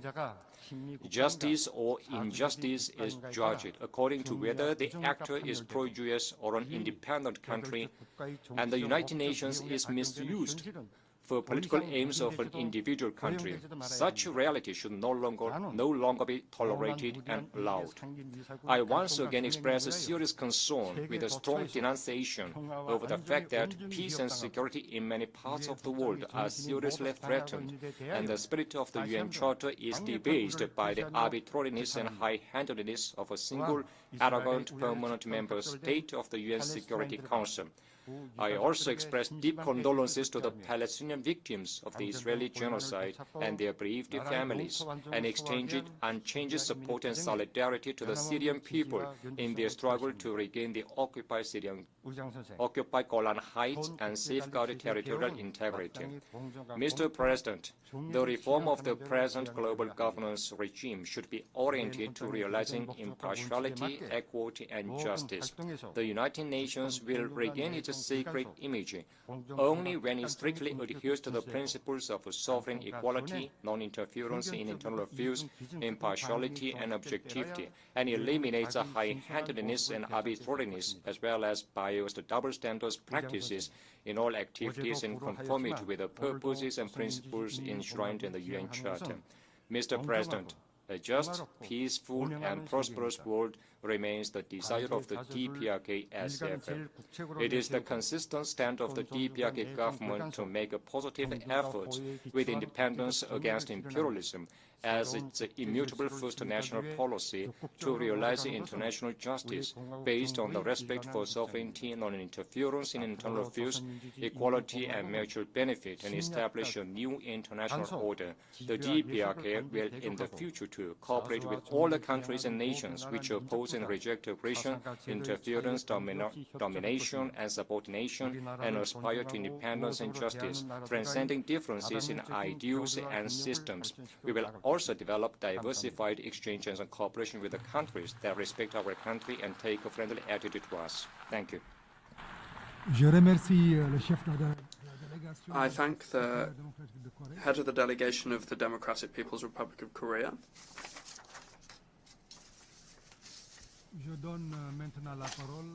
And I now give the floor to His Excellency Tiborori Tito, head of the delegation of the Republic of Kiribati.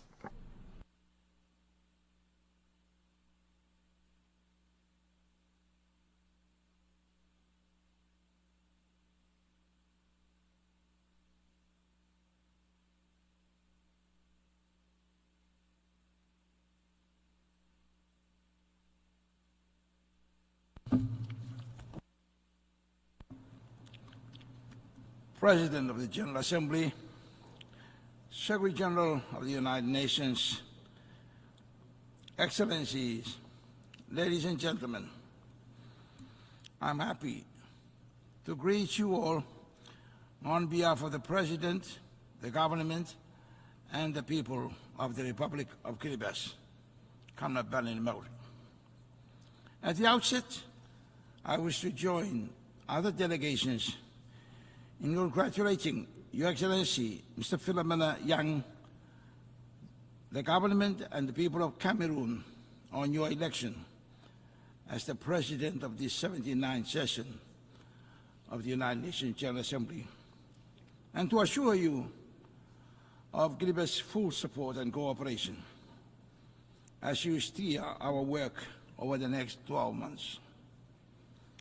We also acknowledge with gratitude the effort and work of the outgoing President of the 78th session, His Excellency Dennis Francis of Trinidad and Tobago, for his leadership for the past year.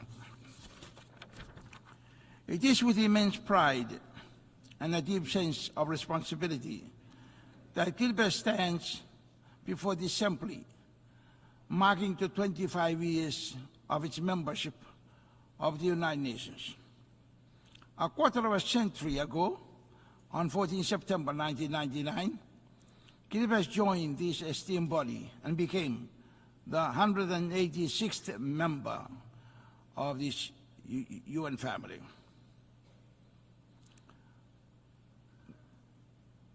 Believing that the challenges we face as a small island nation are inextricably linked to the fate of the global community.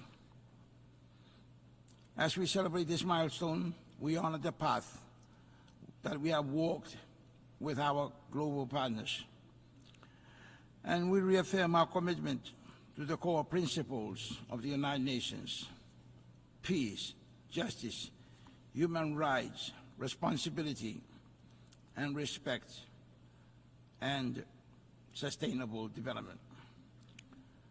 Mr. President, the theme for us now, leaving no one behind and acting together for the advancement of peace, sustainable development, and human dignity for present and future generations cannot be more relevant and timely as global conflicts escalate, causing widespread destruction, displacing people, and leaving millions neglected and marginalized.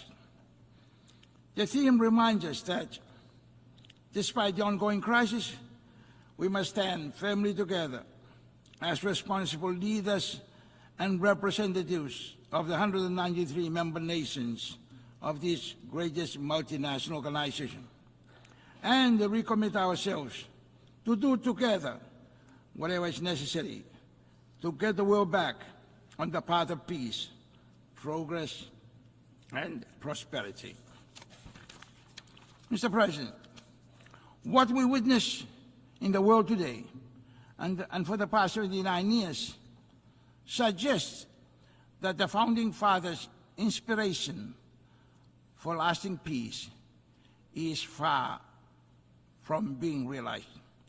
The theme is therefore a timely reminder not to lose hope over the heartbreaking scenes before us, but to re-energize our unity, solidarity, and collective determination to overcome the forces that stand against multilateralism that our United Nations family embodies.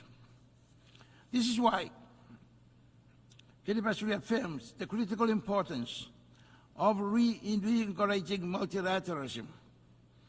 The United Nations must remain the central platform for collective and global action, as no single nation can address the complexities of today's challenges on its own, be it pandemics, terrorism, conflict, human trafficking, climate change, to name a few.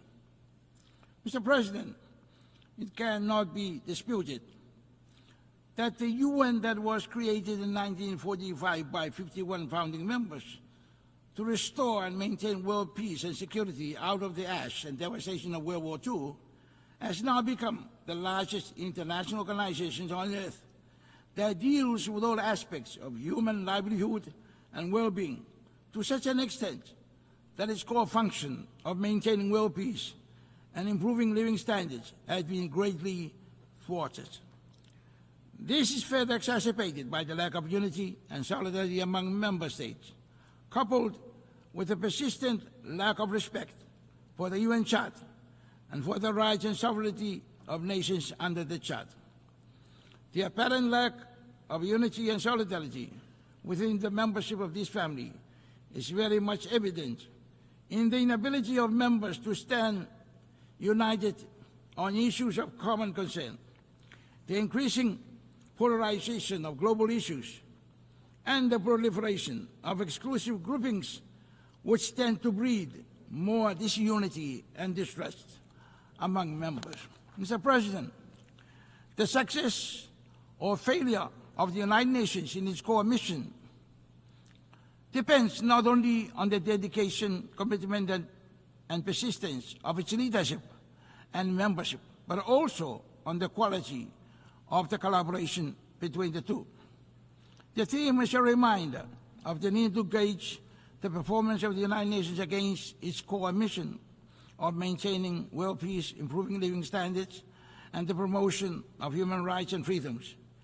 In this vein, our collective deliberation at this 79th session must shape a more effective path for the United Nations, ensuring it meets the pressing challenges of our time and serves all nations equitably. Considering the significant disparity between the United Nations' intended mission and its actual outcomes, an in-depth analysis is needed to explore why the organization has not been successful in preventing and resolving conflicts. It is important that the root causes of these failures are identified and addressed. Equally important is the need to stress the crucial role of the UN Secretary General jointly with the P5 members of the Security Council, in putting a stop to ongoing conflicts and in preventing new ones from erupting. On the Security Council reform, Mr. President, in order to make the United Nations fit to deal effectively with new and complex challenges confronting humanity at this time, Kiribati supports the call for an overdue reform of the Security Council to ensure that it reflects the realities of today's world. We believe that permanent membership of the Council should be expanded to be more inclusive and representative, including allowing seats for small island developing states and the other vulnerable countries, so as to ensure that the perspectives and needs of the most vulnerable nations are heard and addressed. Mr. President, my country firmly believes that members' respect for the UN Charter and for each other's rights and sovereignty is key to the peace of the world and to the efficient and effective functioning of the United Nations multilateralism. It is therefore of paramount importance that each one of us recommit ourselves now to fully respect the Charter and each other's rights and sovereignty. Of equal importance is a renewal of faith and trust in each other as members of this United Nations family. On peacekeeping and international security, Mr. President, peacekeeping remains a cornerstone of international cooperation for maintaining global security and stability. Kiribati is grateful to have contributed to this effort by deploying police personnel to support the United Nations peacekeeping mission in South Sudan. Kiribati remains steadfast in its belief that global peace can only be achieved through collective action, and we will continue to play our part in this regard. Mr. President, Kiribati firmly believes that a country without peace, as is now seen in the case of countries that are currently devastated by wars and conflicts, cannot undertake any meaningful development while their people are deprived of enjoying a normal way of life and forced to live in refugee camps or as homeless people surviving through charity and humanitarian donations. People living in such dire conditions have no way of becoming economically productive in order to feel a sense of human pride and dignity, and cannot voluntarily free themselves out of such predicament until the conflict has been resolved.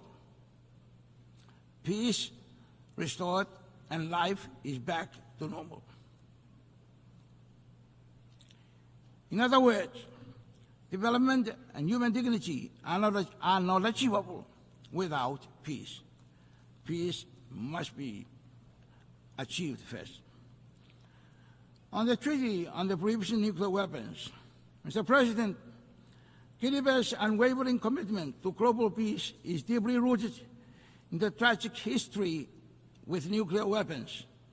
As a nation that has witnessed harsh and destructive and long-lasting consequences of nuclear testing, Kiribati remains steadfast in our support for the Treaty on the Prohibition of Nuclear Weapons, a landmark agreement that represents a collective effort to eliminate the threat of nuclear weapons from our world through complete nuclear disarmament. And we stand in solidarity with the other states in advocating for a world free of nuclear weapons. Mr. President, Kiribati recently launched its first ever foreign policy during its 45th National Day celebration on 12 July this year.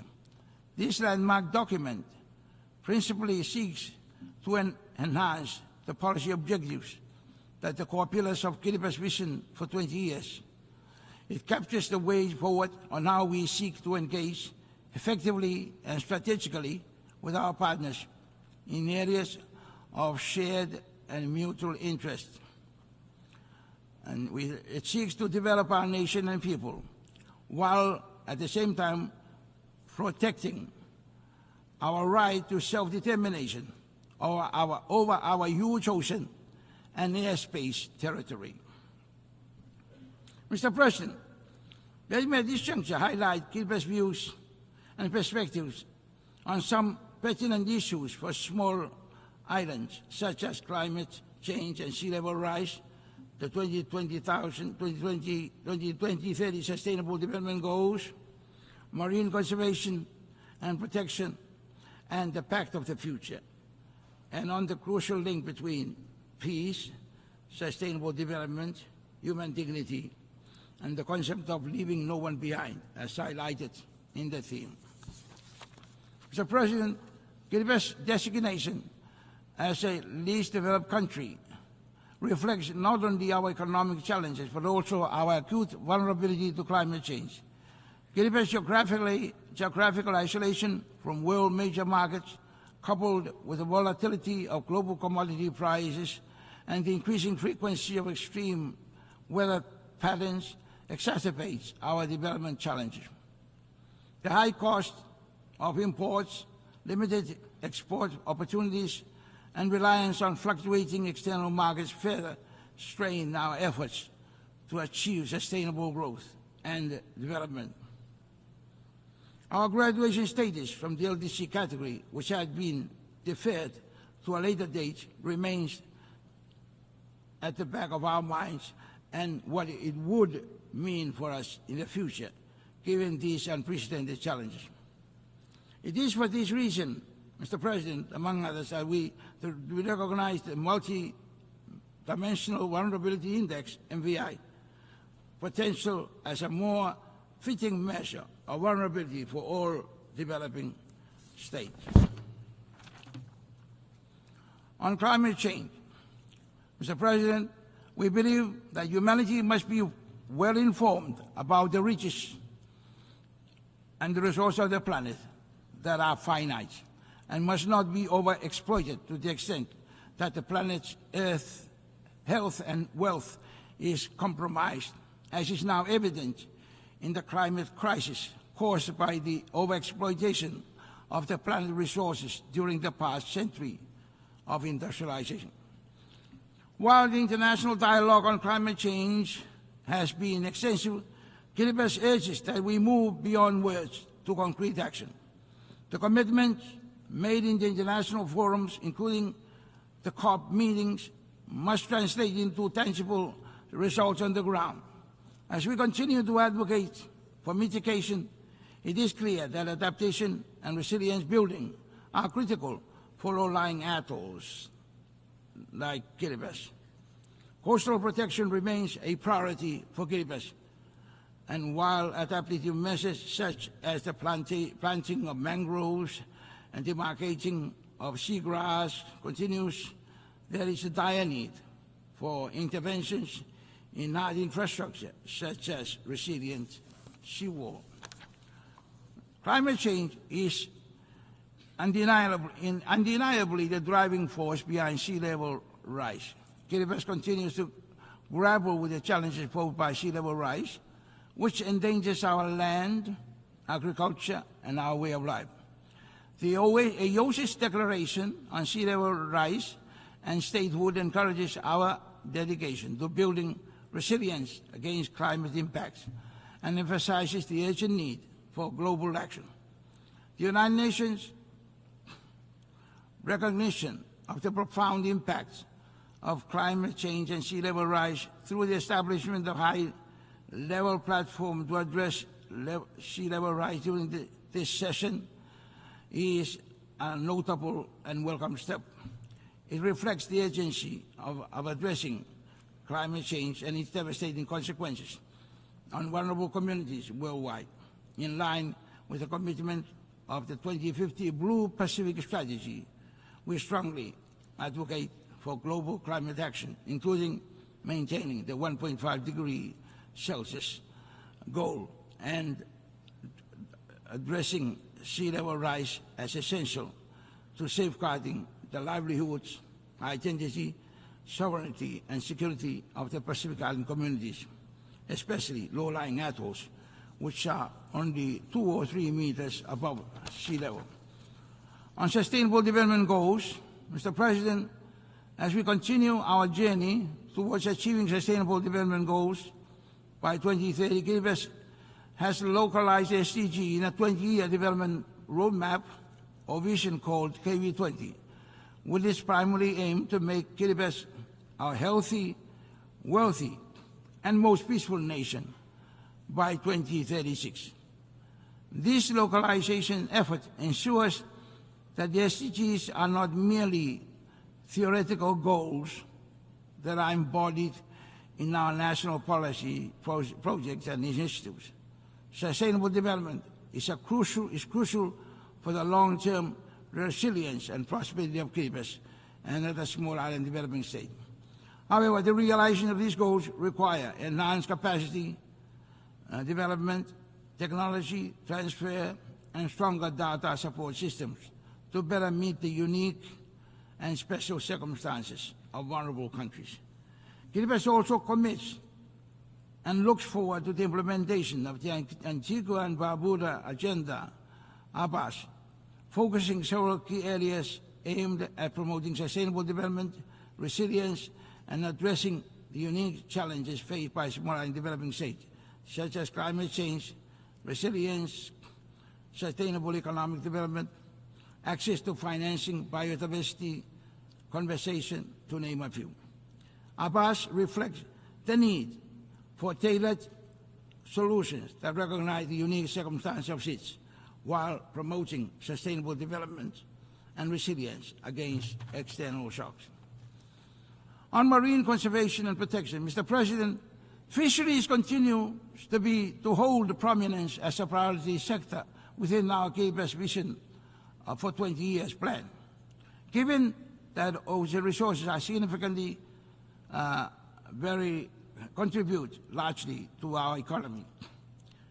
Kiribati's huge reliance on the tuna fishing license revenue, which finances about 70% of the government's annual expenditure budget, makes it mandatory for the government to take special care of the health of the marine environment, as evidenced in its adoption of the marine spatial planning of its entire 3.5 million square kilometer of its tuna-rich ocean resource. In order to promote public awareness and participation in marine protection and conservation, a number of programs have been launched in some villages and communities in which people are encouraged to make village-based rules protecting fisheries in the areas against overexploitation and sanctioning offenders in accordance with well-accepted cultural practices. However, our limited capacity in monitoring the surveillance of our large economic zone are highly susceptible to illegal, unregulated, and reported fishing, IUU, fishing expeditions. Considering our heavy reliance on our fisheries for livelihood and revenue, Kiribati remains deeply concerned about the ongoing challenge of IUU, which undermines not only our national effort to sustainably manage marine resources, but also global progress towards achieving the Sustainable Development Goals. IUU fishing significantly impacts our national economy by depleting fish stocks, undermining sustainable fishing practices, and reducing revenue for local fisheries. This threatens the economic stability and the livelihood of our people dependent on fishing. We acknowledge the assistance of our partners rendered in addressing this gap and in providing the surveillance support. Kiribati calls upon the international community to strengthen cooperation and action to combat IUU fishing, ensuring that sustainable fisheries management become a reality for all nations, especially those most vulnerable to its impact. Kiribati is acutely aware of the profound significance of the ocean to our livelihood, culture, and environment. And this is why we invest a lot of effort in the preservation and protection of our marine environment. On the Pact of the Future, Mr. President, Kiribati applaud the Secretary General for his great initiative for bringing the whole world together to re-energize the United Nations as it approaches its 80th year anniversary, so that it remains relevant and vital for the peace, progress, and prosperity of humanity in the future. The proposed Pact for the Future offers an essential roadmap strengthening global cooperation on key issues including climate change, digital transformation, and peace building. We fully support the development of the Global Digital Compact, which will help bridge the digital divide and ensure that small island developing states like Kiribati are not left behind in the digital age. It is vital that the international community takes bold steps to strengthen global governance mechanisms, fostering inclusive multilateralism that benefits all countries, particularly the most vulnerable. We believe that the success of these initiatives will be key to achieving sustainable development, peace, and security for future generations. Mr. President, as I conclude, I express our hope for the future. Kiribati family believes that together we can unite in action and commitment, ensuring that no country is left behind in our pursuit of a more sustainable and in a world where peace, sustainable development, and human dignity are advanced for the present and future generations. Let us make the 79th session a time to renew our unity, solidarity, and togetherness for the advancement of peace, sustainable development, and human dignity for present and future generations. We believe that together we can make it, and together we can do it. Thank you.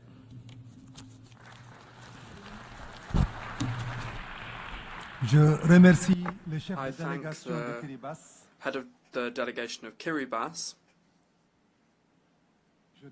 and I now give the floor to His Excellency Mr. Mohamed Siad Douale, head of the delegation of Djibouti.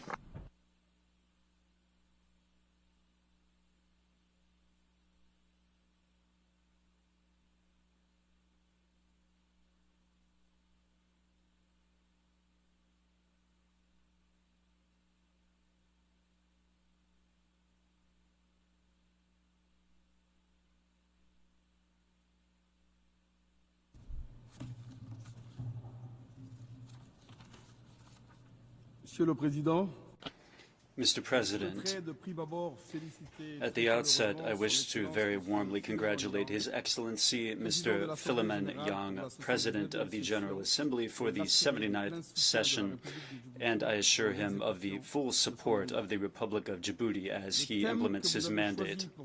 The topic that you have chosen for this session, acting together for the advancement of peace, sustainable development, and human dignity for present and future generations, encapsulates and reveals what millions of human beings are calling for all around the world. A world that is less unequal, more cohesive, more peaceful and prosperous.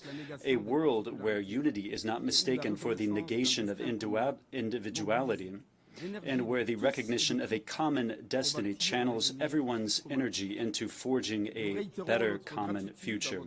We reiterate our gratitude to your predecessor, Mr. Dennis Francis, for his outstanding work as well. Mr. President, the world is undergoing a perilous period, a period characterized by disorder and uncertainty. We see the crisis at several levels. Conflicts have proliferated and have become increasingly violent. The conflicts in Ukraine and in Gaza continue to rage without us being able to agree on the conditions to conclude a ceasefire agreement. Terrorism has gained ground in several parts of the world, including on the African continent, where the way that it has metastasized is a source of concern for us. The deficit in annual financing for the SDGs has deepened dangerously every day, and many countries are facing a financially difficult situation which is aggravated by multiple external shocks and the burden of debt. The crisis of confidence among member states has affected the multilateral system while sapping its credibility. The risk of geoeconomic fragmentation and trade wars are a set of factors that negatively impact world economic growth. They produce a chaos that drowns out the interests and the voices of developing countries. We've already taken stock of this situation during the discussions for the celebration of the 75th anniversary of the United Nations. We will not return to that assessment. The question now is to know whether we are capable of utilizing the window of opportunity for renewal that is open to us, because fortunately such windows of opportunity do exist. We must redouble our efforts, overcome our divisions, and undertake collective action to put an end to conflicts, to put in place policies, investment programs, and partnerships to make up for the delays in the implementation of the SDGs, and to reform international financial institutions so that they are able to respond promptly and effectively to the emergencies and the systemic shocks facing many countries in the world. Mr. President, financial institutions must provide developing countries with greater subsidies and access to financing under favorable conditions while maintaining their risk tolerance for investments in sustainable development. This includes the use of innovative risk instruments. These solutions need to be discussed, and their implementation should be addressed in greater depth at the Economic and Social Council, whose role and position must be strengthened. The United Nations, as stated in the Charter, must play a major role in the work of world economic coordination because it is the organization that is the most democratic. ECOSOC must continue to play a leading role in identifying emergent challenges and in promoting innovation and achieving economic, social, and environmental integration of sustainable development. We take this opportunity to express our sincere gratitude to the member states of the United Nations for the trust that they have placed in my country, Djibouti, by electing it last June as a member country of ECOSOC for the period 2025 to 2027. You may count on Djibouti to champion the priority areas in ECOSOC throughout its mandate. Mr. President, like many developing states, Djibouti faces major challenges due to climate change, including rising temperatures, dwindling water resources, and rising sea levels. Given these persistent threats, the government of Djibouti has put in place a series of ambitious, multidimensional measures aiming to mitigate the effects of climate change and to strengthen the resilience of the country. The COP29 will be another window of opportunity for the international community to avoid a situation where the delay in fulfillment of climate change commitments becomes too great to overcome. This is a vital opportunity to elevate adaptation to the level of an absolute priority and to marshal the required resources. The promise of paying out $100 billion per year has not been kept. It is urgent to reestablish trust by moving toward the swift disbursement of the billions of dollars that are needed. There's a need to put in place measures that are needed for adaptation and for an equitable transition toward renewable energies in low-income countries. There's a need to move urgently to operationalize the Loss and Damage Fund, which was established to help countries and people suffering from the inevitable effects of climate change. And there's a need to mobilize additional resources. This is a question that affects the rights of billions of people. It impedes development and poses an existential threat. We welcome the adoption of the Pact of the Future and its annexes, the Global Compact and the Declaration on Future Generations. We live in an era of disruptive technological advances and complex challenges. Djibouti is grateful to the United States for having spearheaded the effort that led to the unanimous adoption by the General Assembly of the first ever resolution on artificial intelligence to promote safe, secure, and trustworthy artificial intelligence systems for sustainable development. We in Djibouti are convinced that preparing for the future requires optimizing our country's human capital as the most sustainable key to economic growth. Like many other African countries, Djibouti's population is young. Its population is a tremendous asset and a huge competitive advantage if it is harnessed through investment in skills development and new technologies to promote quality job and workforce competitiveness.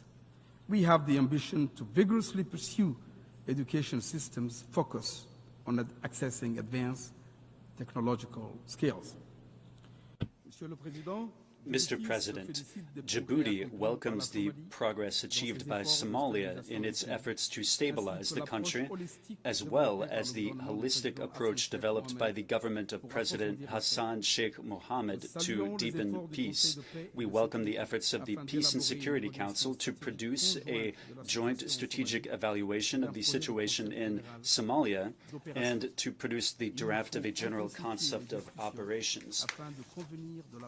We need to intensify discussions to agree on the best option for financing the mission. The mandate given to the future post-ATMIS mission is a robust mandate. The security threat posed by the terrorist attacks of Al-Shabaab constitutes a major stumbling block to our joint efforts, which must be cleared away as quickly as possible. There is a need to guarantee that the future mission has adequate resources and the equipment that it needs, including force multipliers. We must lend our unstinting support to the efforts of the government of Somalia as it seeks to reposition itself as a key stakeholder in the region. Its mandate in the its term in the Security Council, which will begin next January, will certainly serve as a platform for it to share the lessons it has learned and the experience it has gained throughout these decades of conflict. Djibouti remains disturbed by the attacks carried out by the Houthi against merchant and commercial shipping. These attacks are a disturbing disruption of maritime traffic and commercial flows. This crisis has already brought about an exponential increase in maritime transport costs, which is reflected in the price index for consumer goods. If this situation continues, the impact on the economy of Djibouti, as well as the environmental repercussions of these repeated attacks, will be devastating.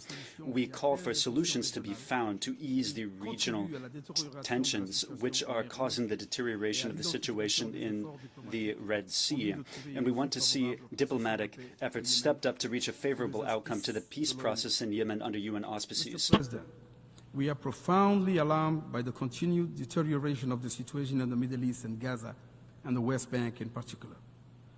The violence continues unabated. We are profoundly saddened by the continuous loss of lives, in particular children in Gaza, the collective punishment of the Palestinian people, the indiscriminate and continued bombings, and the unlawful occupation in the form of a total siege. The attack on Lebanon has accelerated the regional conflagration we all fear. We express hope that the parties would agree to the 21-day ceasefire called for by the US and France. We must avoid at all costs an all-out war. We welcome the resolution recently adopted at the General Assembly 10th Emergency Special Session by an overwhelming majority. The solution demanded by the Security Council, the General Assembly, the Arab Peace Initiative, and by all the 140 states that already recognize the state of Palestine is a two-state solution. It is the only solution that can lead to lasting peace and security. And this is the very solution that has been blocked by Israel's defiant insisting on maintaining its occupation of Palestinian territory in perpetuity. Mr. President, we are troubled by the continued deterioration of the situation in Sudan, the third largest African country and a founding member of UNGA. We are saddened by the tragic loss of lives, the destruction of infrastructure, and the devastating humanitarian catastrophe that it has caused. Djibouti, under the leadership of President Gele, current chairman of IGAD, has held many meetings at summit level to explore avenues for a peaceful resolution of the conflict. Djibouti reaffirms its commitment to the territorial integrity, sovereignty, political independence, and unity of Sudan. In line with African Union Peace and Security Council decisions we underscore the importance of ensuring the protection of the Sudanese state, its institutions, and its people. We just recently held in Djibouti, in partnership with the United Nations, a retreat of mediators with the ultimate goal of harmonizing the various initiatives aimed at ending the conflict. We call on the Sudanese armed forces and the rapid support forces to honor the commitments made in Jeddah and subsequent negotiations, and further urge them to guarantee full, safe, rapid, and unhindered humanitarian access. We call on Sudanese leaders to have the Sudanese people's best interest at heart. We call on all external actors concerned by the conflict in Sudan and in a position to do so, to use their influence and bring constructive pressure to bear on the parties so that they commit to a mediation format with the ultimate objective of achieving a negotiated settlement of the conflict. We need to act determinedly and in unison. We cannot, we must not give up on the prospect of peace in the Sudan. Mr. President, Djibouti stands ready to complete the normalization process with our neighbor Eritrea, and we stand ready to find a negotiated settlement to the conflict on the basis of international law, including the unresolved border dispute and other outstanding issues. The fate of our missing combatants is uppermost in our hearts. Their families need closure. To conclude, at UNGA 79, we have made significant commitments. We have adopted the Pact of a Future, a bold and ambitious document which bestows important responsibilities to our organization and strengthens it. It also calls for a reformed global governance structure.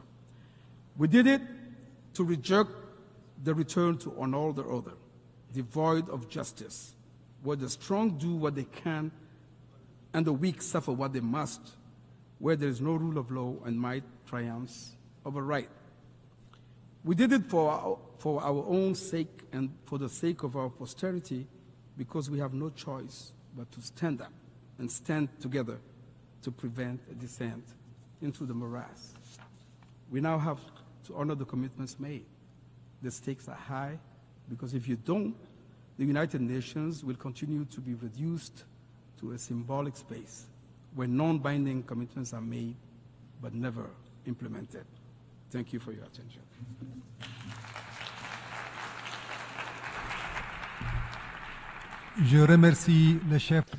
I thank the head of delegation of Djibouti.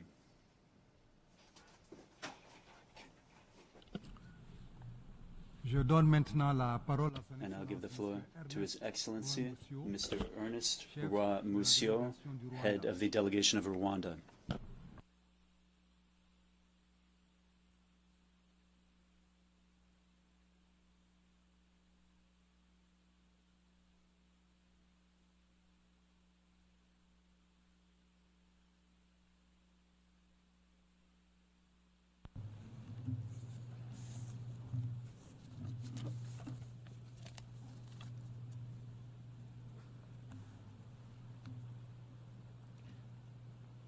Excellencies, heads of delegations, ladies and gentlemen, at the outset, I would like to congratulate Ambassador Philemon Yang on assuming the presidency of the 79th UN General Assembly and assure him of Rwanda's full support. As we conclude the 79th United Nations General Assembly debate, unity has been a central theme throughout this year's high-level week, and rightly so. Rwanda is of the view that in today's increasingly fractured world, unity is central to addressing pressing issues, most of which transcend borders and national interests. Contemporary challenges require ambitious and coordinated action that paves the way for equal access to opportunity, ensures sustainable development, and contributes to global peace and security. As we approach the second half of this decade, solidarity is key to achieving targets under Agenda 2030 and the Sustainable Development goals. Rwanda strongly endorses the UN Secretary General's stimulus package as a timely and necessary intervention to address the pressing challenges facing the global economy and the most vulnerable populations. The package represents a crucial step towards creating a more equitable and resilient global financial system, particularly as developing nations continue to grapple with the impacts of climate change and widening inequality.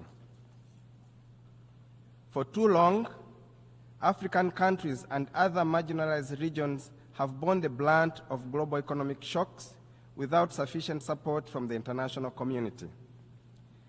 This stimulus package not only acknowledges these disparities, but also seeks to collect them through targeted financial aid, debt relief, and sustainable development initiatives.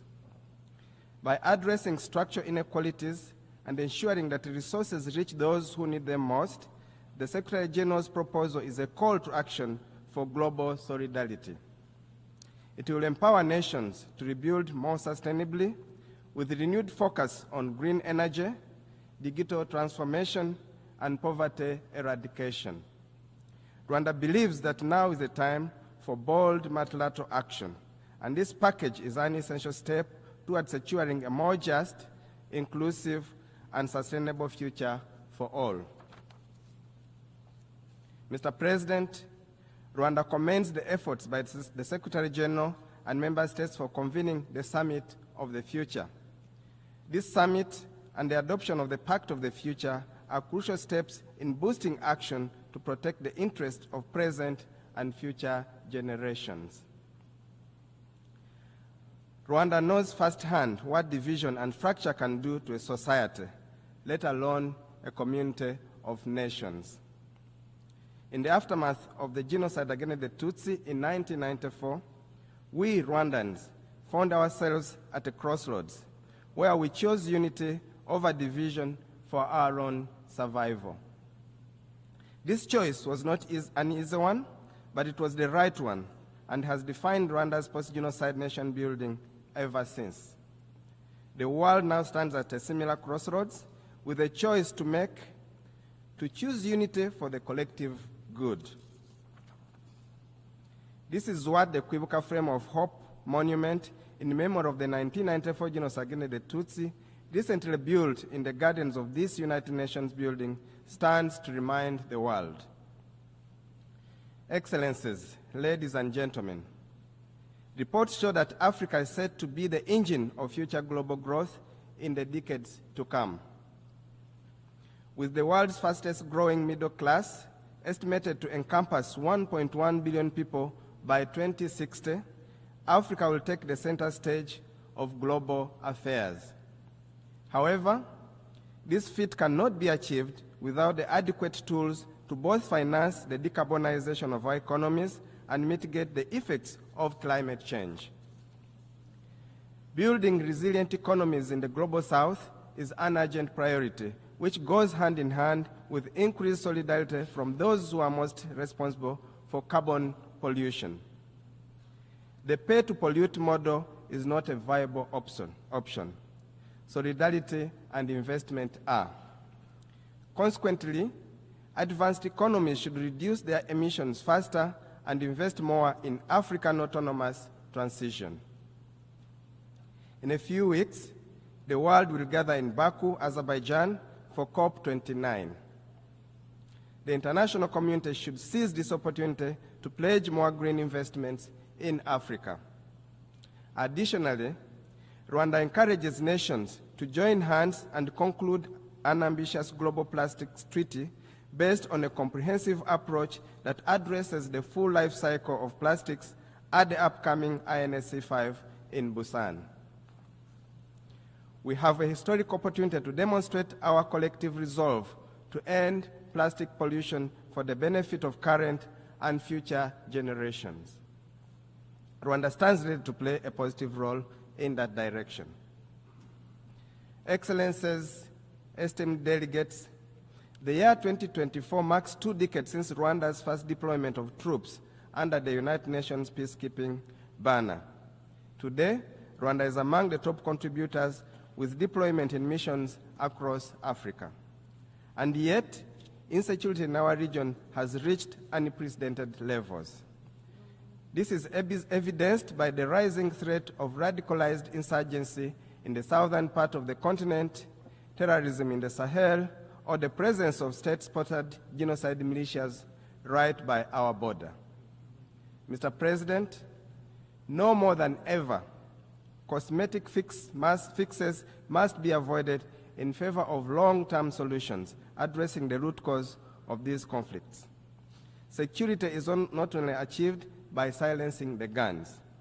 It is also achieved by building a fit-for-purpose global governance system capable of quickly adapting to crises. Reform of multilateral financial institutions is complementary to the reform of the United Nations Security Council, as both are crucial for creating a more equitable and effective global governance system. The financial institutions which shape global economic policies and the UN Security Council, which ensures peace and security, must evolve to better address the diverse needs of today's world.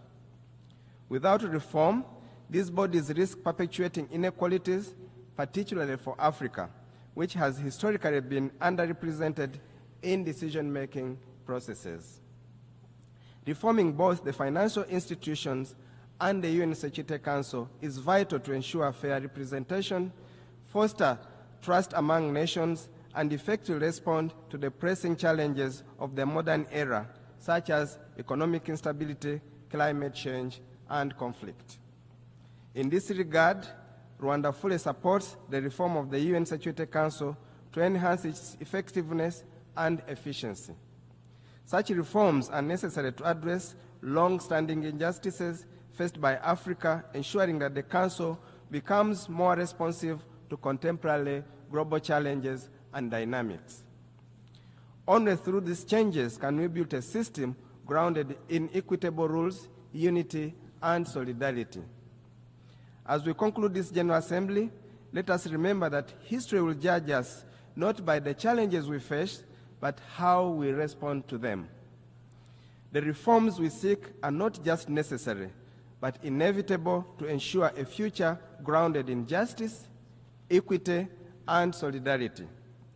Rwanda stands ready to work with all nations, and we believe together we can build the world we want, one where no nation or continent is left behind. Let us seize this moment, for the future of humanity depends on it. I thank you for your kind attention.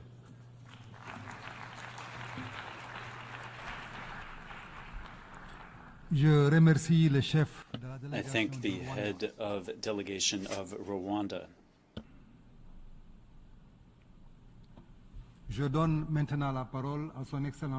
And I'll give the floor to His Excellency Jose de la Gasca, head of delegation of Ecuador.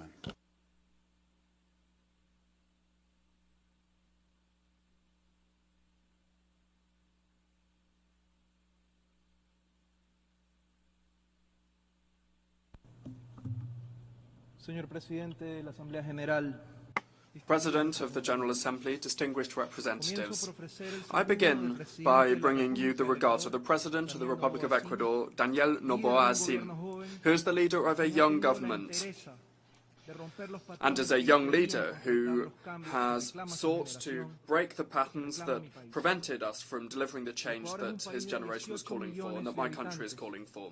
Ecuador is a country of 18 million inhabitants with huge potential, in which young people are fighting on a daily basis for a better future, changing the reality that they inherited.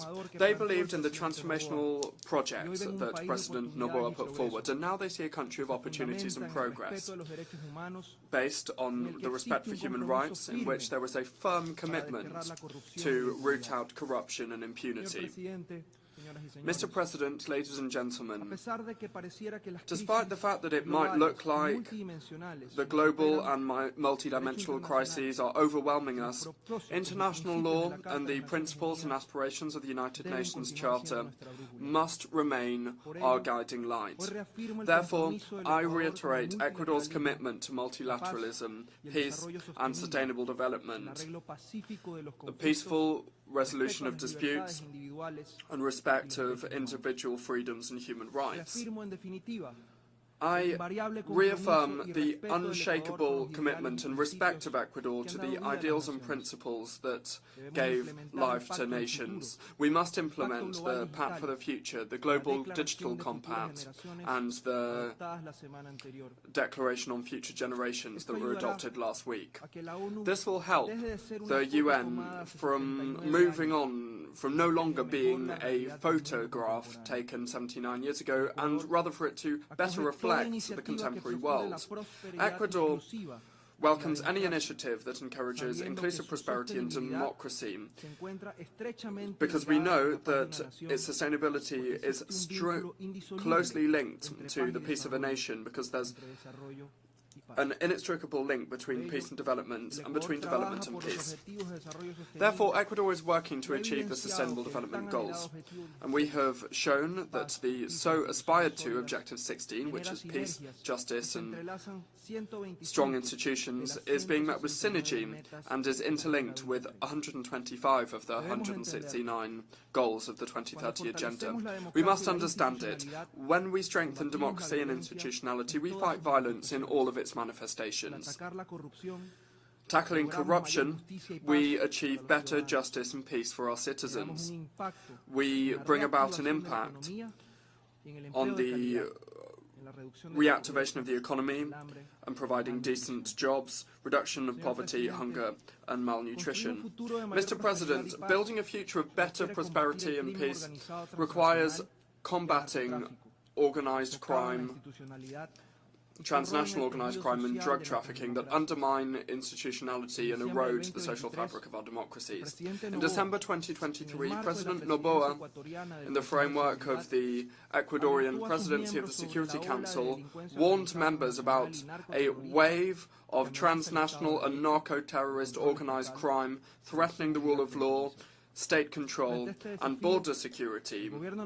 Faced with this challenge, the national government of my country has adopted responsible decisions and is waging an unshakable, unrelenting fight that past governments avoided.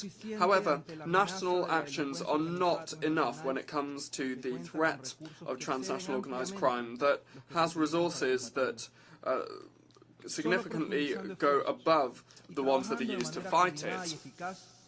Only by strengthening efforts and working in a coordinated and effective way with the international community can we defeat this phenomenon. As an elected member of the Security Council, Ecuador has shown its commitment to international peace and security. We have risen to this historic challenge that pushed us to act with a sense of responsibility and consciousness in the face of the geopolitical tensions between large powers that are limiting compliance with the collective responsibility to act in response to situations of conflict that affect humanity. In the case of Ukraine, we were co-pen holders on the humanitarian file, and on the situation in Palestine, we voted in favour of all resolutions adopted by the Security Council to halt the hostilities, to free hostages, to allow a proper flow of humanitarian aid, and to advocate for the respect of international humanitarian law. In my region, we are leading the authorization of the Security Council to deploy the multi-dimensional support mission for security in Haiti that was adopted by way of Resolution 2699 in October 2023, and today has just been renewed up to 2025, just a few minutes ago. The role of CARICOM has been key in the support provided to Kenya as leader of the MSS. This first step forward must contribute to the sister Republic of Haiti blazing its own trail towards peace and sustainable development. President, Excellencies, colleagues, to the very end of our term, we will honour the commitment made at this Assembly that elected us with 190 votes to promote the strengthening and maintenance of peace, keeping of peace, respect for the United Nations Charter, prioritising the peaceful resolution of disputes, and democracy and dialogue, protection of civilians as the best way to honour the 75th anniversary of the Geneva Conventions, the fight against transnational organised crime and terrorism, the non-proliferation of and fight against the illicit trafficking of arms, the Women, Peace and Security agenda to move to eliminate the stumbling blocks that prevent women from participating and making decisions in the whole cycle of prevention, construction and maintenance of sustainable peace. Those are all of the commitments we made. Furthermore, Ecuador underscores the fact that we have contributed constantly to peacekeeping operations of the UN with military personnel in various missions, supporting initiatives that strengthening them also with the historic resolution 2719 of 2023 that was adopted during our presidency of the Security Council. This resolution opens the way for sustainable financing for missions mandated by the Council for Peace and Security of the African Union. This brings me on now to another challenge that we face in Latin America, the absolute need to preserve the rule of law and respecting the will of the people. The escalation of tensions in Venezuela, the systematic violations of human rights, the persecution of political leaders, and the daily violent repression by a totalitarian government against its own citizens who are calling for their right to be respected, to be able to express their popular will at the ballot box. We're seeing a direct threat to regional security and regional stability with possible repercussions on peace and security internationally. The critical humanitarian, economic, political and human rights situation and security situation in Venezuela has caused 7.7 million Venezuelans to leave the country seeking better opportunities. Many of them have been welcomed with open arms in other countries in Latin America, including in Ecuador, that is host to the largest number of Venezuelans per capita in the region. Faced with the ongoing deterioration, gravity and complexity of this crisis, Ecuador has shown leadership for the Venezuelan people and will not relent in its insistence before all international fora for there to be a peaceful and democratic transition for all of the Venezuelan people. The international community must give a clear and timely response here. President, migration is one of the most complex and pressing challenges that the world faces. Behind irregular migration, we see the operation of human trafficking networks and illegal smuggling of migrants, putting the lives and integrity of millions of people at risk. And, of course, unaccompanied children and women are the most vulnerable. This is intolerable, and fighting against this phenomenon requires joint and coordinated actions with a comprehensive approach. Ecuador experiences all dimensions of migration because we are a country of origin, destination, transit, and even return, and we even host refugees. Therefore, we call for safe, orderly, and regular migration in all areas of human mobility, and this requires decisive support from the international community that must be clear on the fact that this can be achieved without criminalizing it. The international community must also be united in facing the devastating effects of climate change. Today, Ecuador is suffering from the worst drought in the most recent decades, and this shows how important it is to care for our ecosystems and to invest in infrastructure to deal with this issue. As a mega-diverse country with unique ecosystems that are also fragile, like the Amazon, the Andes, and the Galapagos Islands, we are committed to conservation of biodiversity, and we are updating the national biodiversity strategy, and we have set forth a transition policy, an ecological transition policy that preserves our natural heritage. These efforts require more of a sense of joint responsibility from the international community, especially when it comes to finance, technology transfer, capacity building and scientific research that are currently not up to the mark.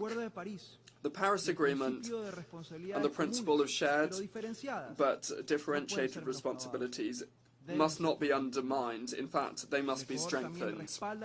Ecuador also supports initiatives in the realms of protection, conservation and sustainable use of the ocean. And we should see this through the entry into force soon of the agreement, the BBNJ agreement, and the organisation of the 3rd UN Oceans Conference in 2025. Our commitment is further reflected in the efforts that the Ecuadorian presidency of the committee tasked with drafting a legally binding instrument to eliminate plastic pollution is pressing on with. The Ecuadorian presidency is pressing on with that. We hope that this will be delivered soon and that the Galapagos Islands, which are a World Heritage Site, will be the venue for the signature of this instrument. President, security, transnational organised crime and climate change are just some of the challenges that we face as humanity, and they require a better use of global cooperation mechanisms and development finance mechanisms. Ecuador is convinced of the need for a true transformation of global governance and its institutions to provide them with legitimacy and thereby avoid them being condemned to irrelevance. And this includes the Bretton Woods institutions and this very organisation. Perfecting the bodies of the UN system is not the ultimate goal, but rather just one step forward to achieve the ultimate goal, which is peace and security in the world. Therefore, bearing in mind the relations between the main organs, in order to benefit from a stronger and more effective Security Council, we also require a more modern and effective General Assembly. We must reaffirm the role of this General Assembly so that it can bring about the necessary reform of the Security Council. Ecuador is clear on the fact that we are a non-permanent member of the Council and we are finishing our term in December this year, but we also know the role of the elected members when we act together is fundamental, and we must continue on this front. An essential part of the transformation is the participation of women in leadership positions. Ecuador reaffirms its support for a woman from the Latin American and Caribbean region to be the next United Nations Secretary General. I conclude by recalling that crises can be overcome with political decisions, willingness and bravery, the courage to make the right decisions, and this will be achieved by strengthening multilateralism, not by weakening it. Thereby, we can achieve the dream of a better world, a world that is more peaceful with more opportunities for all. Thank you very much.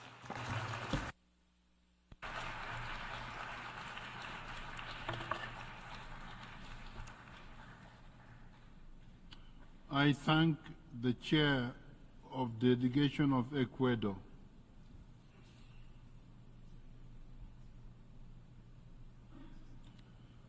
We have heard the last speaker in the general debate.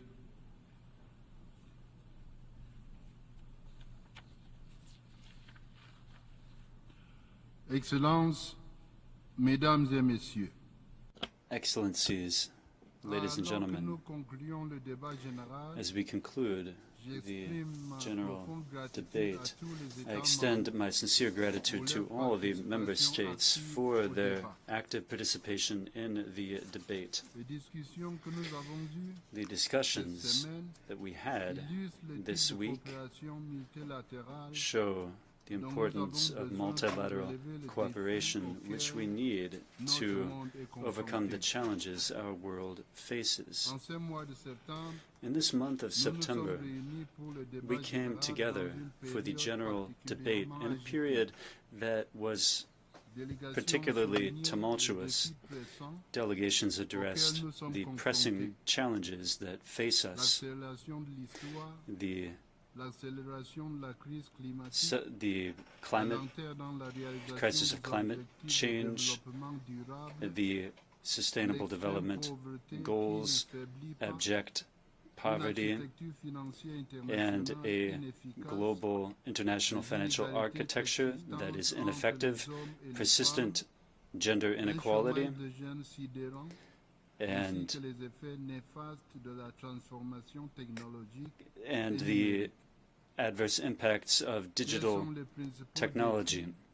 These are the main challenges that have emerged from our discussions. We need to continue to build on the Summit of the Future. This summit was marked by the adoption of the Pact for the Future and its annex, which aimed to revitalize our multilateral system and international cooperation. The Pact for the Future and the Global Digital Compact and the Declaration on Future Generations appear as a solid promise to galvanize our efforts toward the achievement of the 2030 Agenda for Sustainable Development. Our Pact for the Future essentially aims to address the challenges that are impediments to international cooperation and have been for many years.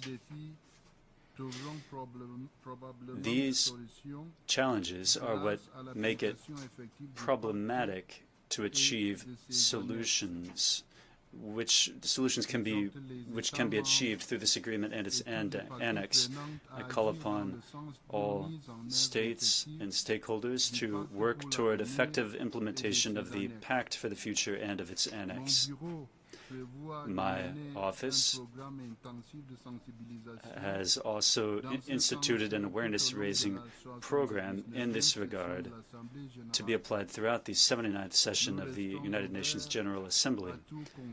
We stand ready to receive any advice or any assistance to facilitate our actions. Ladies and gentlemen,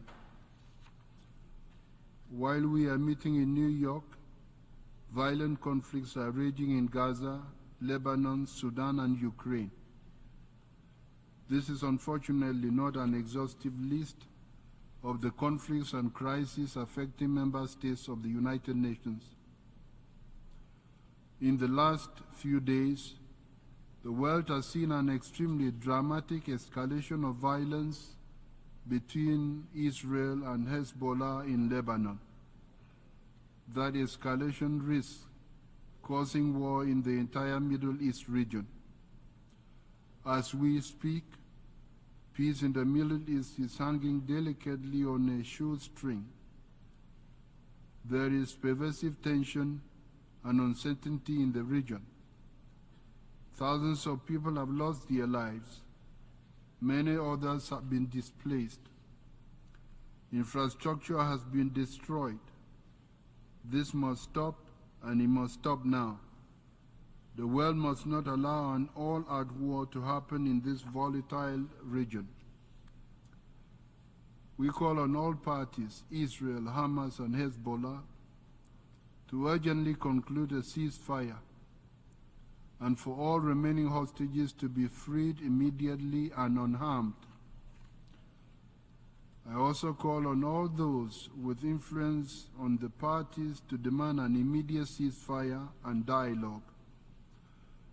I further call on all states supplying weapons to the region to desist from such actions and give peace a chance, for no sustainable peace will be achieved militarily. Negotiations and diplomatic solutions must take precedence over brutal force. The Charter of the United Nations instructs that member states settle their disputes peacefully so as not to endanger international peace and security. As you heard me saying at the opening of the general debate, only a two-state solution based on relevant UN resolutions can guarantee lasting peace and security for both the people of Israel and Palestine, and indeed for the rest of the region. Excellencies, during the general debate we heard from 190 member states, including contributions from 71 heads of state, 42 heads of government, 6 vice presidents and crown princes, 8 deputy prime ministers, 53 ministers, 3 vice ministers, and 7 chairs of delegations. Moreover, we heard from 3 observers. Ladies and gentlemen, during the general debate this September, it was disappointing and frankly unacceptable that only about 10% of the speakers were women. This glaring disparity speaks to a deeper issue that we cannot ignore. We must do far better on gender equality, and this cannot simply be a talking point. It must remain a priority on our agenda, demanding action, not just acknowledgement, as we move forward. Excellencies, ladies and gentlemen, in my opening remarks of the general debate, I emphasized that only by working together, despite our differences, can we confront and overcome the complex and discouraging challenges before us. Only through dialogue, listening, and collective action can we find solutions that benefit all of us.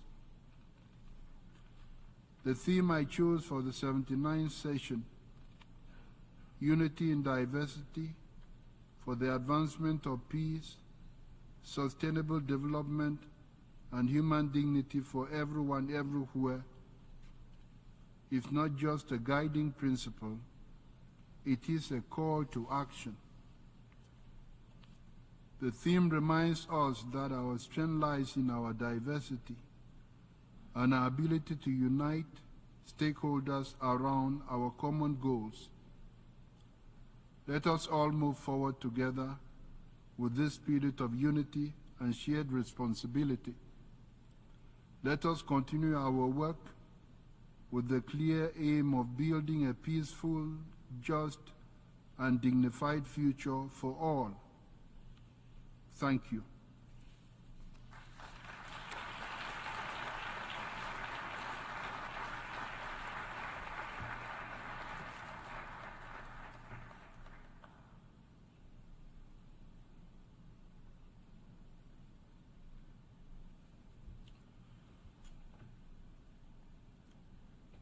The exercise of the right of reply has been requested.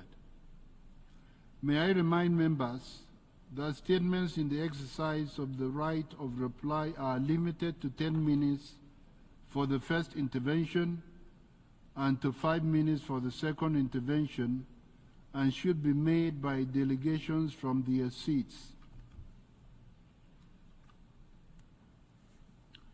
I call on the representative of Egypt.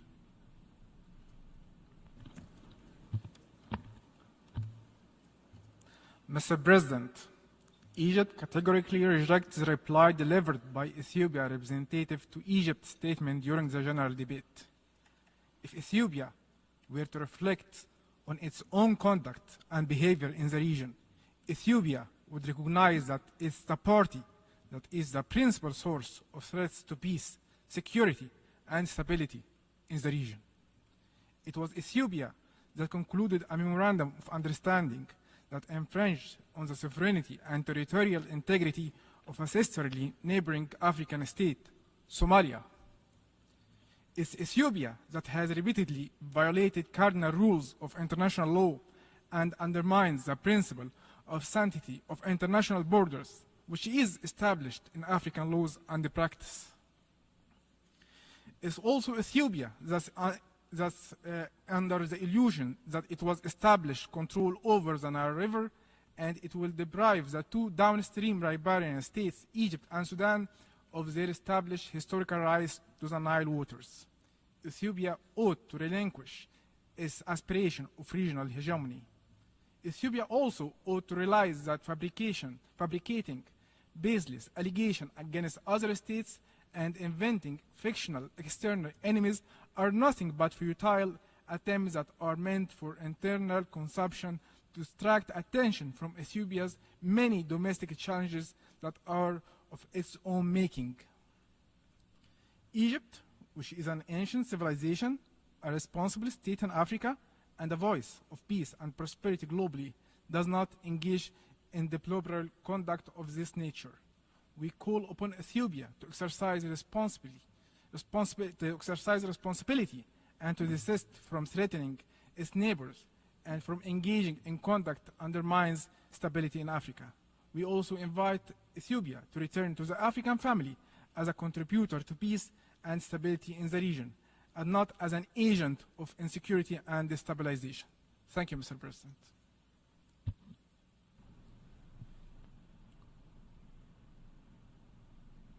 I call on the representative of the Islamic Republic of Iran.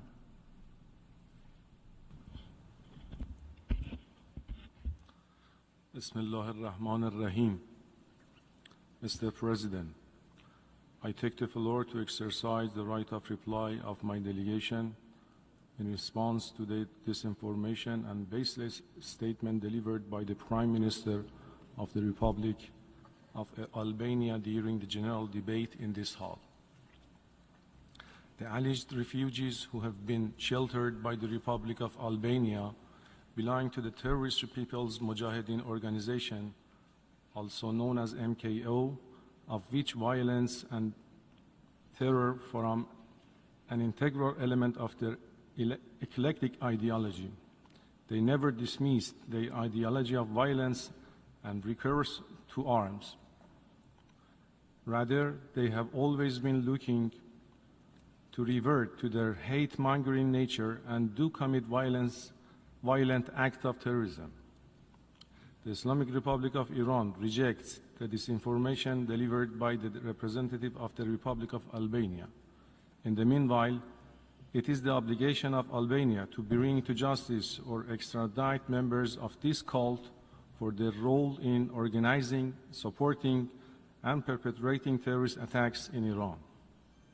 The Islamic Republic of Iran believes that the failure of the government of Albania to take appropriate and necessary measures against this terrorist cult constitutes a grave threat to international peace and security. Moreover, the Islamic Republic of Iran categorically rejects and denounces any kind of unwarranted attribution for the alleged cyber attack on Albania's infrastructure. This accusation is completely unfounded and is hereby rejected and condemned. We have already expressed our readiness to cooperate in enlightenment to Albanian government, and we repeat it once again. Mr. President, exercising our right of reply in response to the unfounded allegations and irrelevant reference to my country by the representative of the United Arab Emirates, while my delegation strongly rejects those baseless allegations, would like to reiterate its sovereignty over the Iranian islands of Abu Musa, the Greater Tom, and the Lesser Tom in the Persian Gulf. We consider the statement by the delegate of the United Arab Emirates as a flagrant violation of the principles of sovereignty and territorial integrity, as well as an interference in Iran's domestic affairs, in violation of the principle of non-interference in the internal affairs of the state as enshrined in the Charter of the United Nations, and is categorically rejected. The Islamic Republic of Iran has always pursued a policy of friendship and good neighborliness towards all its neighboring countries. It is obvious that the territorial integrity as well as the sovereignty of the Islamic Republic of Iran over the said islands are not negotiable. We invite the delegation of the United Arab Emirates to stick to the principle of good neighborliness and refrain from raising issues that are based on unsubstantiated accusations. I thank you.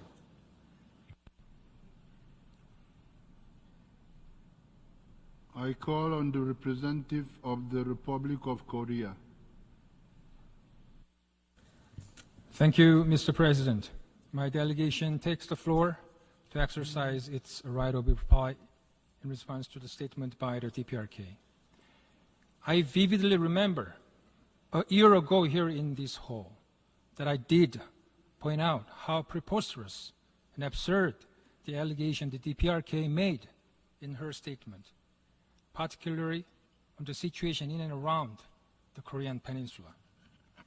Today, having listened carefully to the DPRK statement and hearing no change made to their position, my delegation feels deeply distressed that we have to repeat our position so that every delegation this all understands the facts and truth accurately.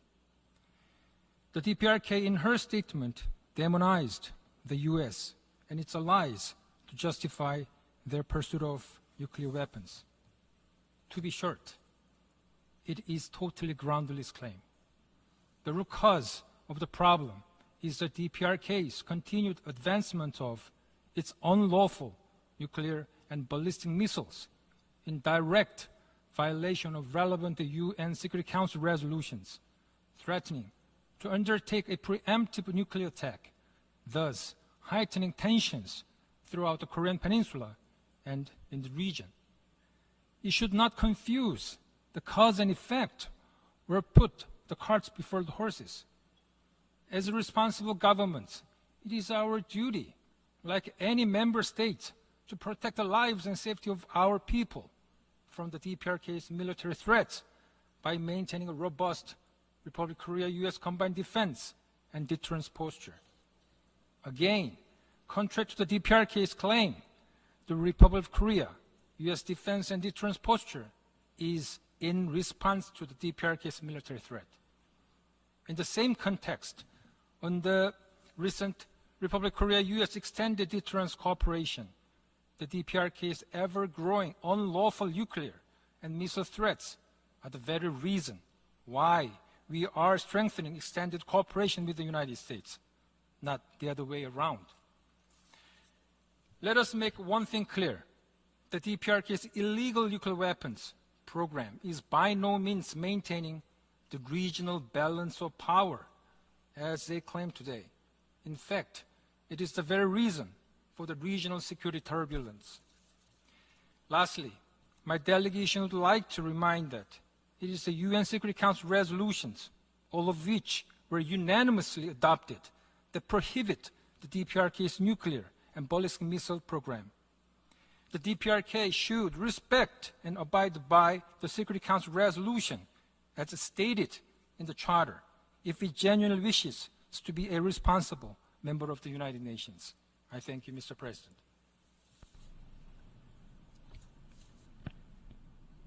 I call on the representative of Morocco. Merci, Monsieur le Président. Thank you, Mr. President. Mr. President, this is an exercise that we are engaging in this room, and I am exercising my right of reply. In particular, this is important when it comes to a brother country, a neighbouring country.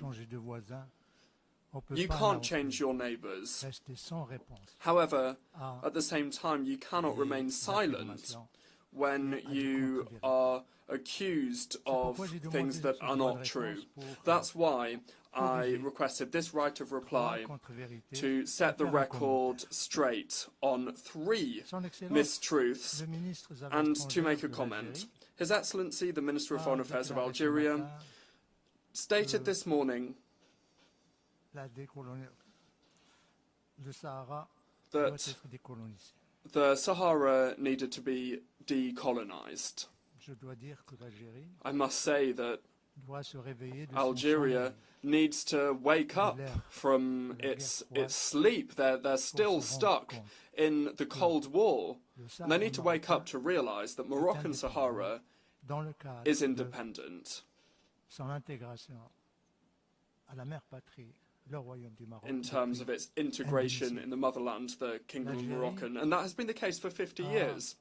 Algeria has perhaps forgotten, or perhaps they're pretending to have forgotten, that in this very room here, a resolution was adopted in Algeria's presence, Resolution 345B, which was adopted almost half a century ago. And this attests to the end of the Spanish colony and the return of the Sahara to its motherland. It's the Madrid Agreement. That is a truth, it's the reality. This is an agreement that was struck in line with international law. This is an agreement, I'd like to recall, historic agreement, and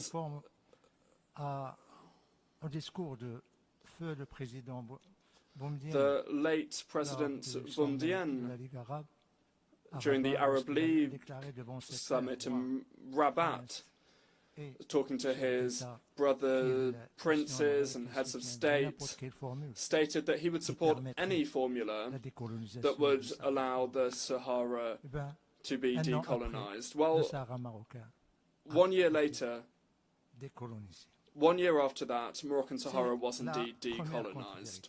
That's the first counter-truth I wanted to respond to. The second one, Mr. President, the Algerian minister stated that his country supported the efforts of the Secretary General. In that regard, I'd like to say that it's absolute nonsense. It's not true, Mr. President. Just because, and a lot of people must know, the envoy was nominated 3 years ago, he was appointed 3 years ago. Why hasn't there been a single meeting here or anywhere else? Well, the reason is because Algeria is refusing to return to the negotiating table. It's refusing to take a seat at the negotiating table. It's renouncing the political process, and Algeria is rejecting the resolution that is based on a political process. And the minister said this morning that he supports the political process. It's really quite bizarre that Algeria say that they want to support the efforts of the personal envoy and the efforts of the Secretary General.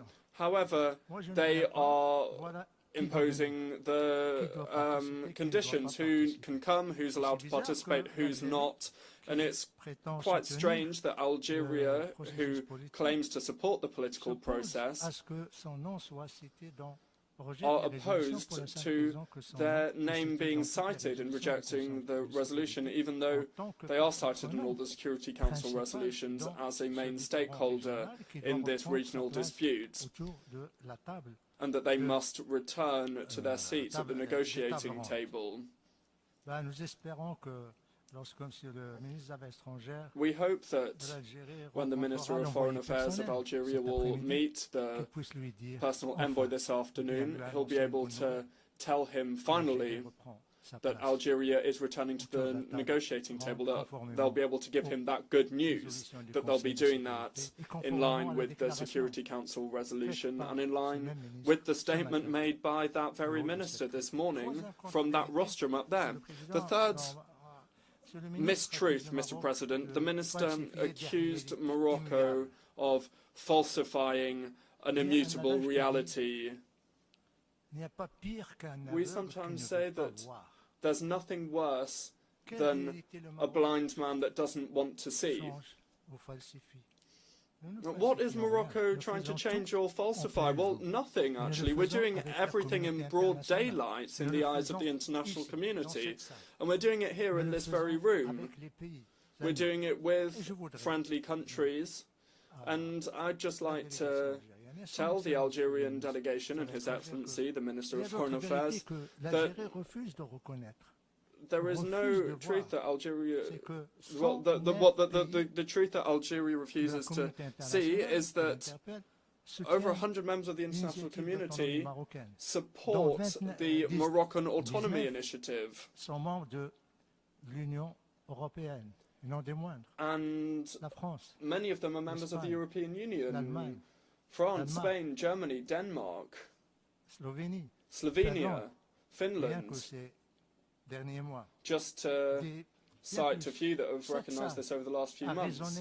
Furthermore, this room has heard the voices of many heads of state and government who have not only supported the initiative of Moroccan autonomy, but also supported Morocco's sovereignty over its Sahara. The next truth that the Algerian delegation is pretending to ignore is that 29 consulates have been opened in Moroccan Sahara, and the 30th one is currently being built and will be opened soon, and there will be others. And I hope the Algerian delegation will put on a different lens so they can finally see the light, see what exactly is happening in Moroccan Sahara. Another reality is economic development. That's something that Algeria does not want to see in the Moroccan Sahara. Motorways, the longest bridge in Africa. We have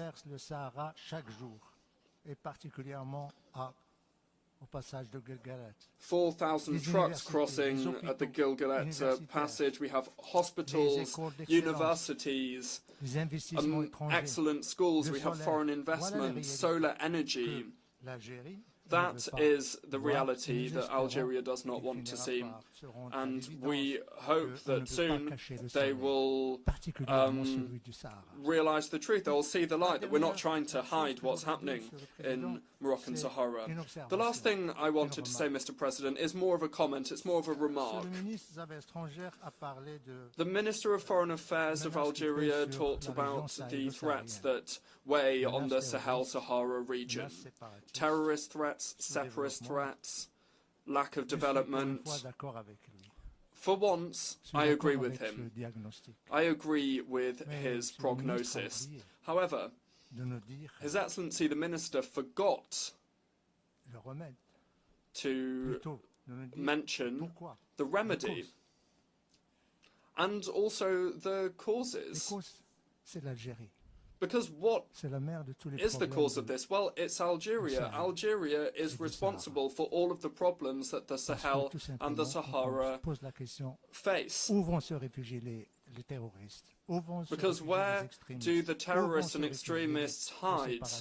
Where do they seek refuge? Where do these separatists seek refuge? Well, the answer is in Algerian territory. It's true, Mr. President. There is a terrorist threat in the Sahel-Sahara region. There is a separatist threat. There is an extremist threat. But it's because of your country. Algeria's borders are crossed and full of terrorists and separatists. Furthermore, the minister didn't talk about the remedies either. The remedy, the solution is simple. Halt your interference in the internal affairs of the countries of the region.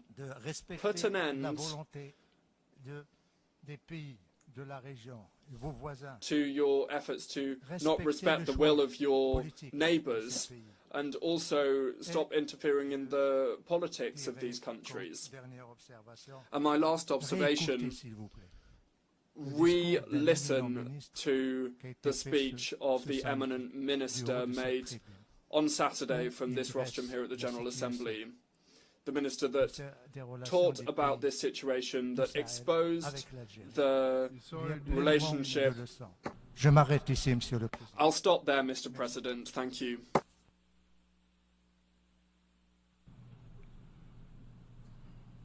I call on the representative of the United Arab Emirates.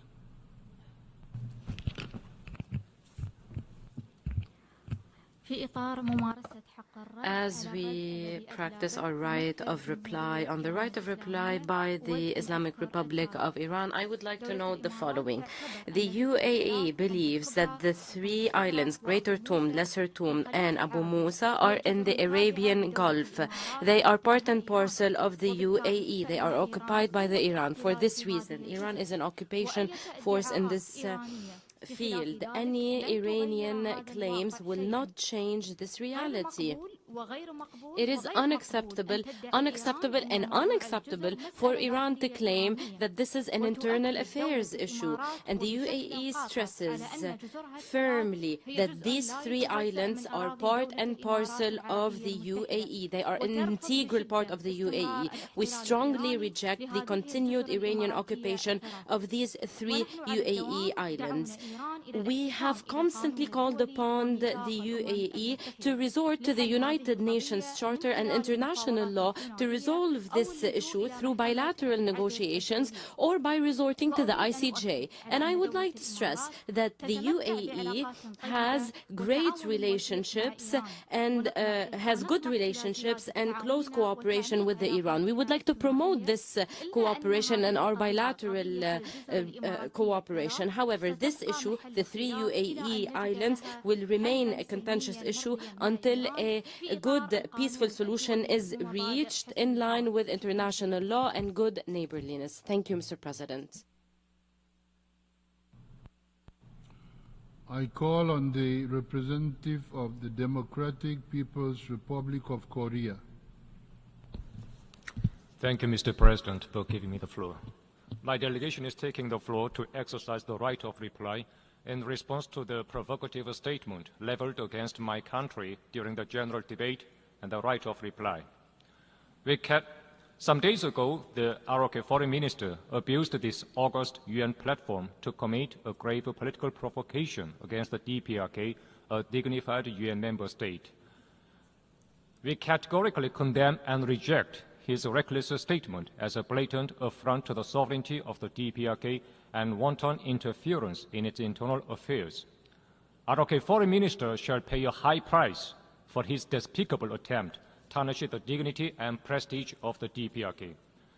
It is an undeniable fact in history that the U.S. nuclear threat, which has lasted for more than half a century, triggered off the DPRK's access to nuclear weapons, and the hostile acts and military blackmail by the U.S. and ROK have been a decisive factor compelling the DPRK to steadily advance the enhancements of nuclear force. As of today, various U.S.-led military blocs exist throughout the Asia-Pacific region, including the Korean Peninsula, and the Nuclear Consultative Group aimed at using nuclear weapons against DPRK is in operation. Furthermore, the U.S. and its vassal countries' aggressive war drills continue unabated. The whole world knows who are to blame for having turned the Korean Peninsula and the rest of the region into the world's hottest spot and a touch-and-go gunpowder depot by staging war drills of aggressive nature almost every day throughout the year while raving about the end of regime in the DPRK. ROK is frantically engaged in waging military drills and strengthening military alliance of aggressive nature with the U.S., thereby bringing closer a grave security crisis to the Korean Peninsula and the Northeast Asian region.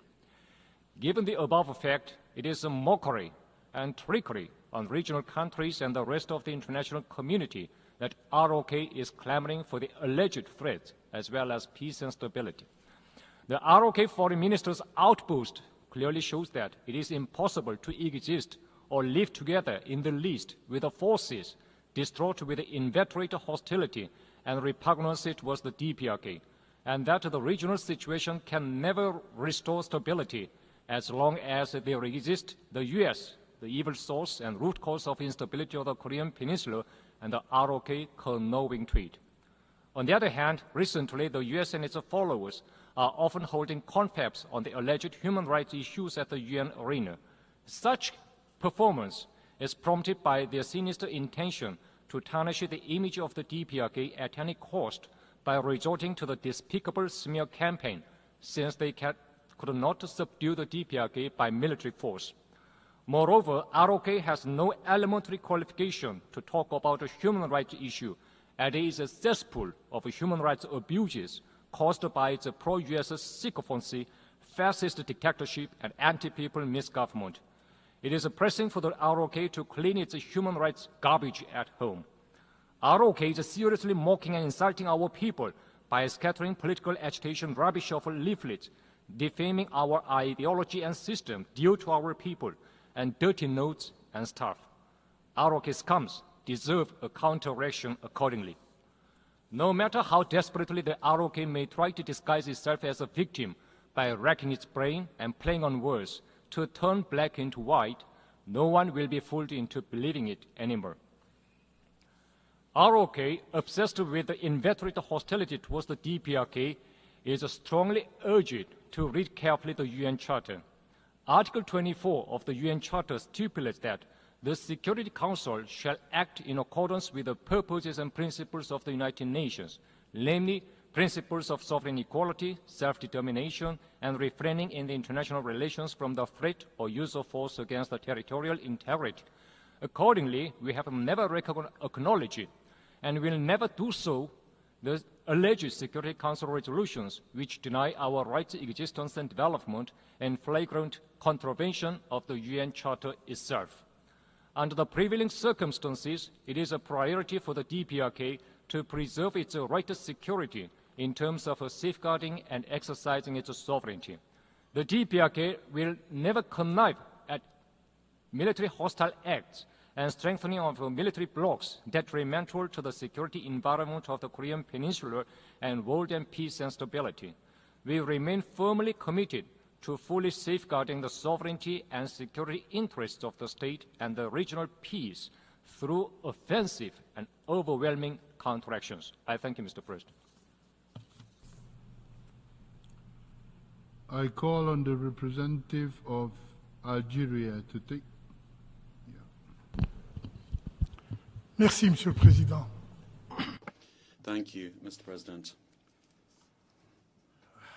Merci de me donner la possibilité Thank you d'exercer for giving me the possibility to exercise my right of reply after the allegations made by my Moroccan colleague following the speech of my minister this morning to you. Et je voudrais rappeler And I would like to que depuis l'indépendance remind de us all mon pays, that since l'Algérie, Algeria's independence en 1962, in c'est-à-dire il y a 1962, 62 ans, so 62 years ago, il ne s'est pas passé une seule Assemblée générale des Nations there has Unies not been one General Assembly of the United sans que mon Nations pays ne revendique where my country has le not droit claimed inaliénable the à inalienable l'autodétermination right of self-determination encore of sous domination peoples coloniale. still under colonial rule.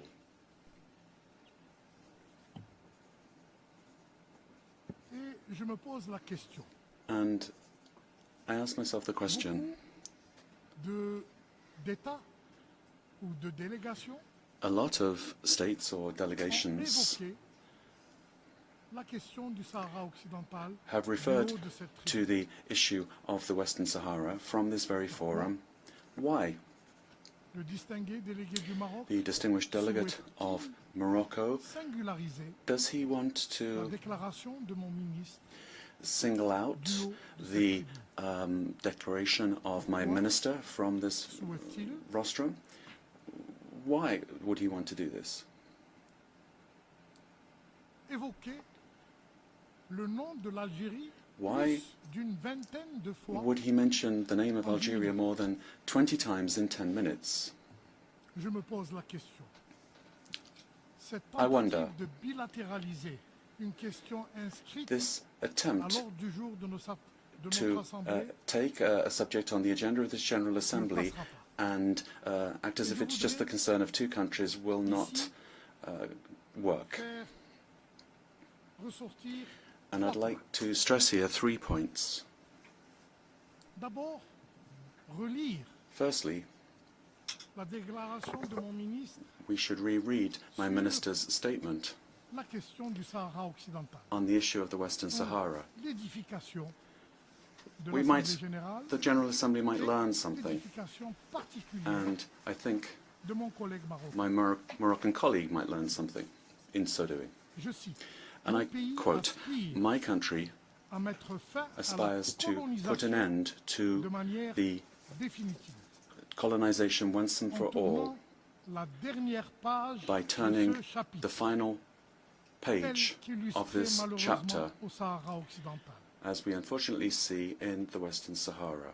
Le secrétaire général des Nations Unies, The Secretary General of the United Nations and his special envoy peuvent compter sur notre plein soutien may à leurs count efforts on our full support pour permettre in their aux efforts deux parties to enable au conflit, the two parties to the Maroc conflict, et Front Polisario, Morocco and the de Polisario reprendre Front, le processus de to négociation resume the process afin de of parvenir à une negotiations solution politique in order to arrive at a political solution that will guarantee the Sahrawi people the full exercise of their inalienable rights to self-determination. à ceux qui veulent imposer And to those who le want fait accompli to impose colonial a colonial fait accompli en gagnant du temps, by en falsifiant gaining les time, faits by indiscutables falsifying et en intensifiant les facts manœuvres nobody can argue with, désespérées pour détourner and l'attention by attempting by various maneuvers to turn attention away from what is clear and established. We, Algeria,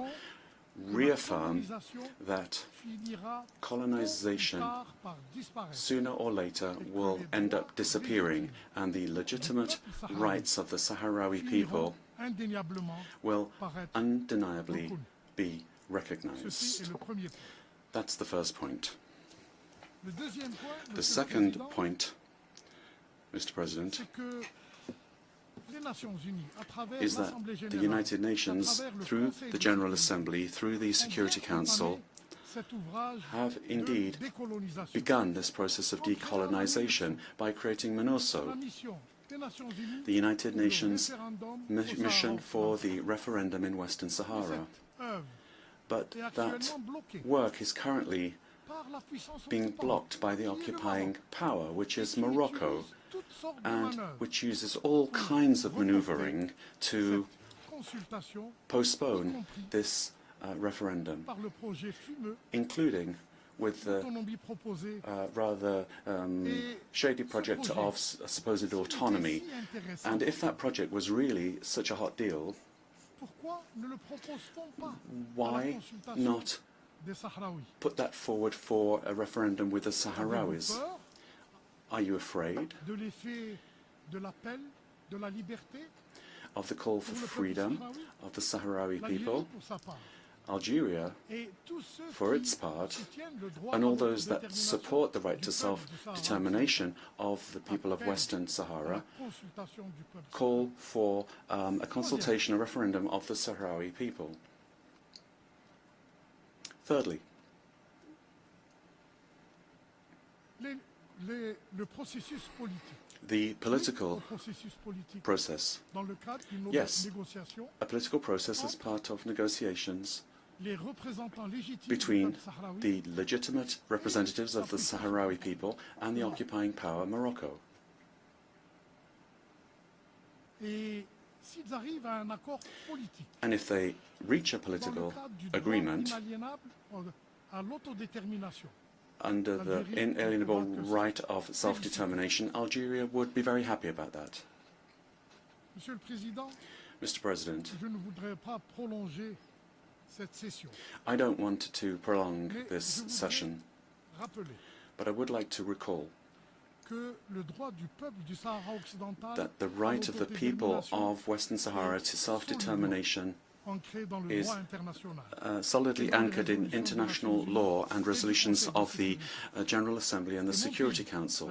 And my country, Algeria, Forte de son héritage historique et de ses valeurs, based on our history and values and our fundamental soutiendra principles, inébranlablement will aux côtés des peuples never fail to stand alongside oppressed peoples under colonial occupation, which is the case of the people of Western Sahara. And it is with that determination that will never change, and this deep-seated conviction that we, for our part, will continue with our unfailing support for the people of Western Sahara so that they are able to fully access their inalienable right to self-determination. I thank you. I now call on the representative of Morocco for a second intervention. Thank you very much, President. I'm very grateful, my brother, Ambassador of Algeria, for having reread the part of his minister's intervention on Moroccan Sahara. That now, it means that those that didn't hear it or who weren't here in the room will understand why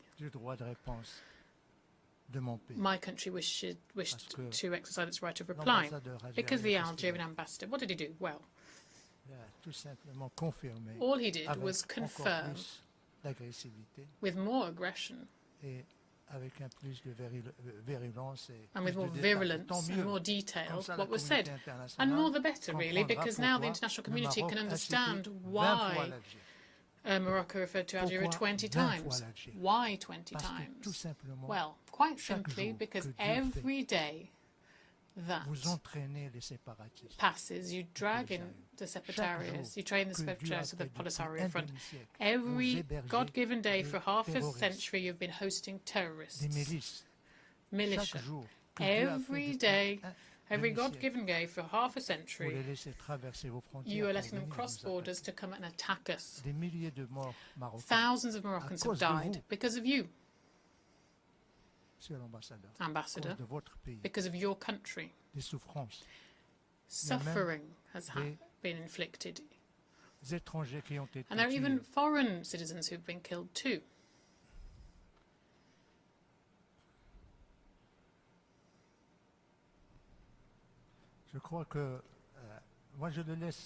I think I respect the freedom of expression, of course. And if you would let me conclude, I will conclude. Now you understand why Morocco mentioned Algeria 20 times. And you asked a question, Ambassador, also. Why are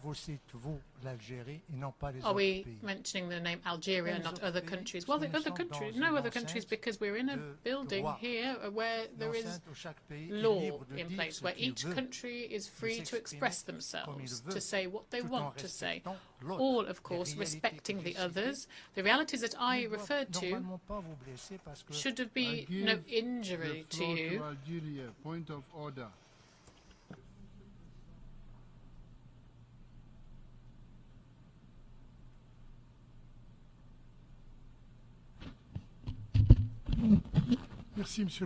Thank you, Mr. President. I'm sorry to interrupt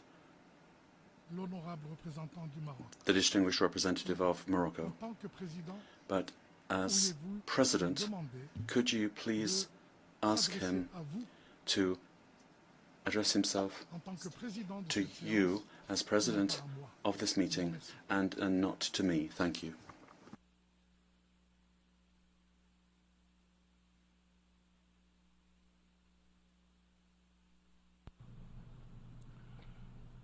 Morocco, the representative of Morocco, continue your second intervention, and I may ask that you address yourself to the President, who I am. Thank you. Thank you, President, and I will be happy to do so. All I was doing was responding to accusations that were made against my country by my brother from Algeria. But given that he doesn't wish me to address him, I will speak to Algeria. Algeria. Why is Morocco addressing Algeria and not the other delegations who discuss self-determination here in the UN? Well, quite simply, President, because we believe in the principle of the right and the freedom of expression. We are here in a place where international law rules. Everyone can say what they wish. But why are we addressing Algeria? Well, because Algeria is the source of all our problems, because Algeria created the Polisario, because it's Algeria who is financing the Polisario, because it's Algeria who is paying the Polisario, because it's with Algerian passports that the secretaries from the Polisario Front are traveling around the world. It's in Algeria that there are the camps. It's the Algerians who are misappropriating humanitarian assistance with the Polisario Front. So that's why we're addressing Algeria. The other countries aren't financing this. They're not giving them passports. The other countries, we respect, we don't agree. We respect them. We respect their position. We don't agree with them. And try to enter into dialogue with them. And dozens of countries actually have withdrawn their acknowledgement and support for the Polisario Front. They've closed their embassies that Algeria was paying for the political process, President. It's unfortunate that my brother from Algeria, and I hope he will let me call him my Algerian brother, we can't let him falsify the reality of the political process. It's at a dead end because Algeria simply does not want to, as I said, is rejecting the resolution, does not want to host personnel, and when they say it's as long as it's confidential and it's not communicated, etc., basically they don't want to return to the table for dialogue, for negotiations now. I request that the representative of Morocco wraps up. He's reached the 5 minutes. Let him conclude. Okay. Je m'arrête là. I'll stop there, President.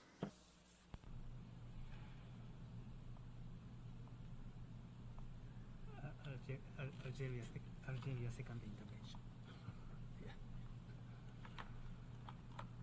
I now call on the representative of Algeria for a second intervention. Thank you, Mr. President. I'll be brief. I've got two questions to put to my brother, the ambassador of Morocco. The first question is if this territory of the Western Sahara is so unchangeably property of Morocco, why did the International Court of Justice not recognize it? And why has Morocco accepted to share it with the neighboring Republic of Mauritania? I ask myself that question. Why would you share what is your own? That's the first question. The second question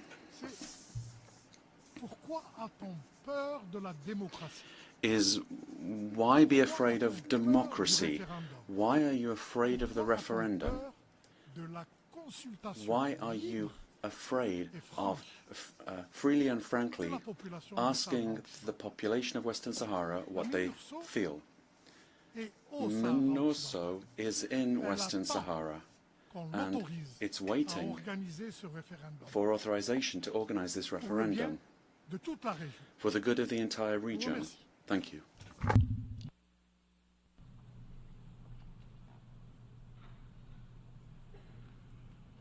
May I take it that it is the wish of the Assembly to conclude its consideration of Ethiopia second intervention. Ethiopia second.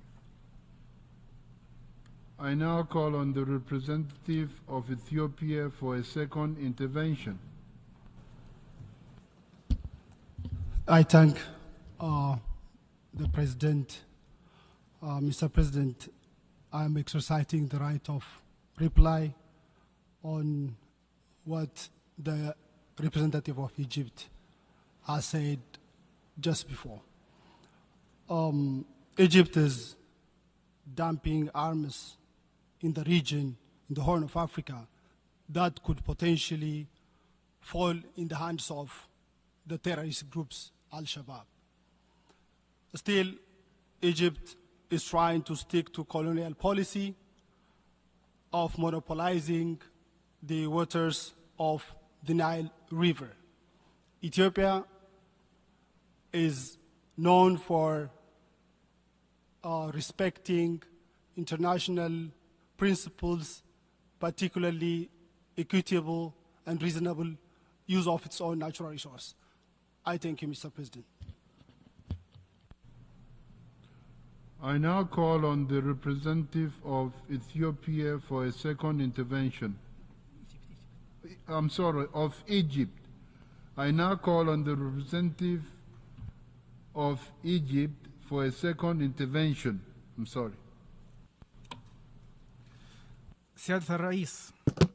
Mr. President, مجددا مداخلة أثيوبيا once again, Ethiopia has just proven what we said before regarding its approach, is dealing with the Somali government, now a support for terrorist groups. We know well who is exporting weapons and who is supporting terrorist groups and who is working on spreading instability in the Horn of Africa. Ethiopia is the one who is doing this. We have never heard from the Ethiopian delegation any clear example that supports their claims. They follow the approach of hiding the truth. The real case here is respect for international law in terms of trans-border water sources. Egypt has always adhered to respecting the international law. And despite this, Ethiopia, through their policies, are always trying to veto issues related to the Nile, and they have turned all issues related to it to controversial issues. We retain and reserve our right, as given to us by the United Nations, to take any approach to maintain, to protect our resources and maintain our rights. Thank you.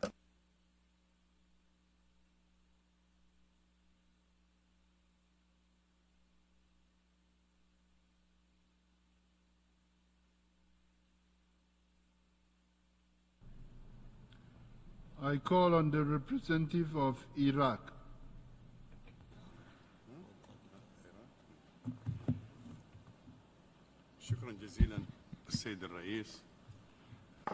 Thank you, Mr. President. I'd like to thank you for your excellent presidency of the General Debate. I'd like to thank the United Nations and member states. And we have, and those states who have rejected the Israeli actions and attacks on civilian infrastructure and violated the sovereignty of member states in flagrant violation of international law and international humanitarian law. We denounce these criminal acts committed by the Israeli occupying forces, and we also reject what we have heard from the Prime Minister of this occupation force and the accusations made against countries in the region and really to all members of the United Nations. We call upon the United Nations and its various bodies to act quickly in order to put an end to these acts of Israeli aggression and to protect the region from the results of this aggression. Indeed, the inability of the Security Council to put an end to this aggression has encouraged the occupation forces to continue their attacks on Palestinian territory. The conflict has now spread to Lebanon as well as other countries in the region. These ongoing acts of aggression and barbarous crimes of the Israeli occupying force, and particularly the attack against Mr. Nasrallah, will lead to total war in the region, which will fully destabilize the region and which will also have an effect on international peace and security. Thank you, Mr. President.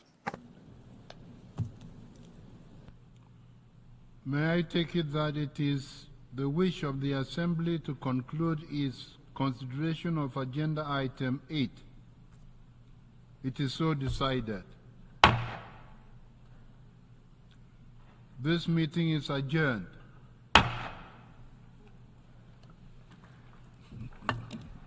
Thank you, Mr. President.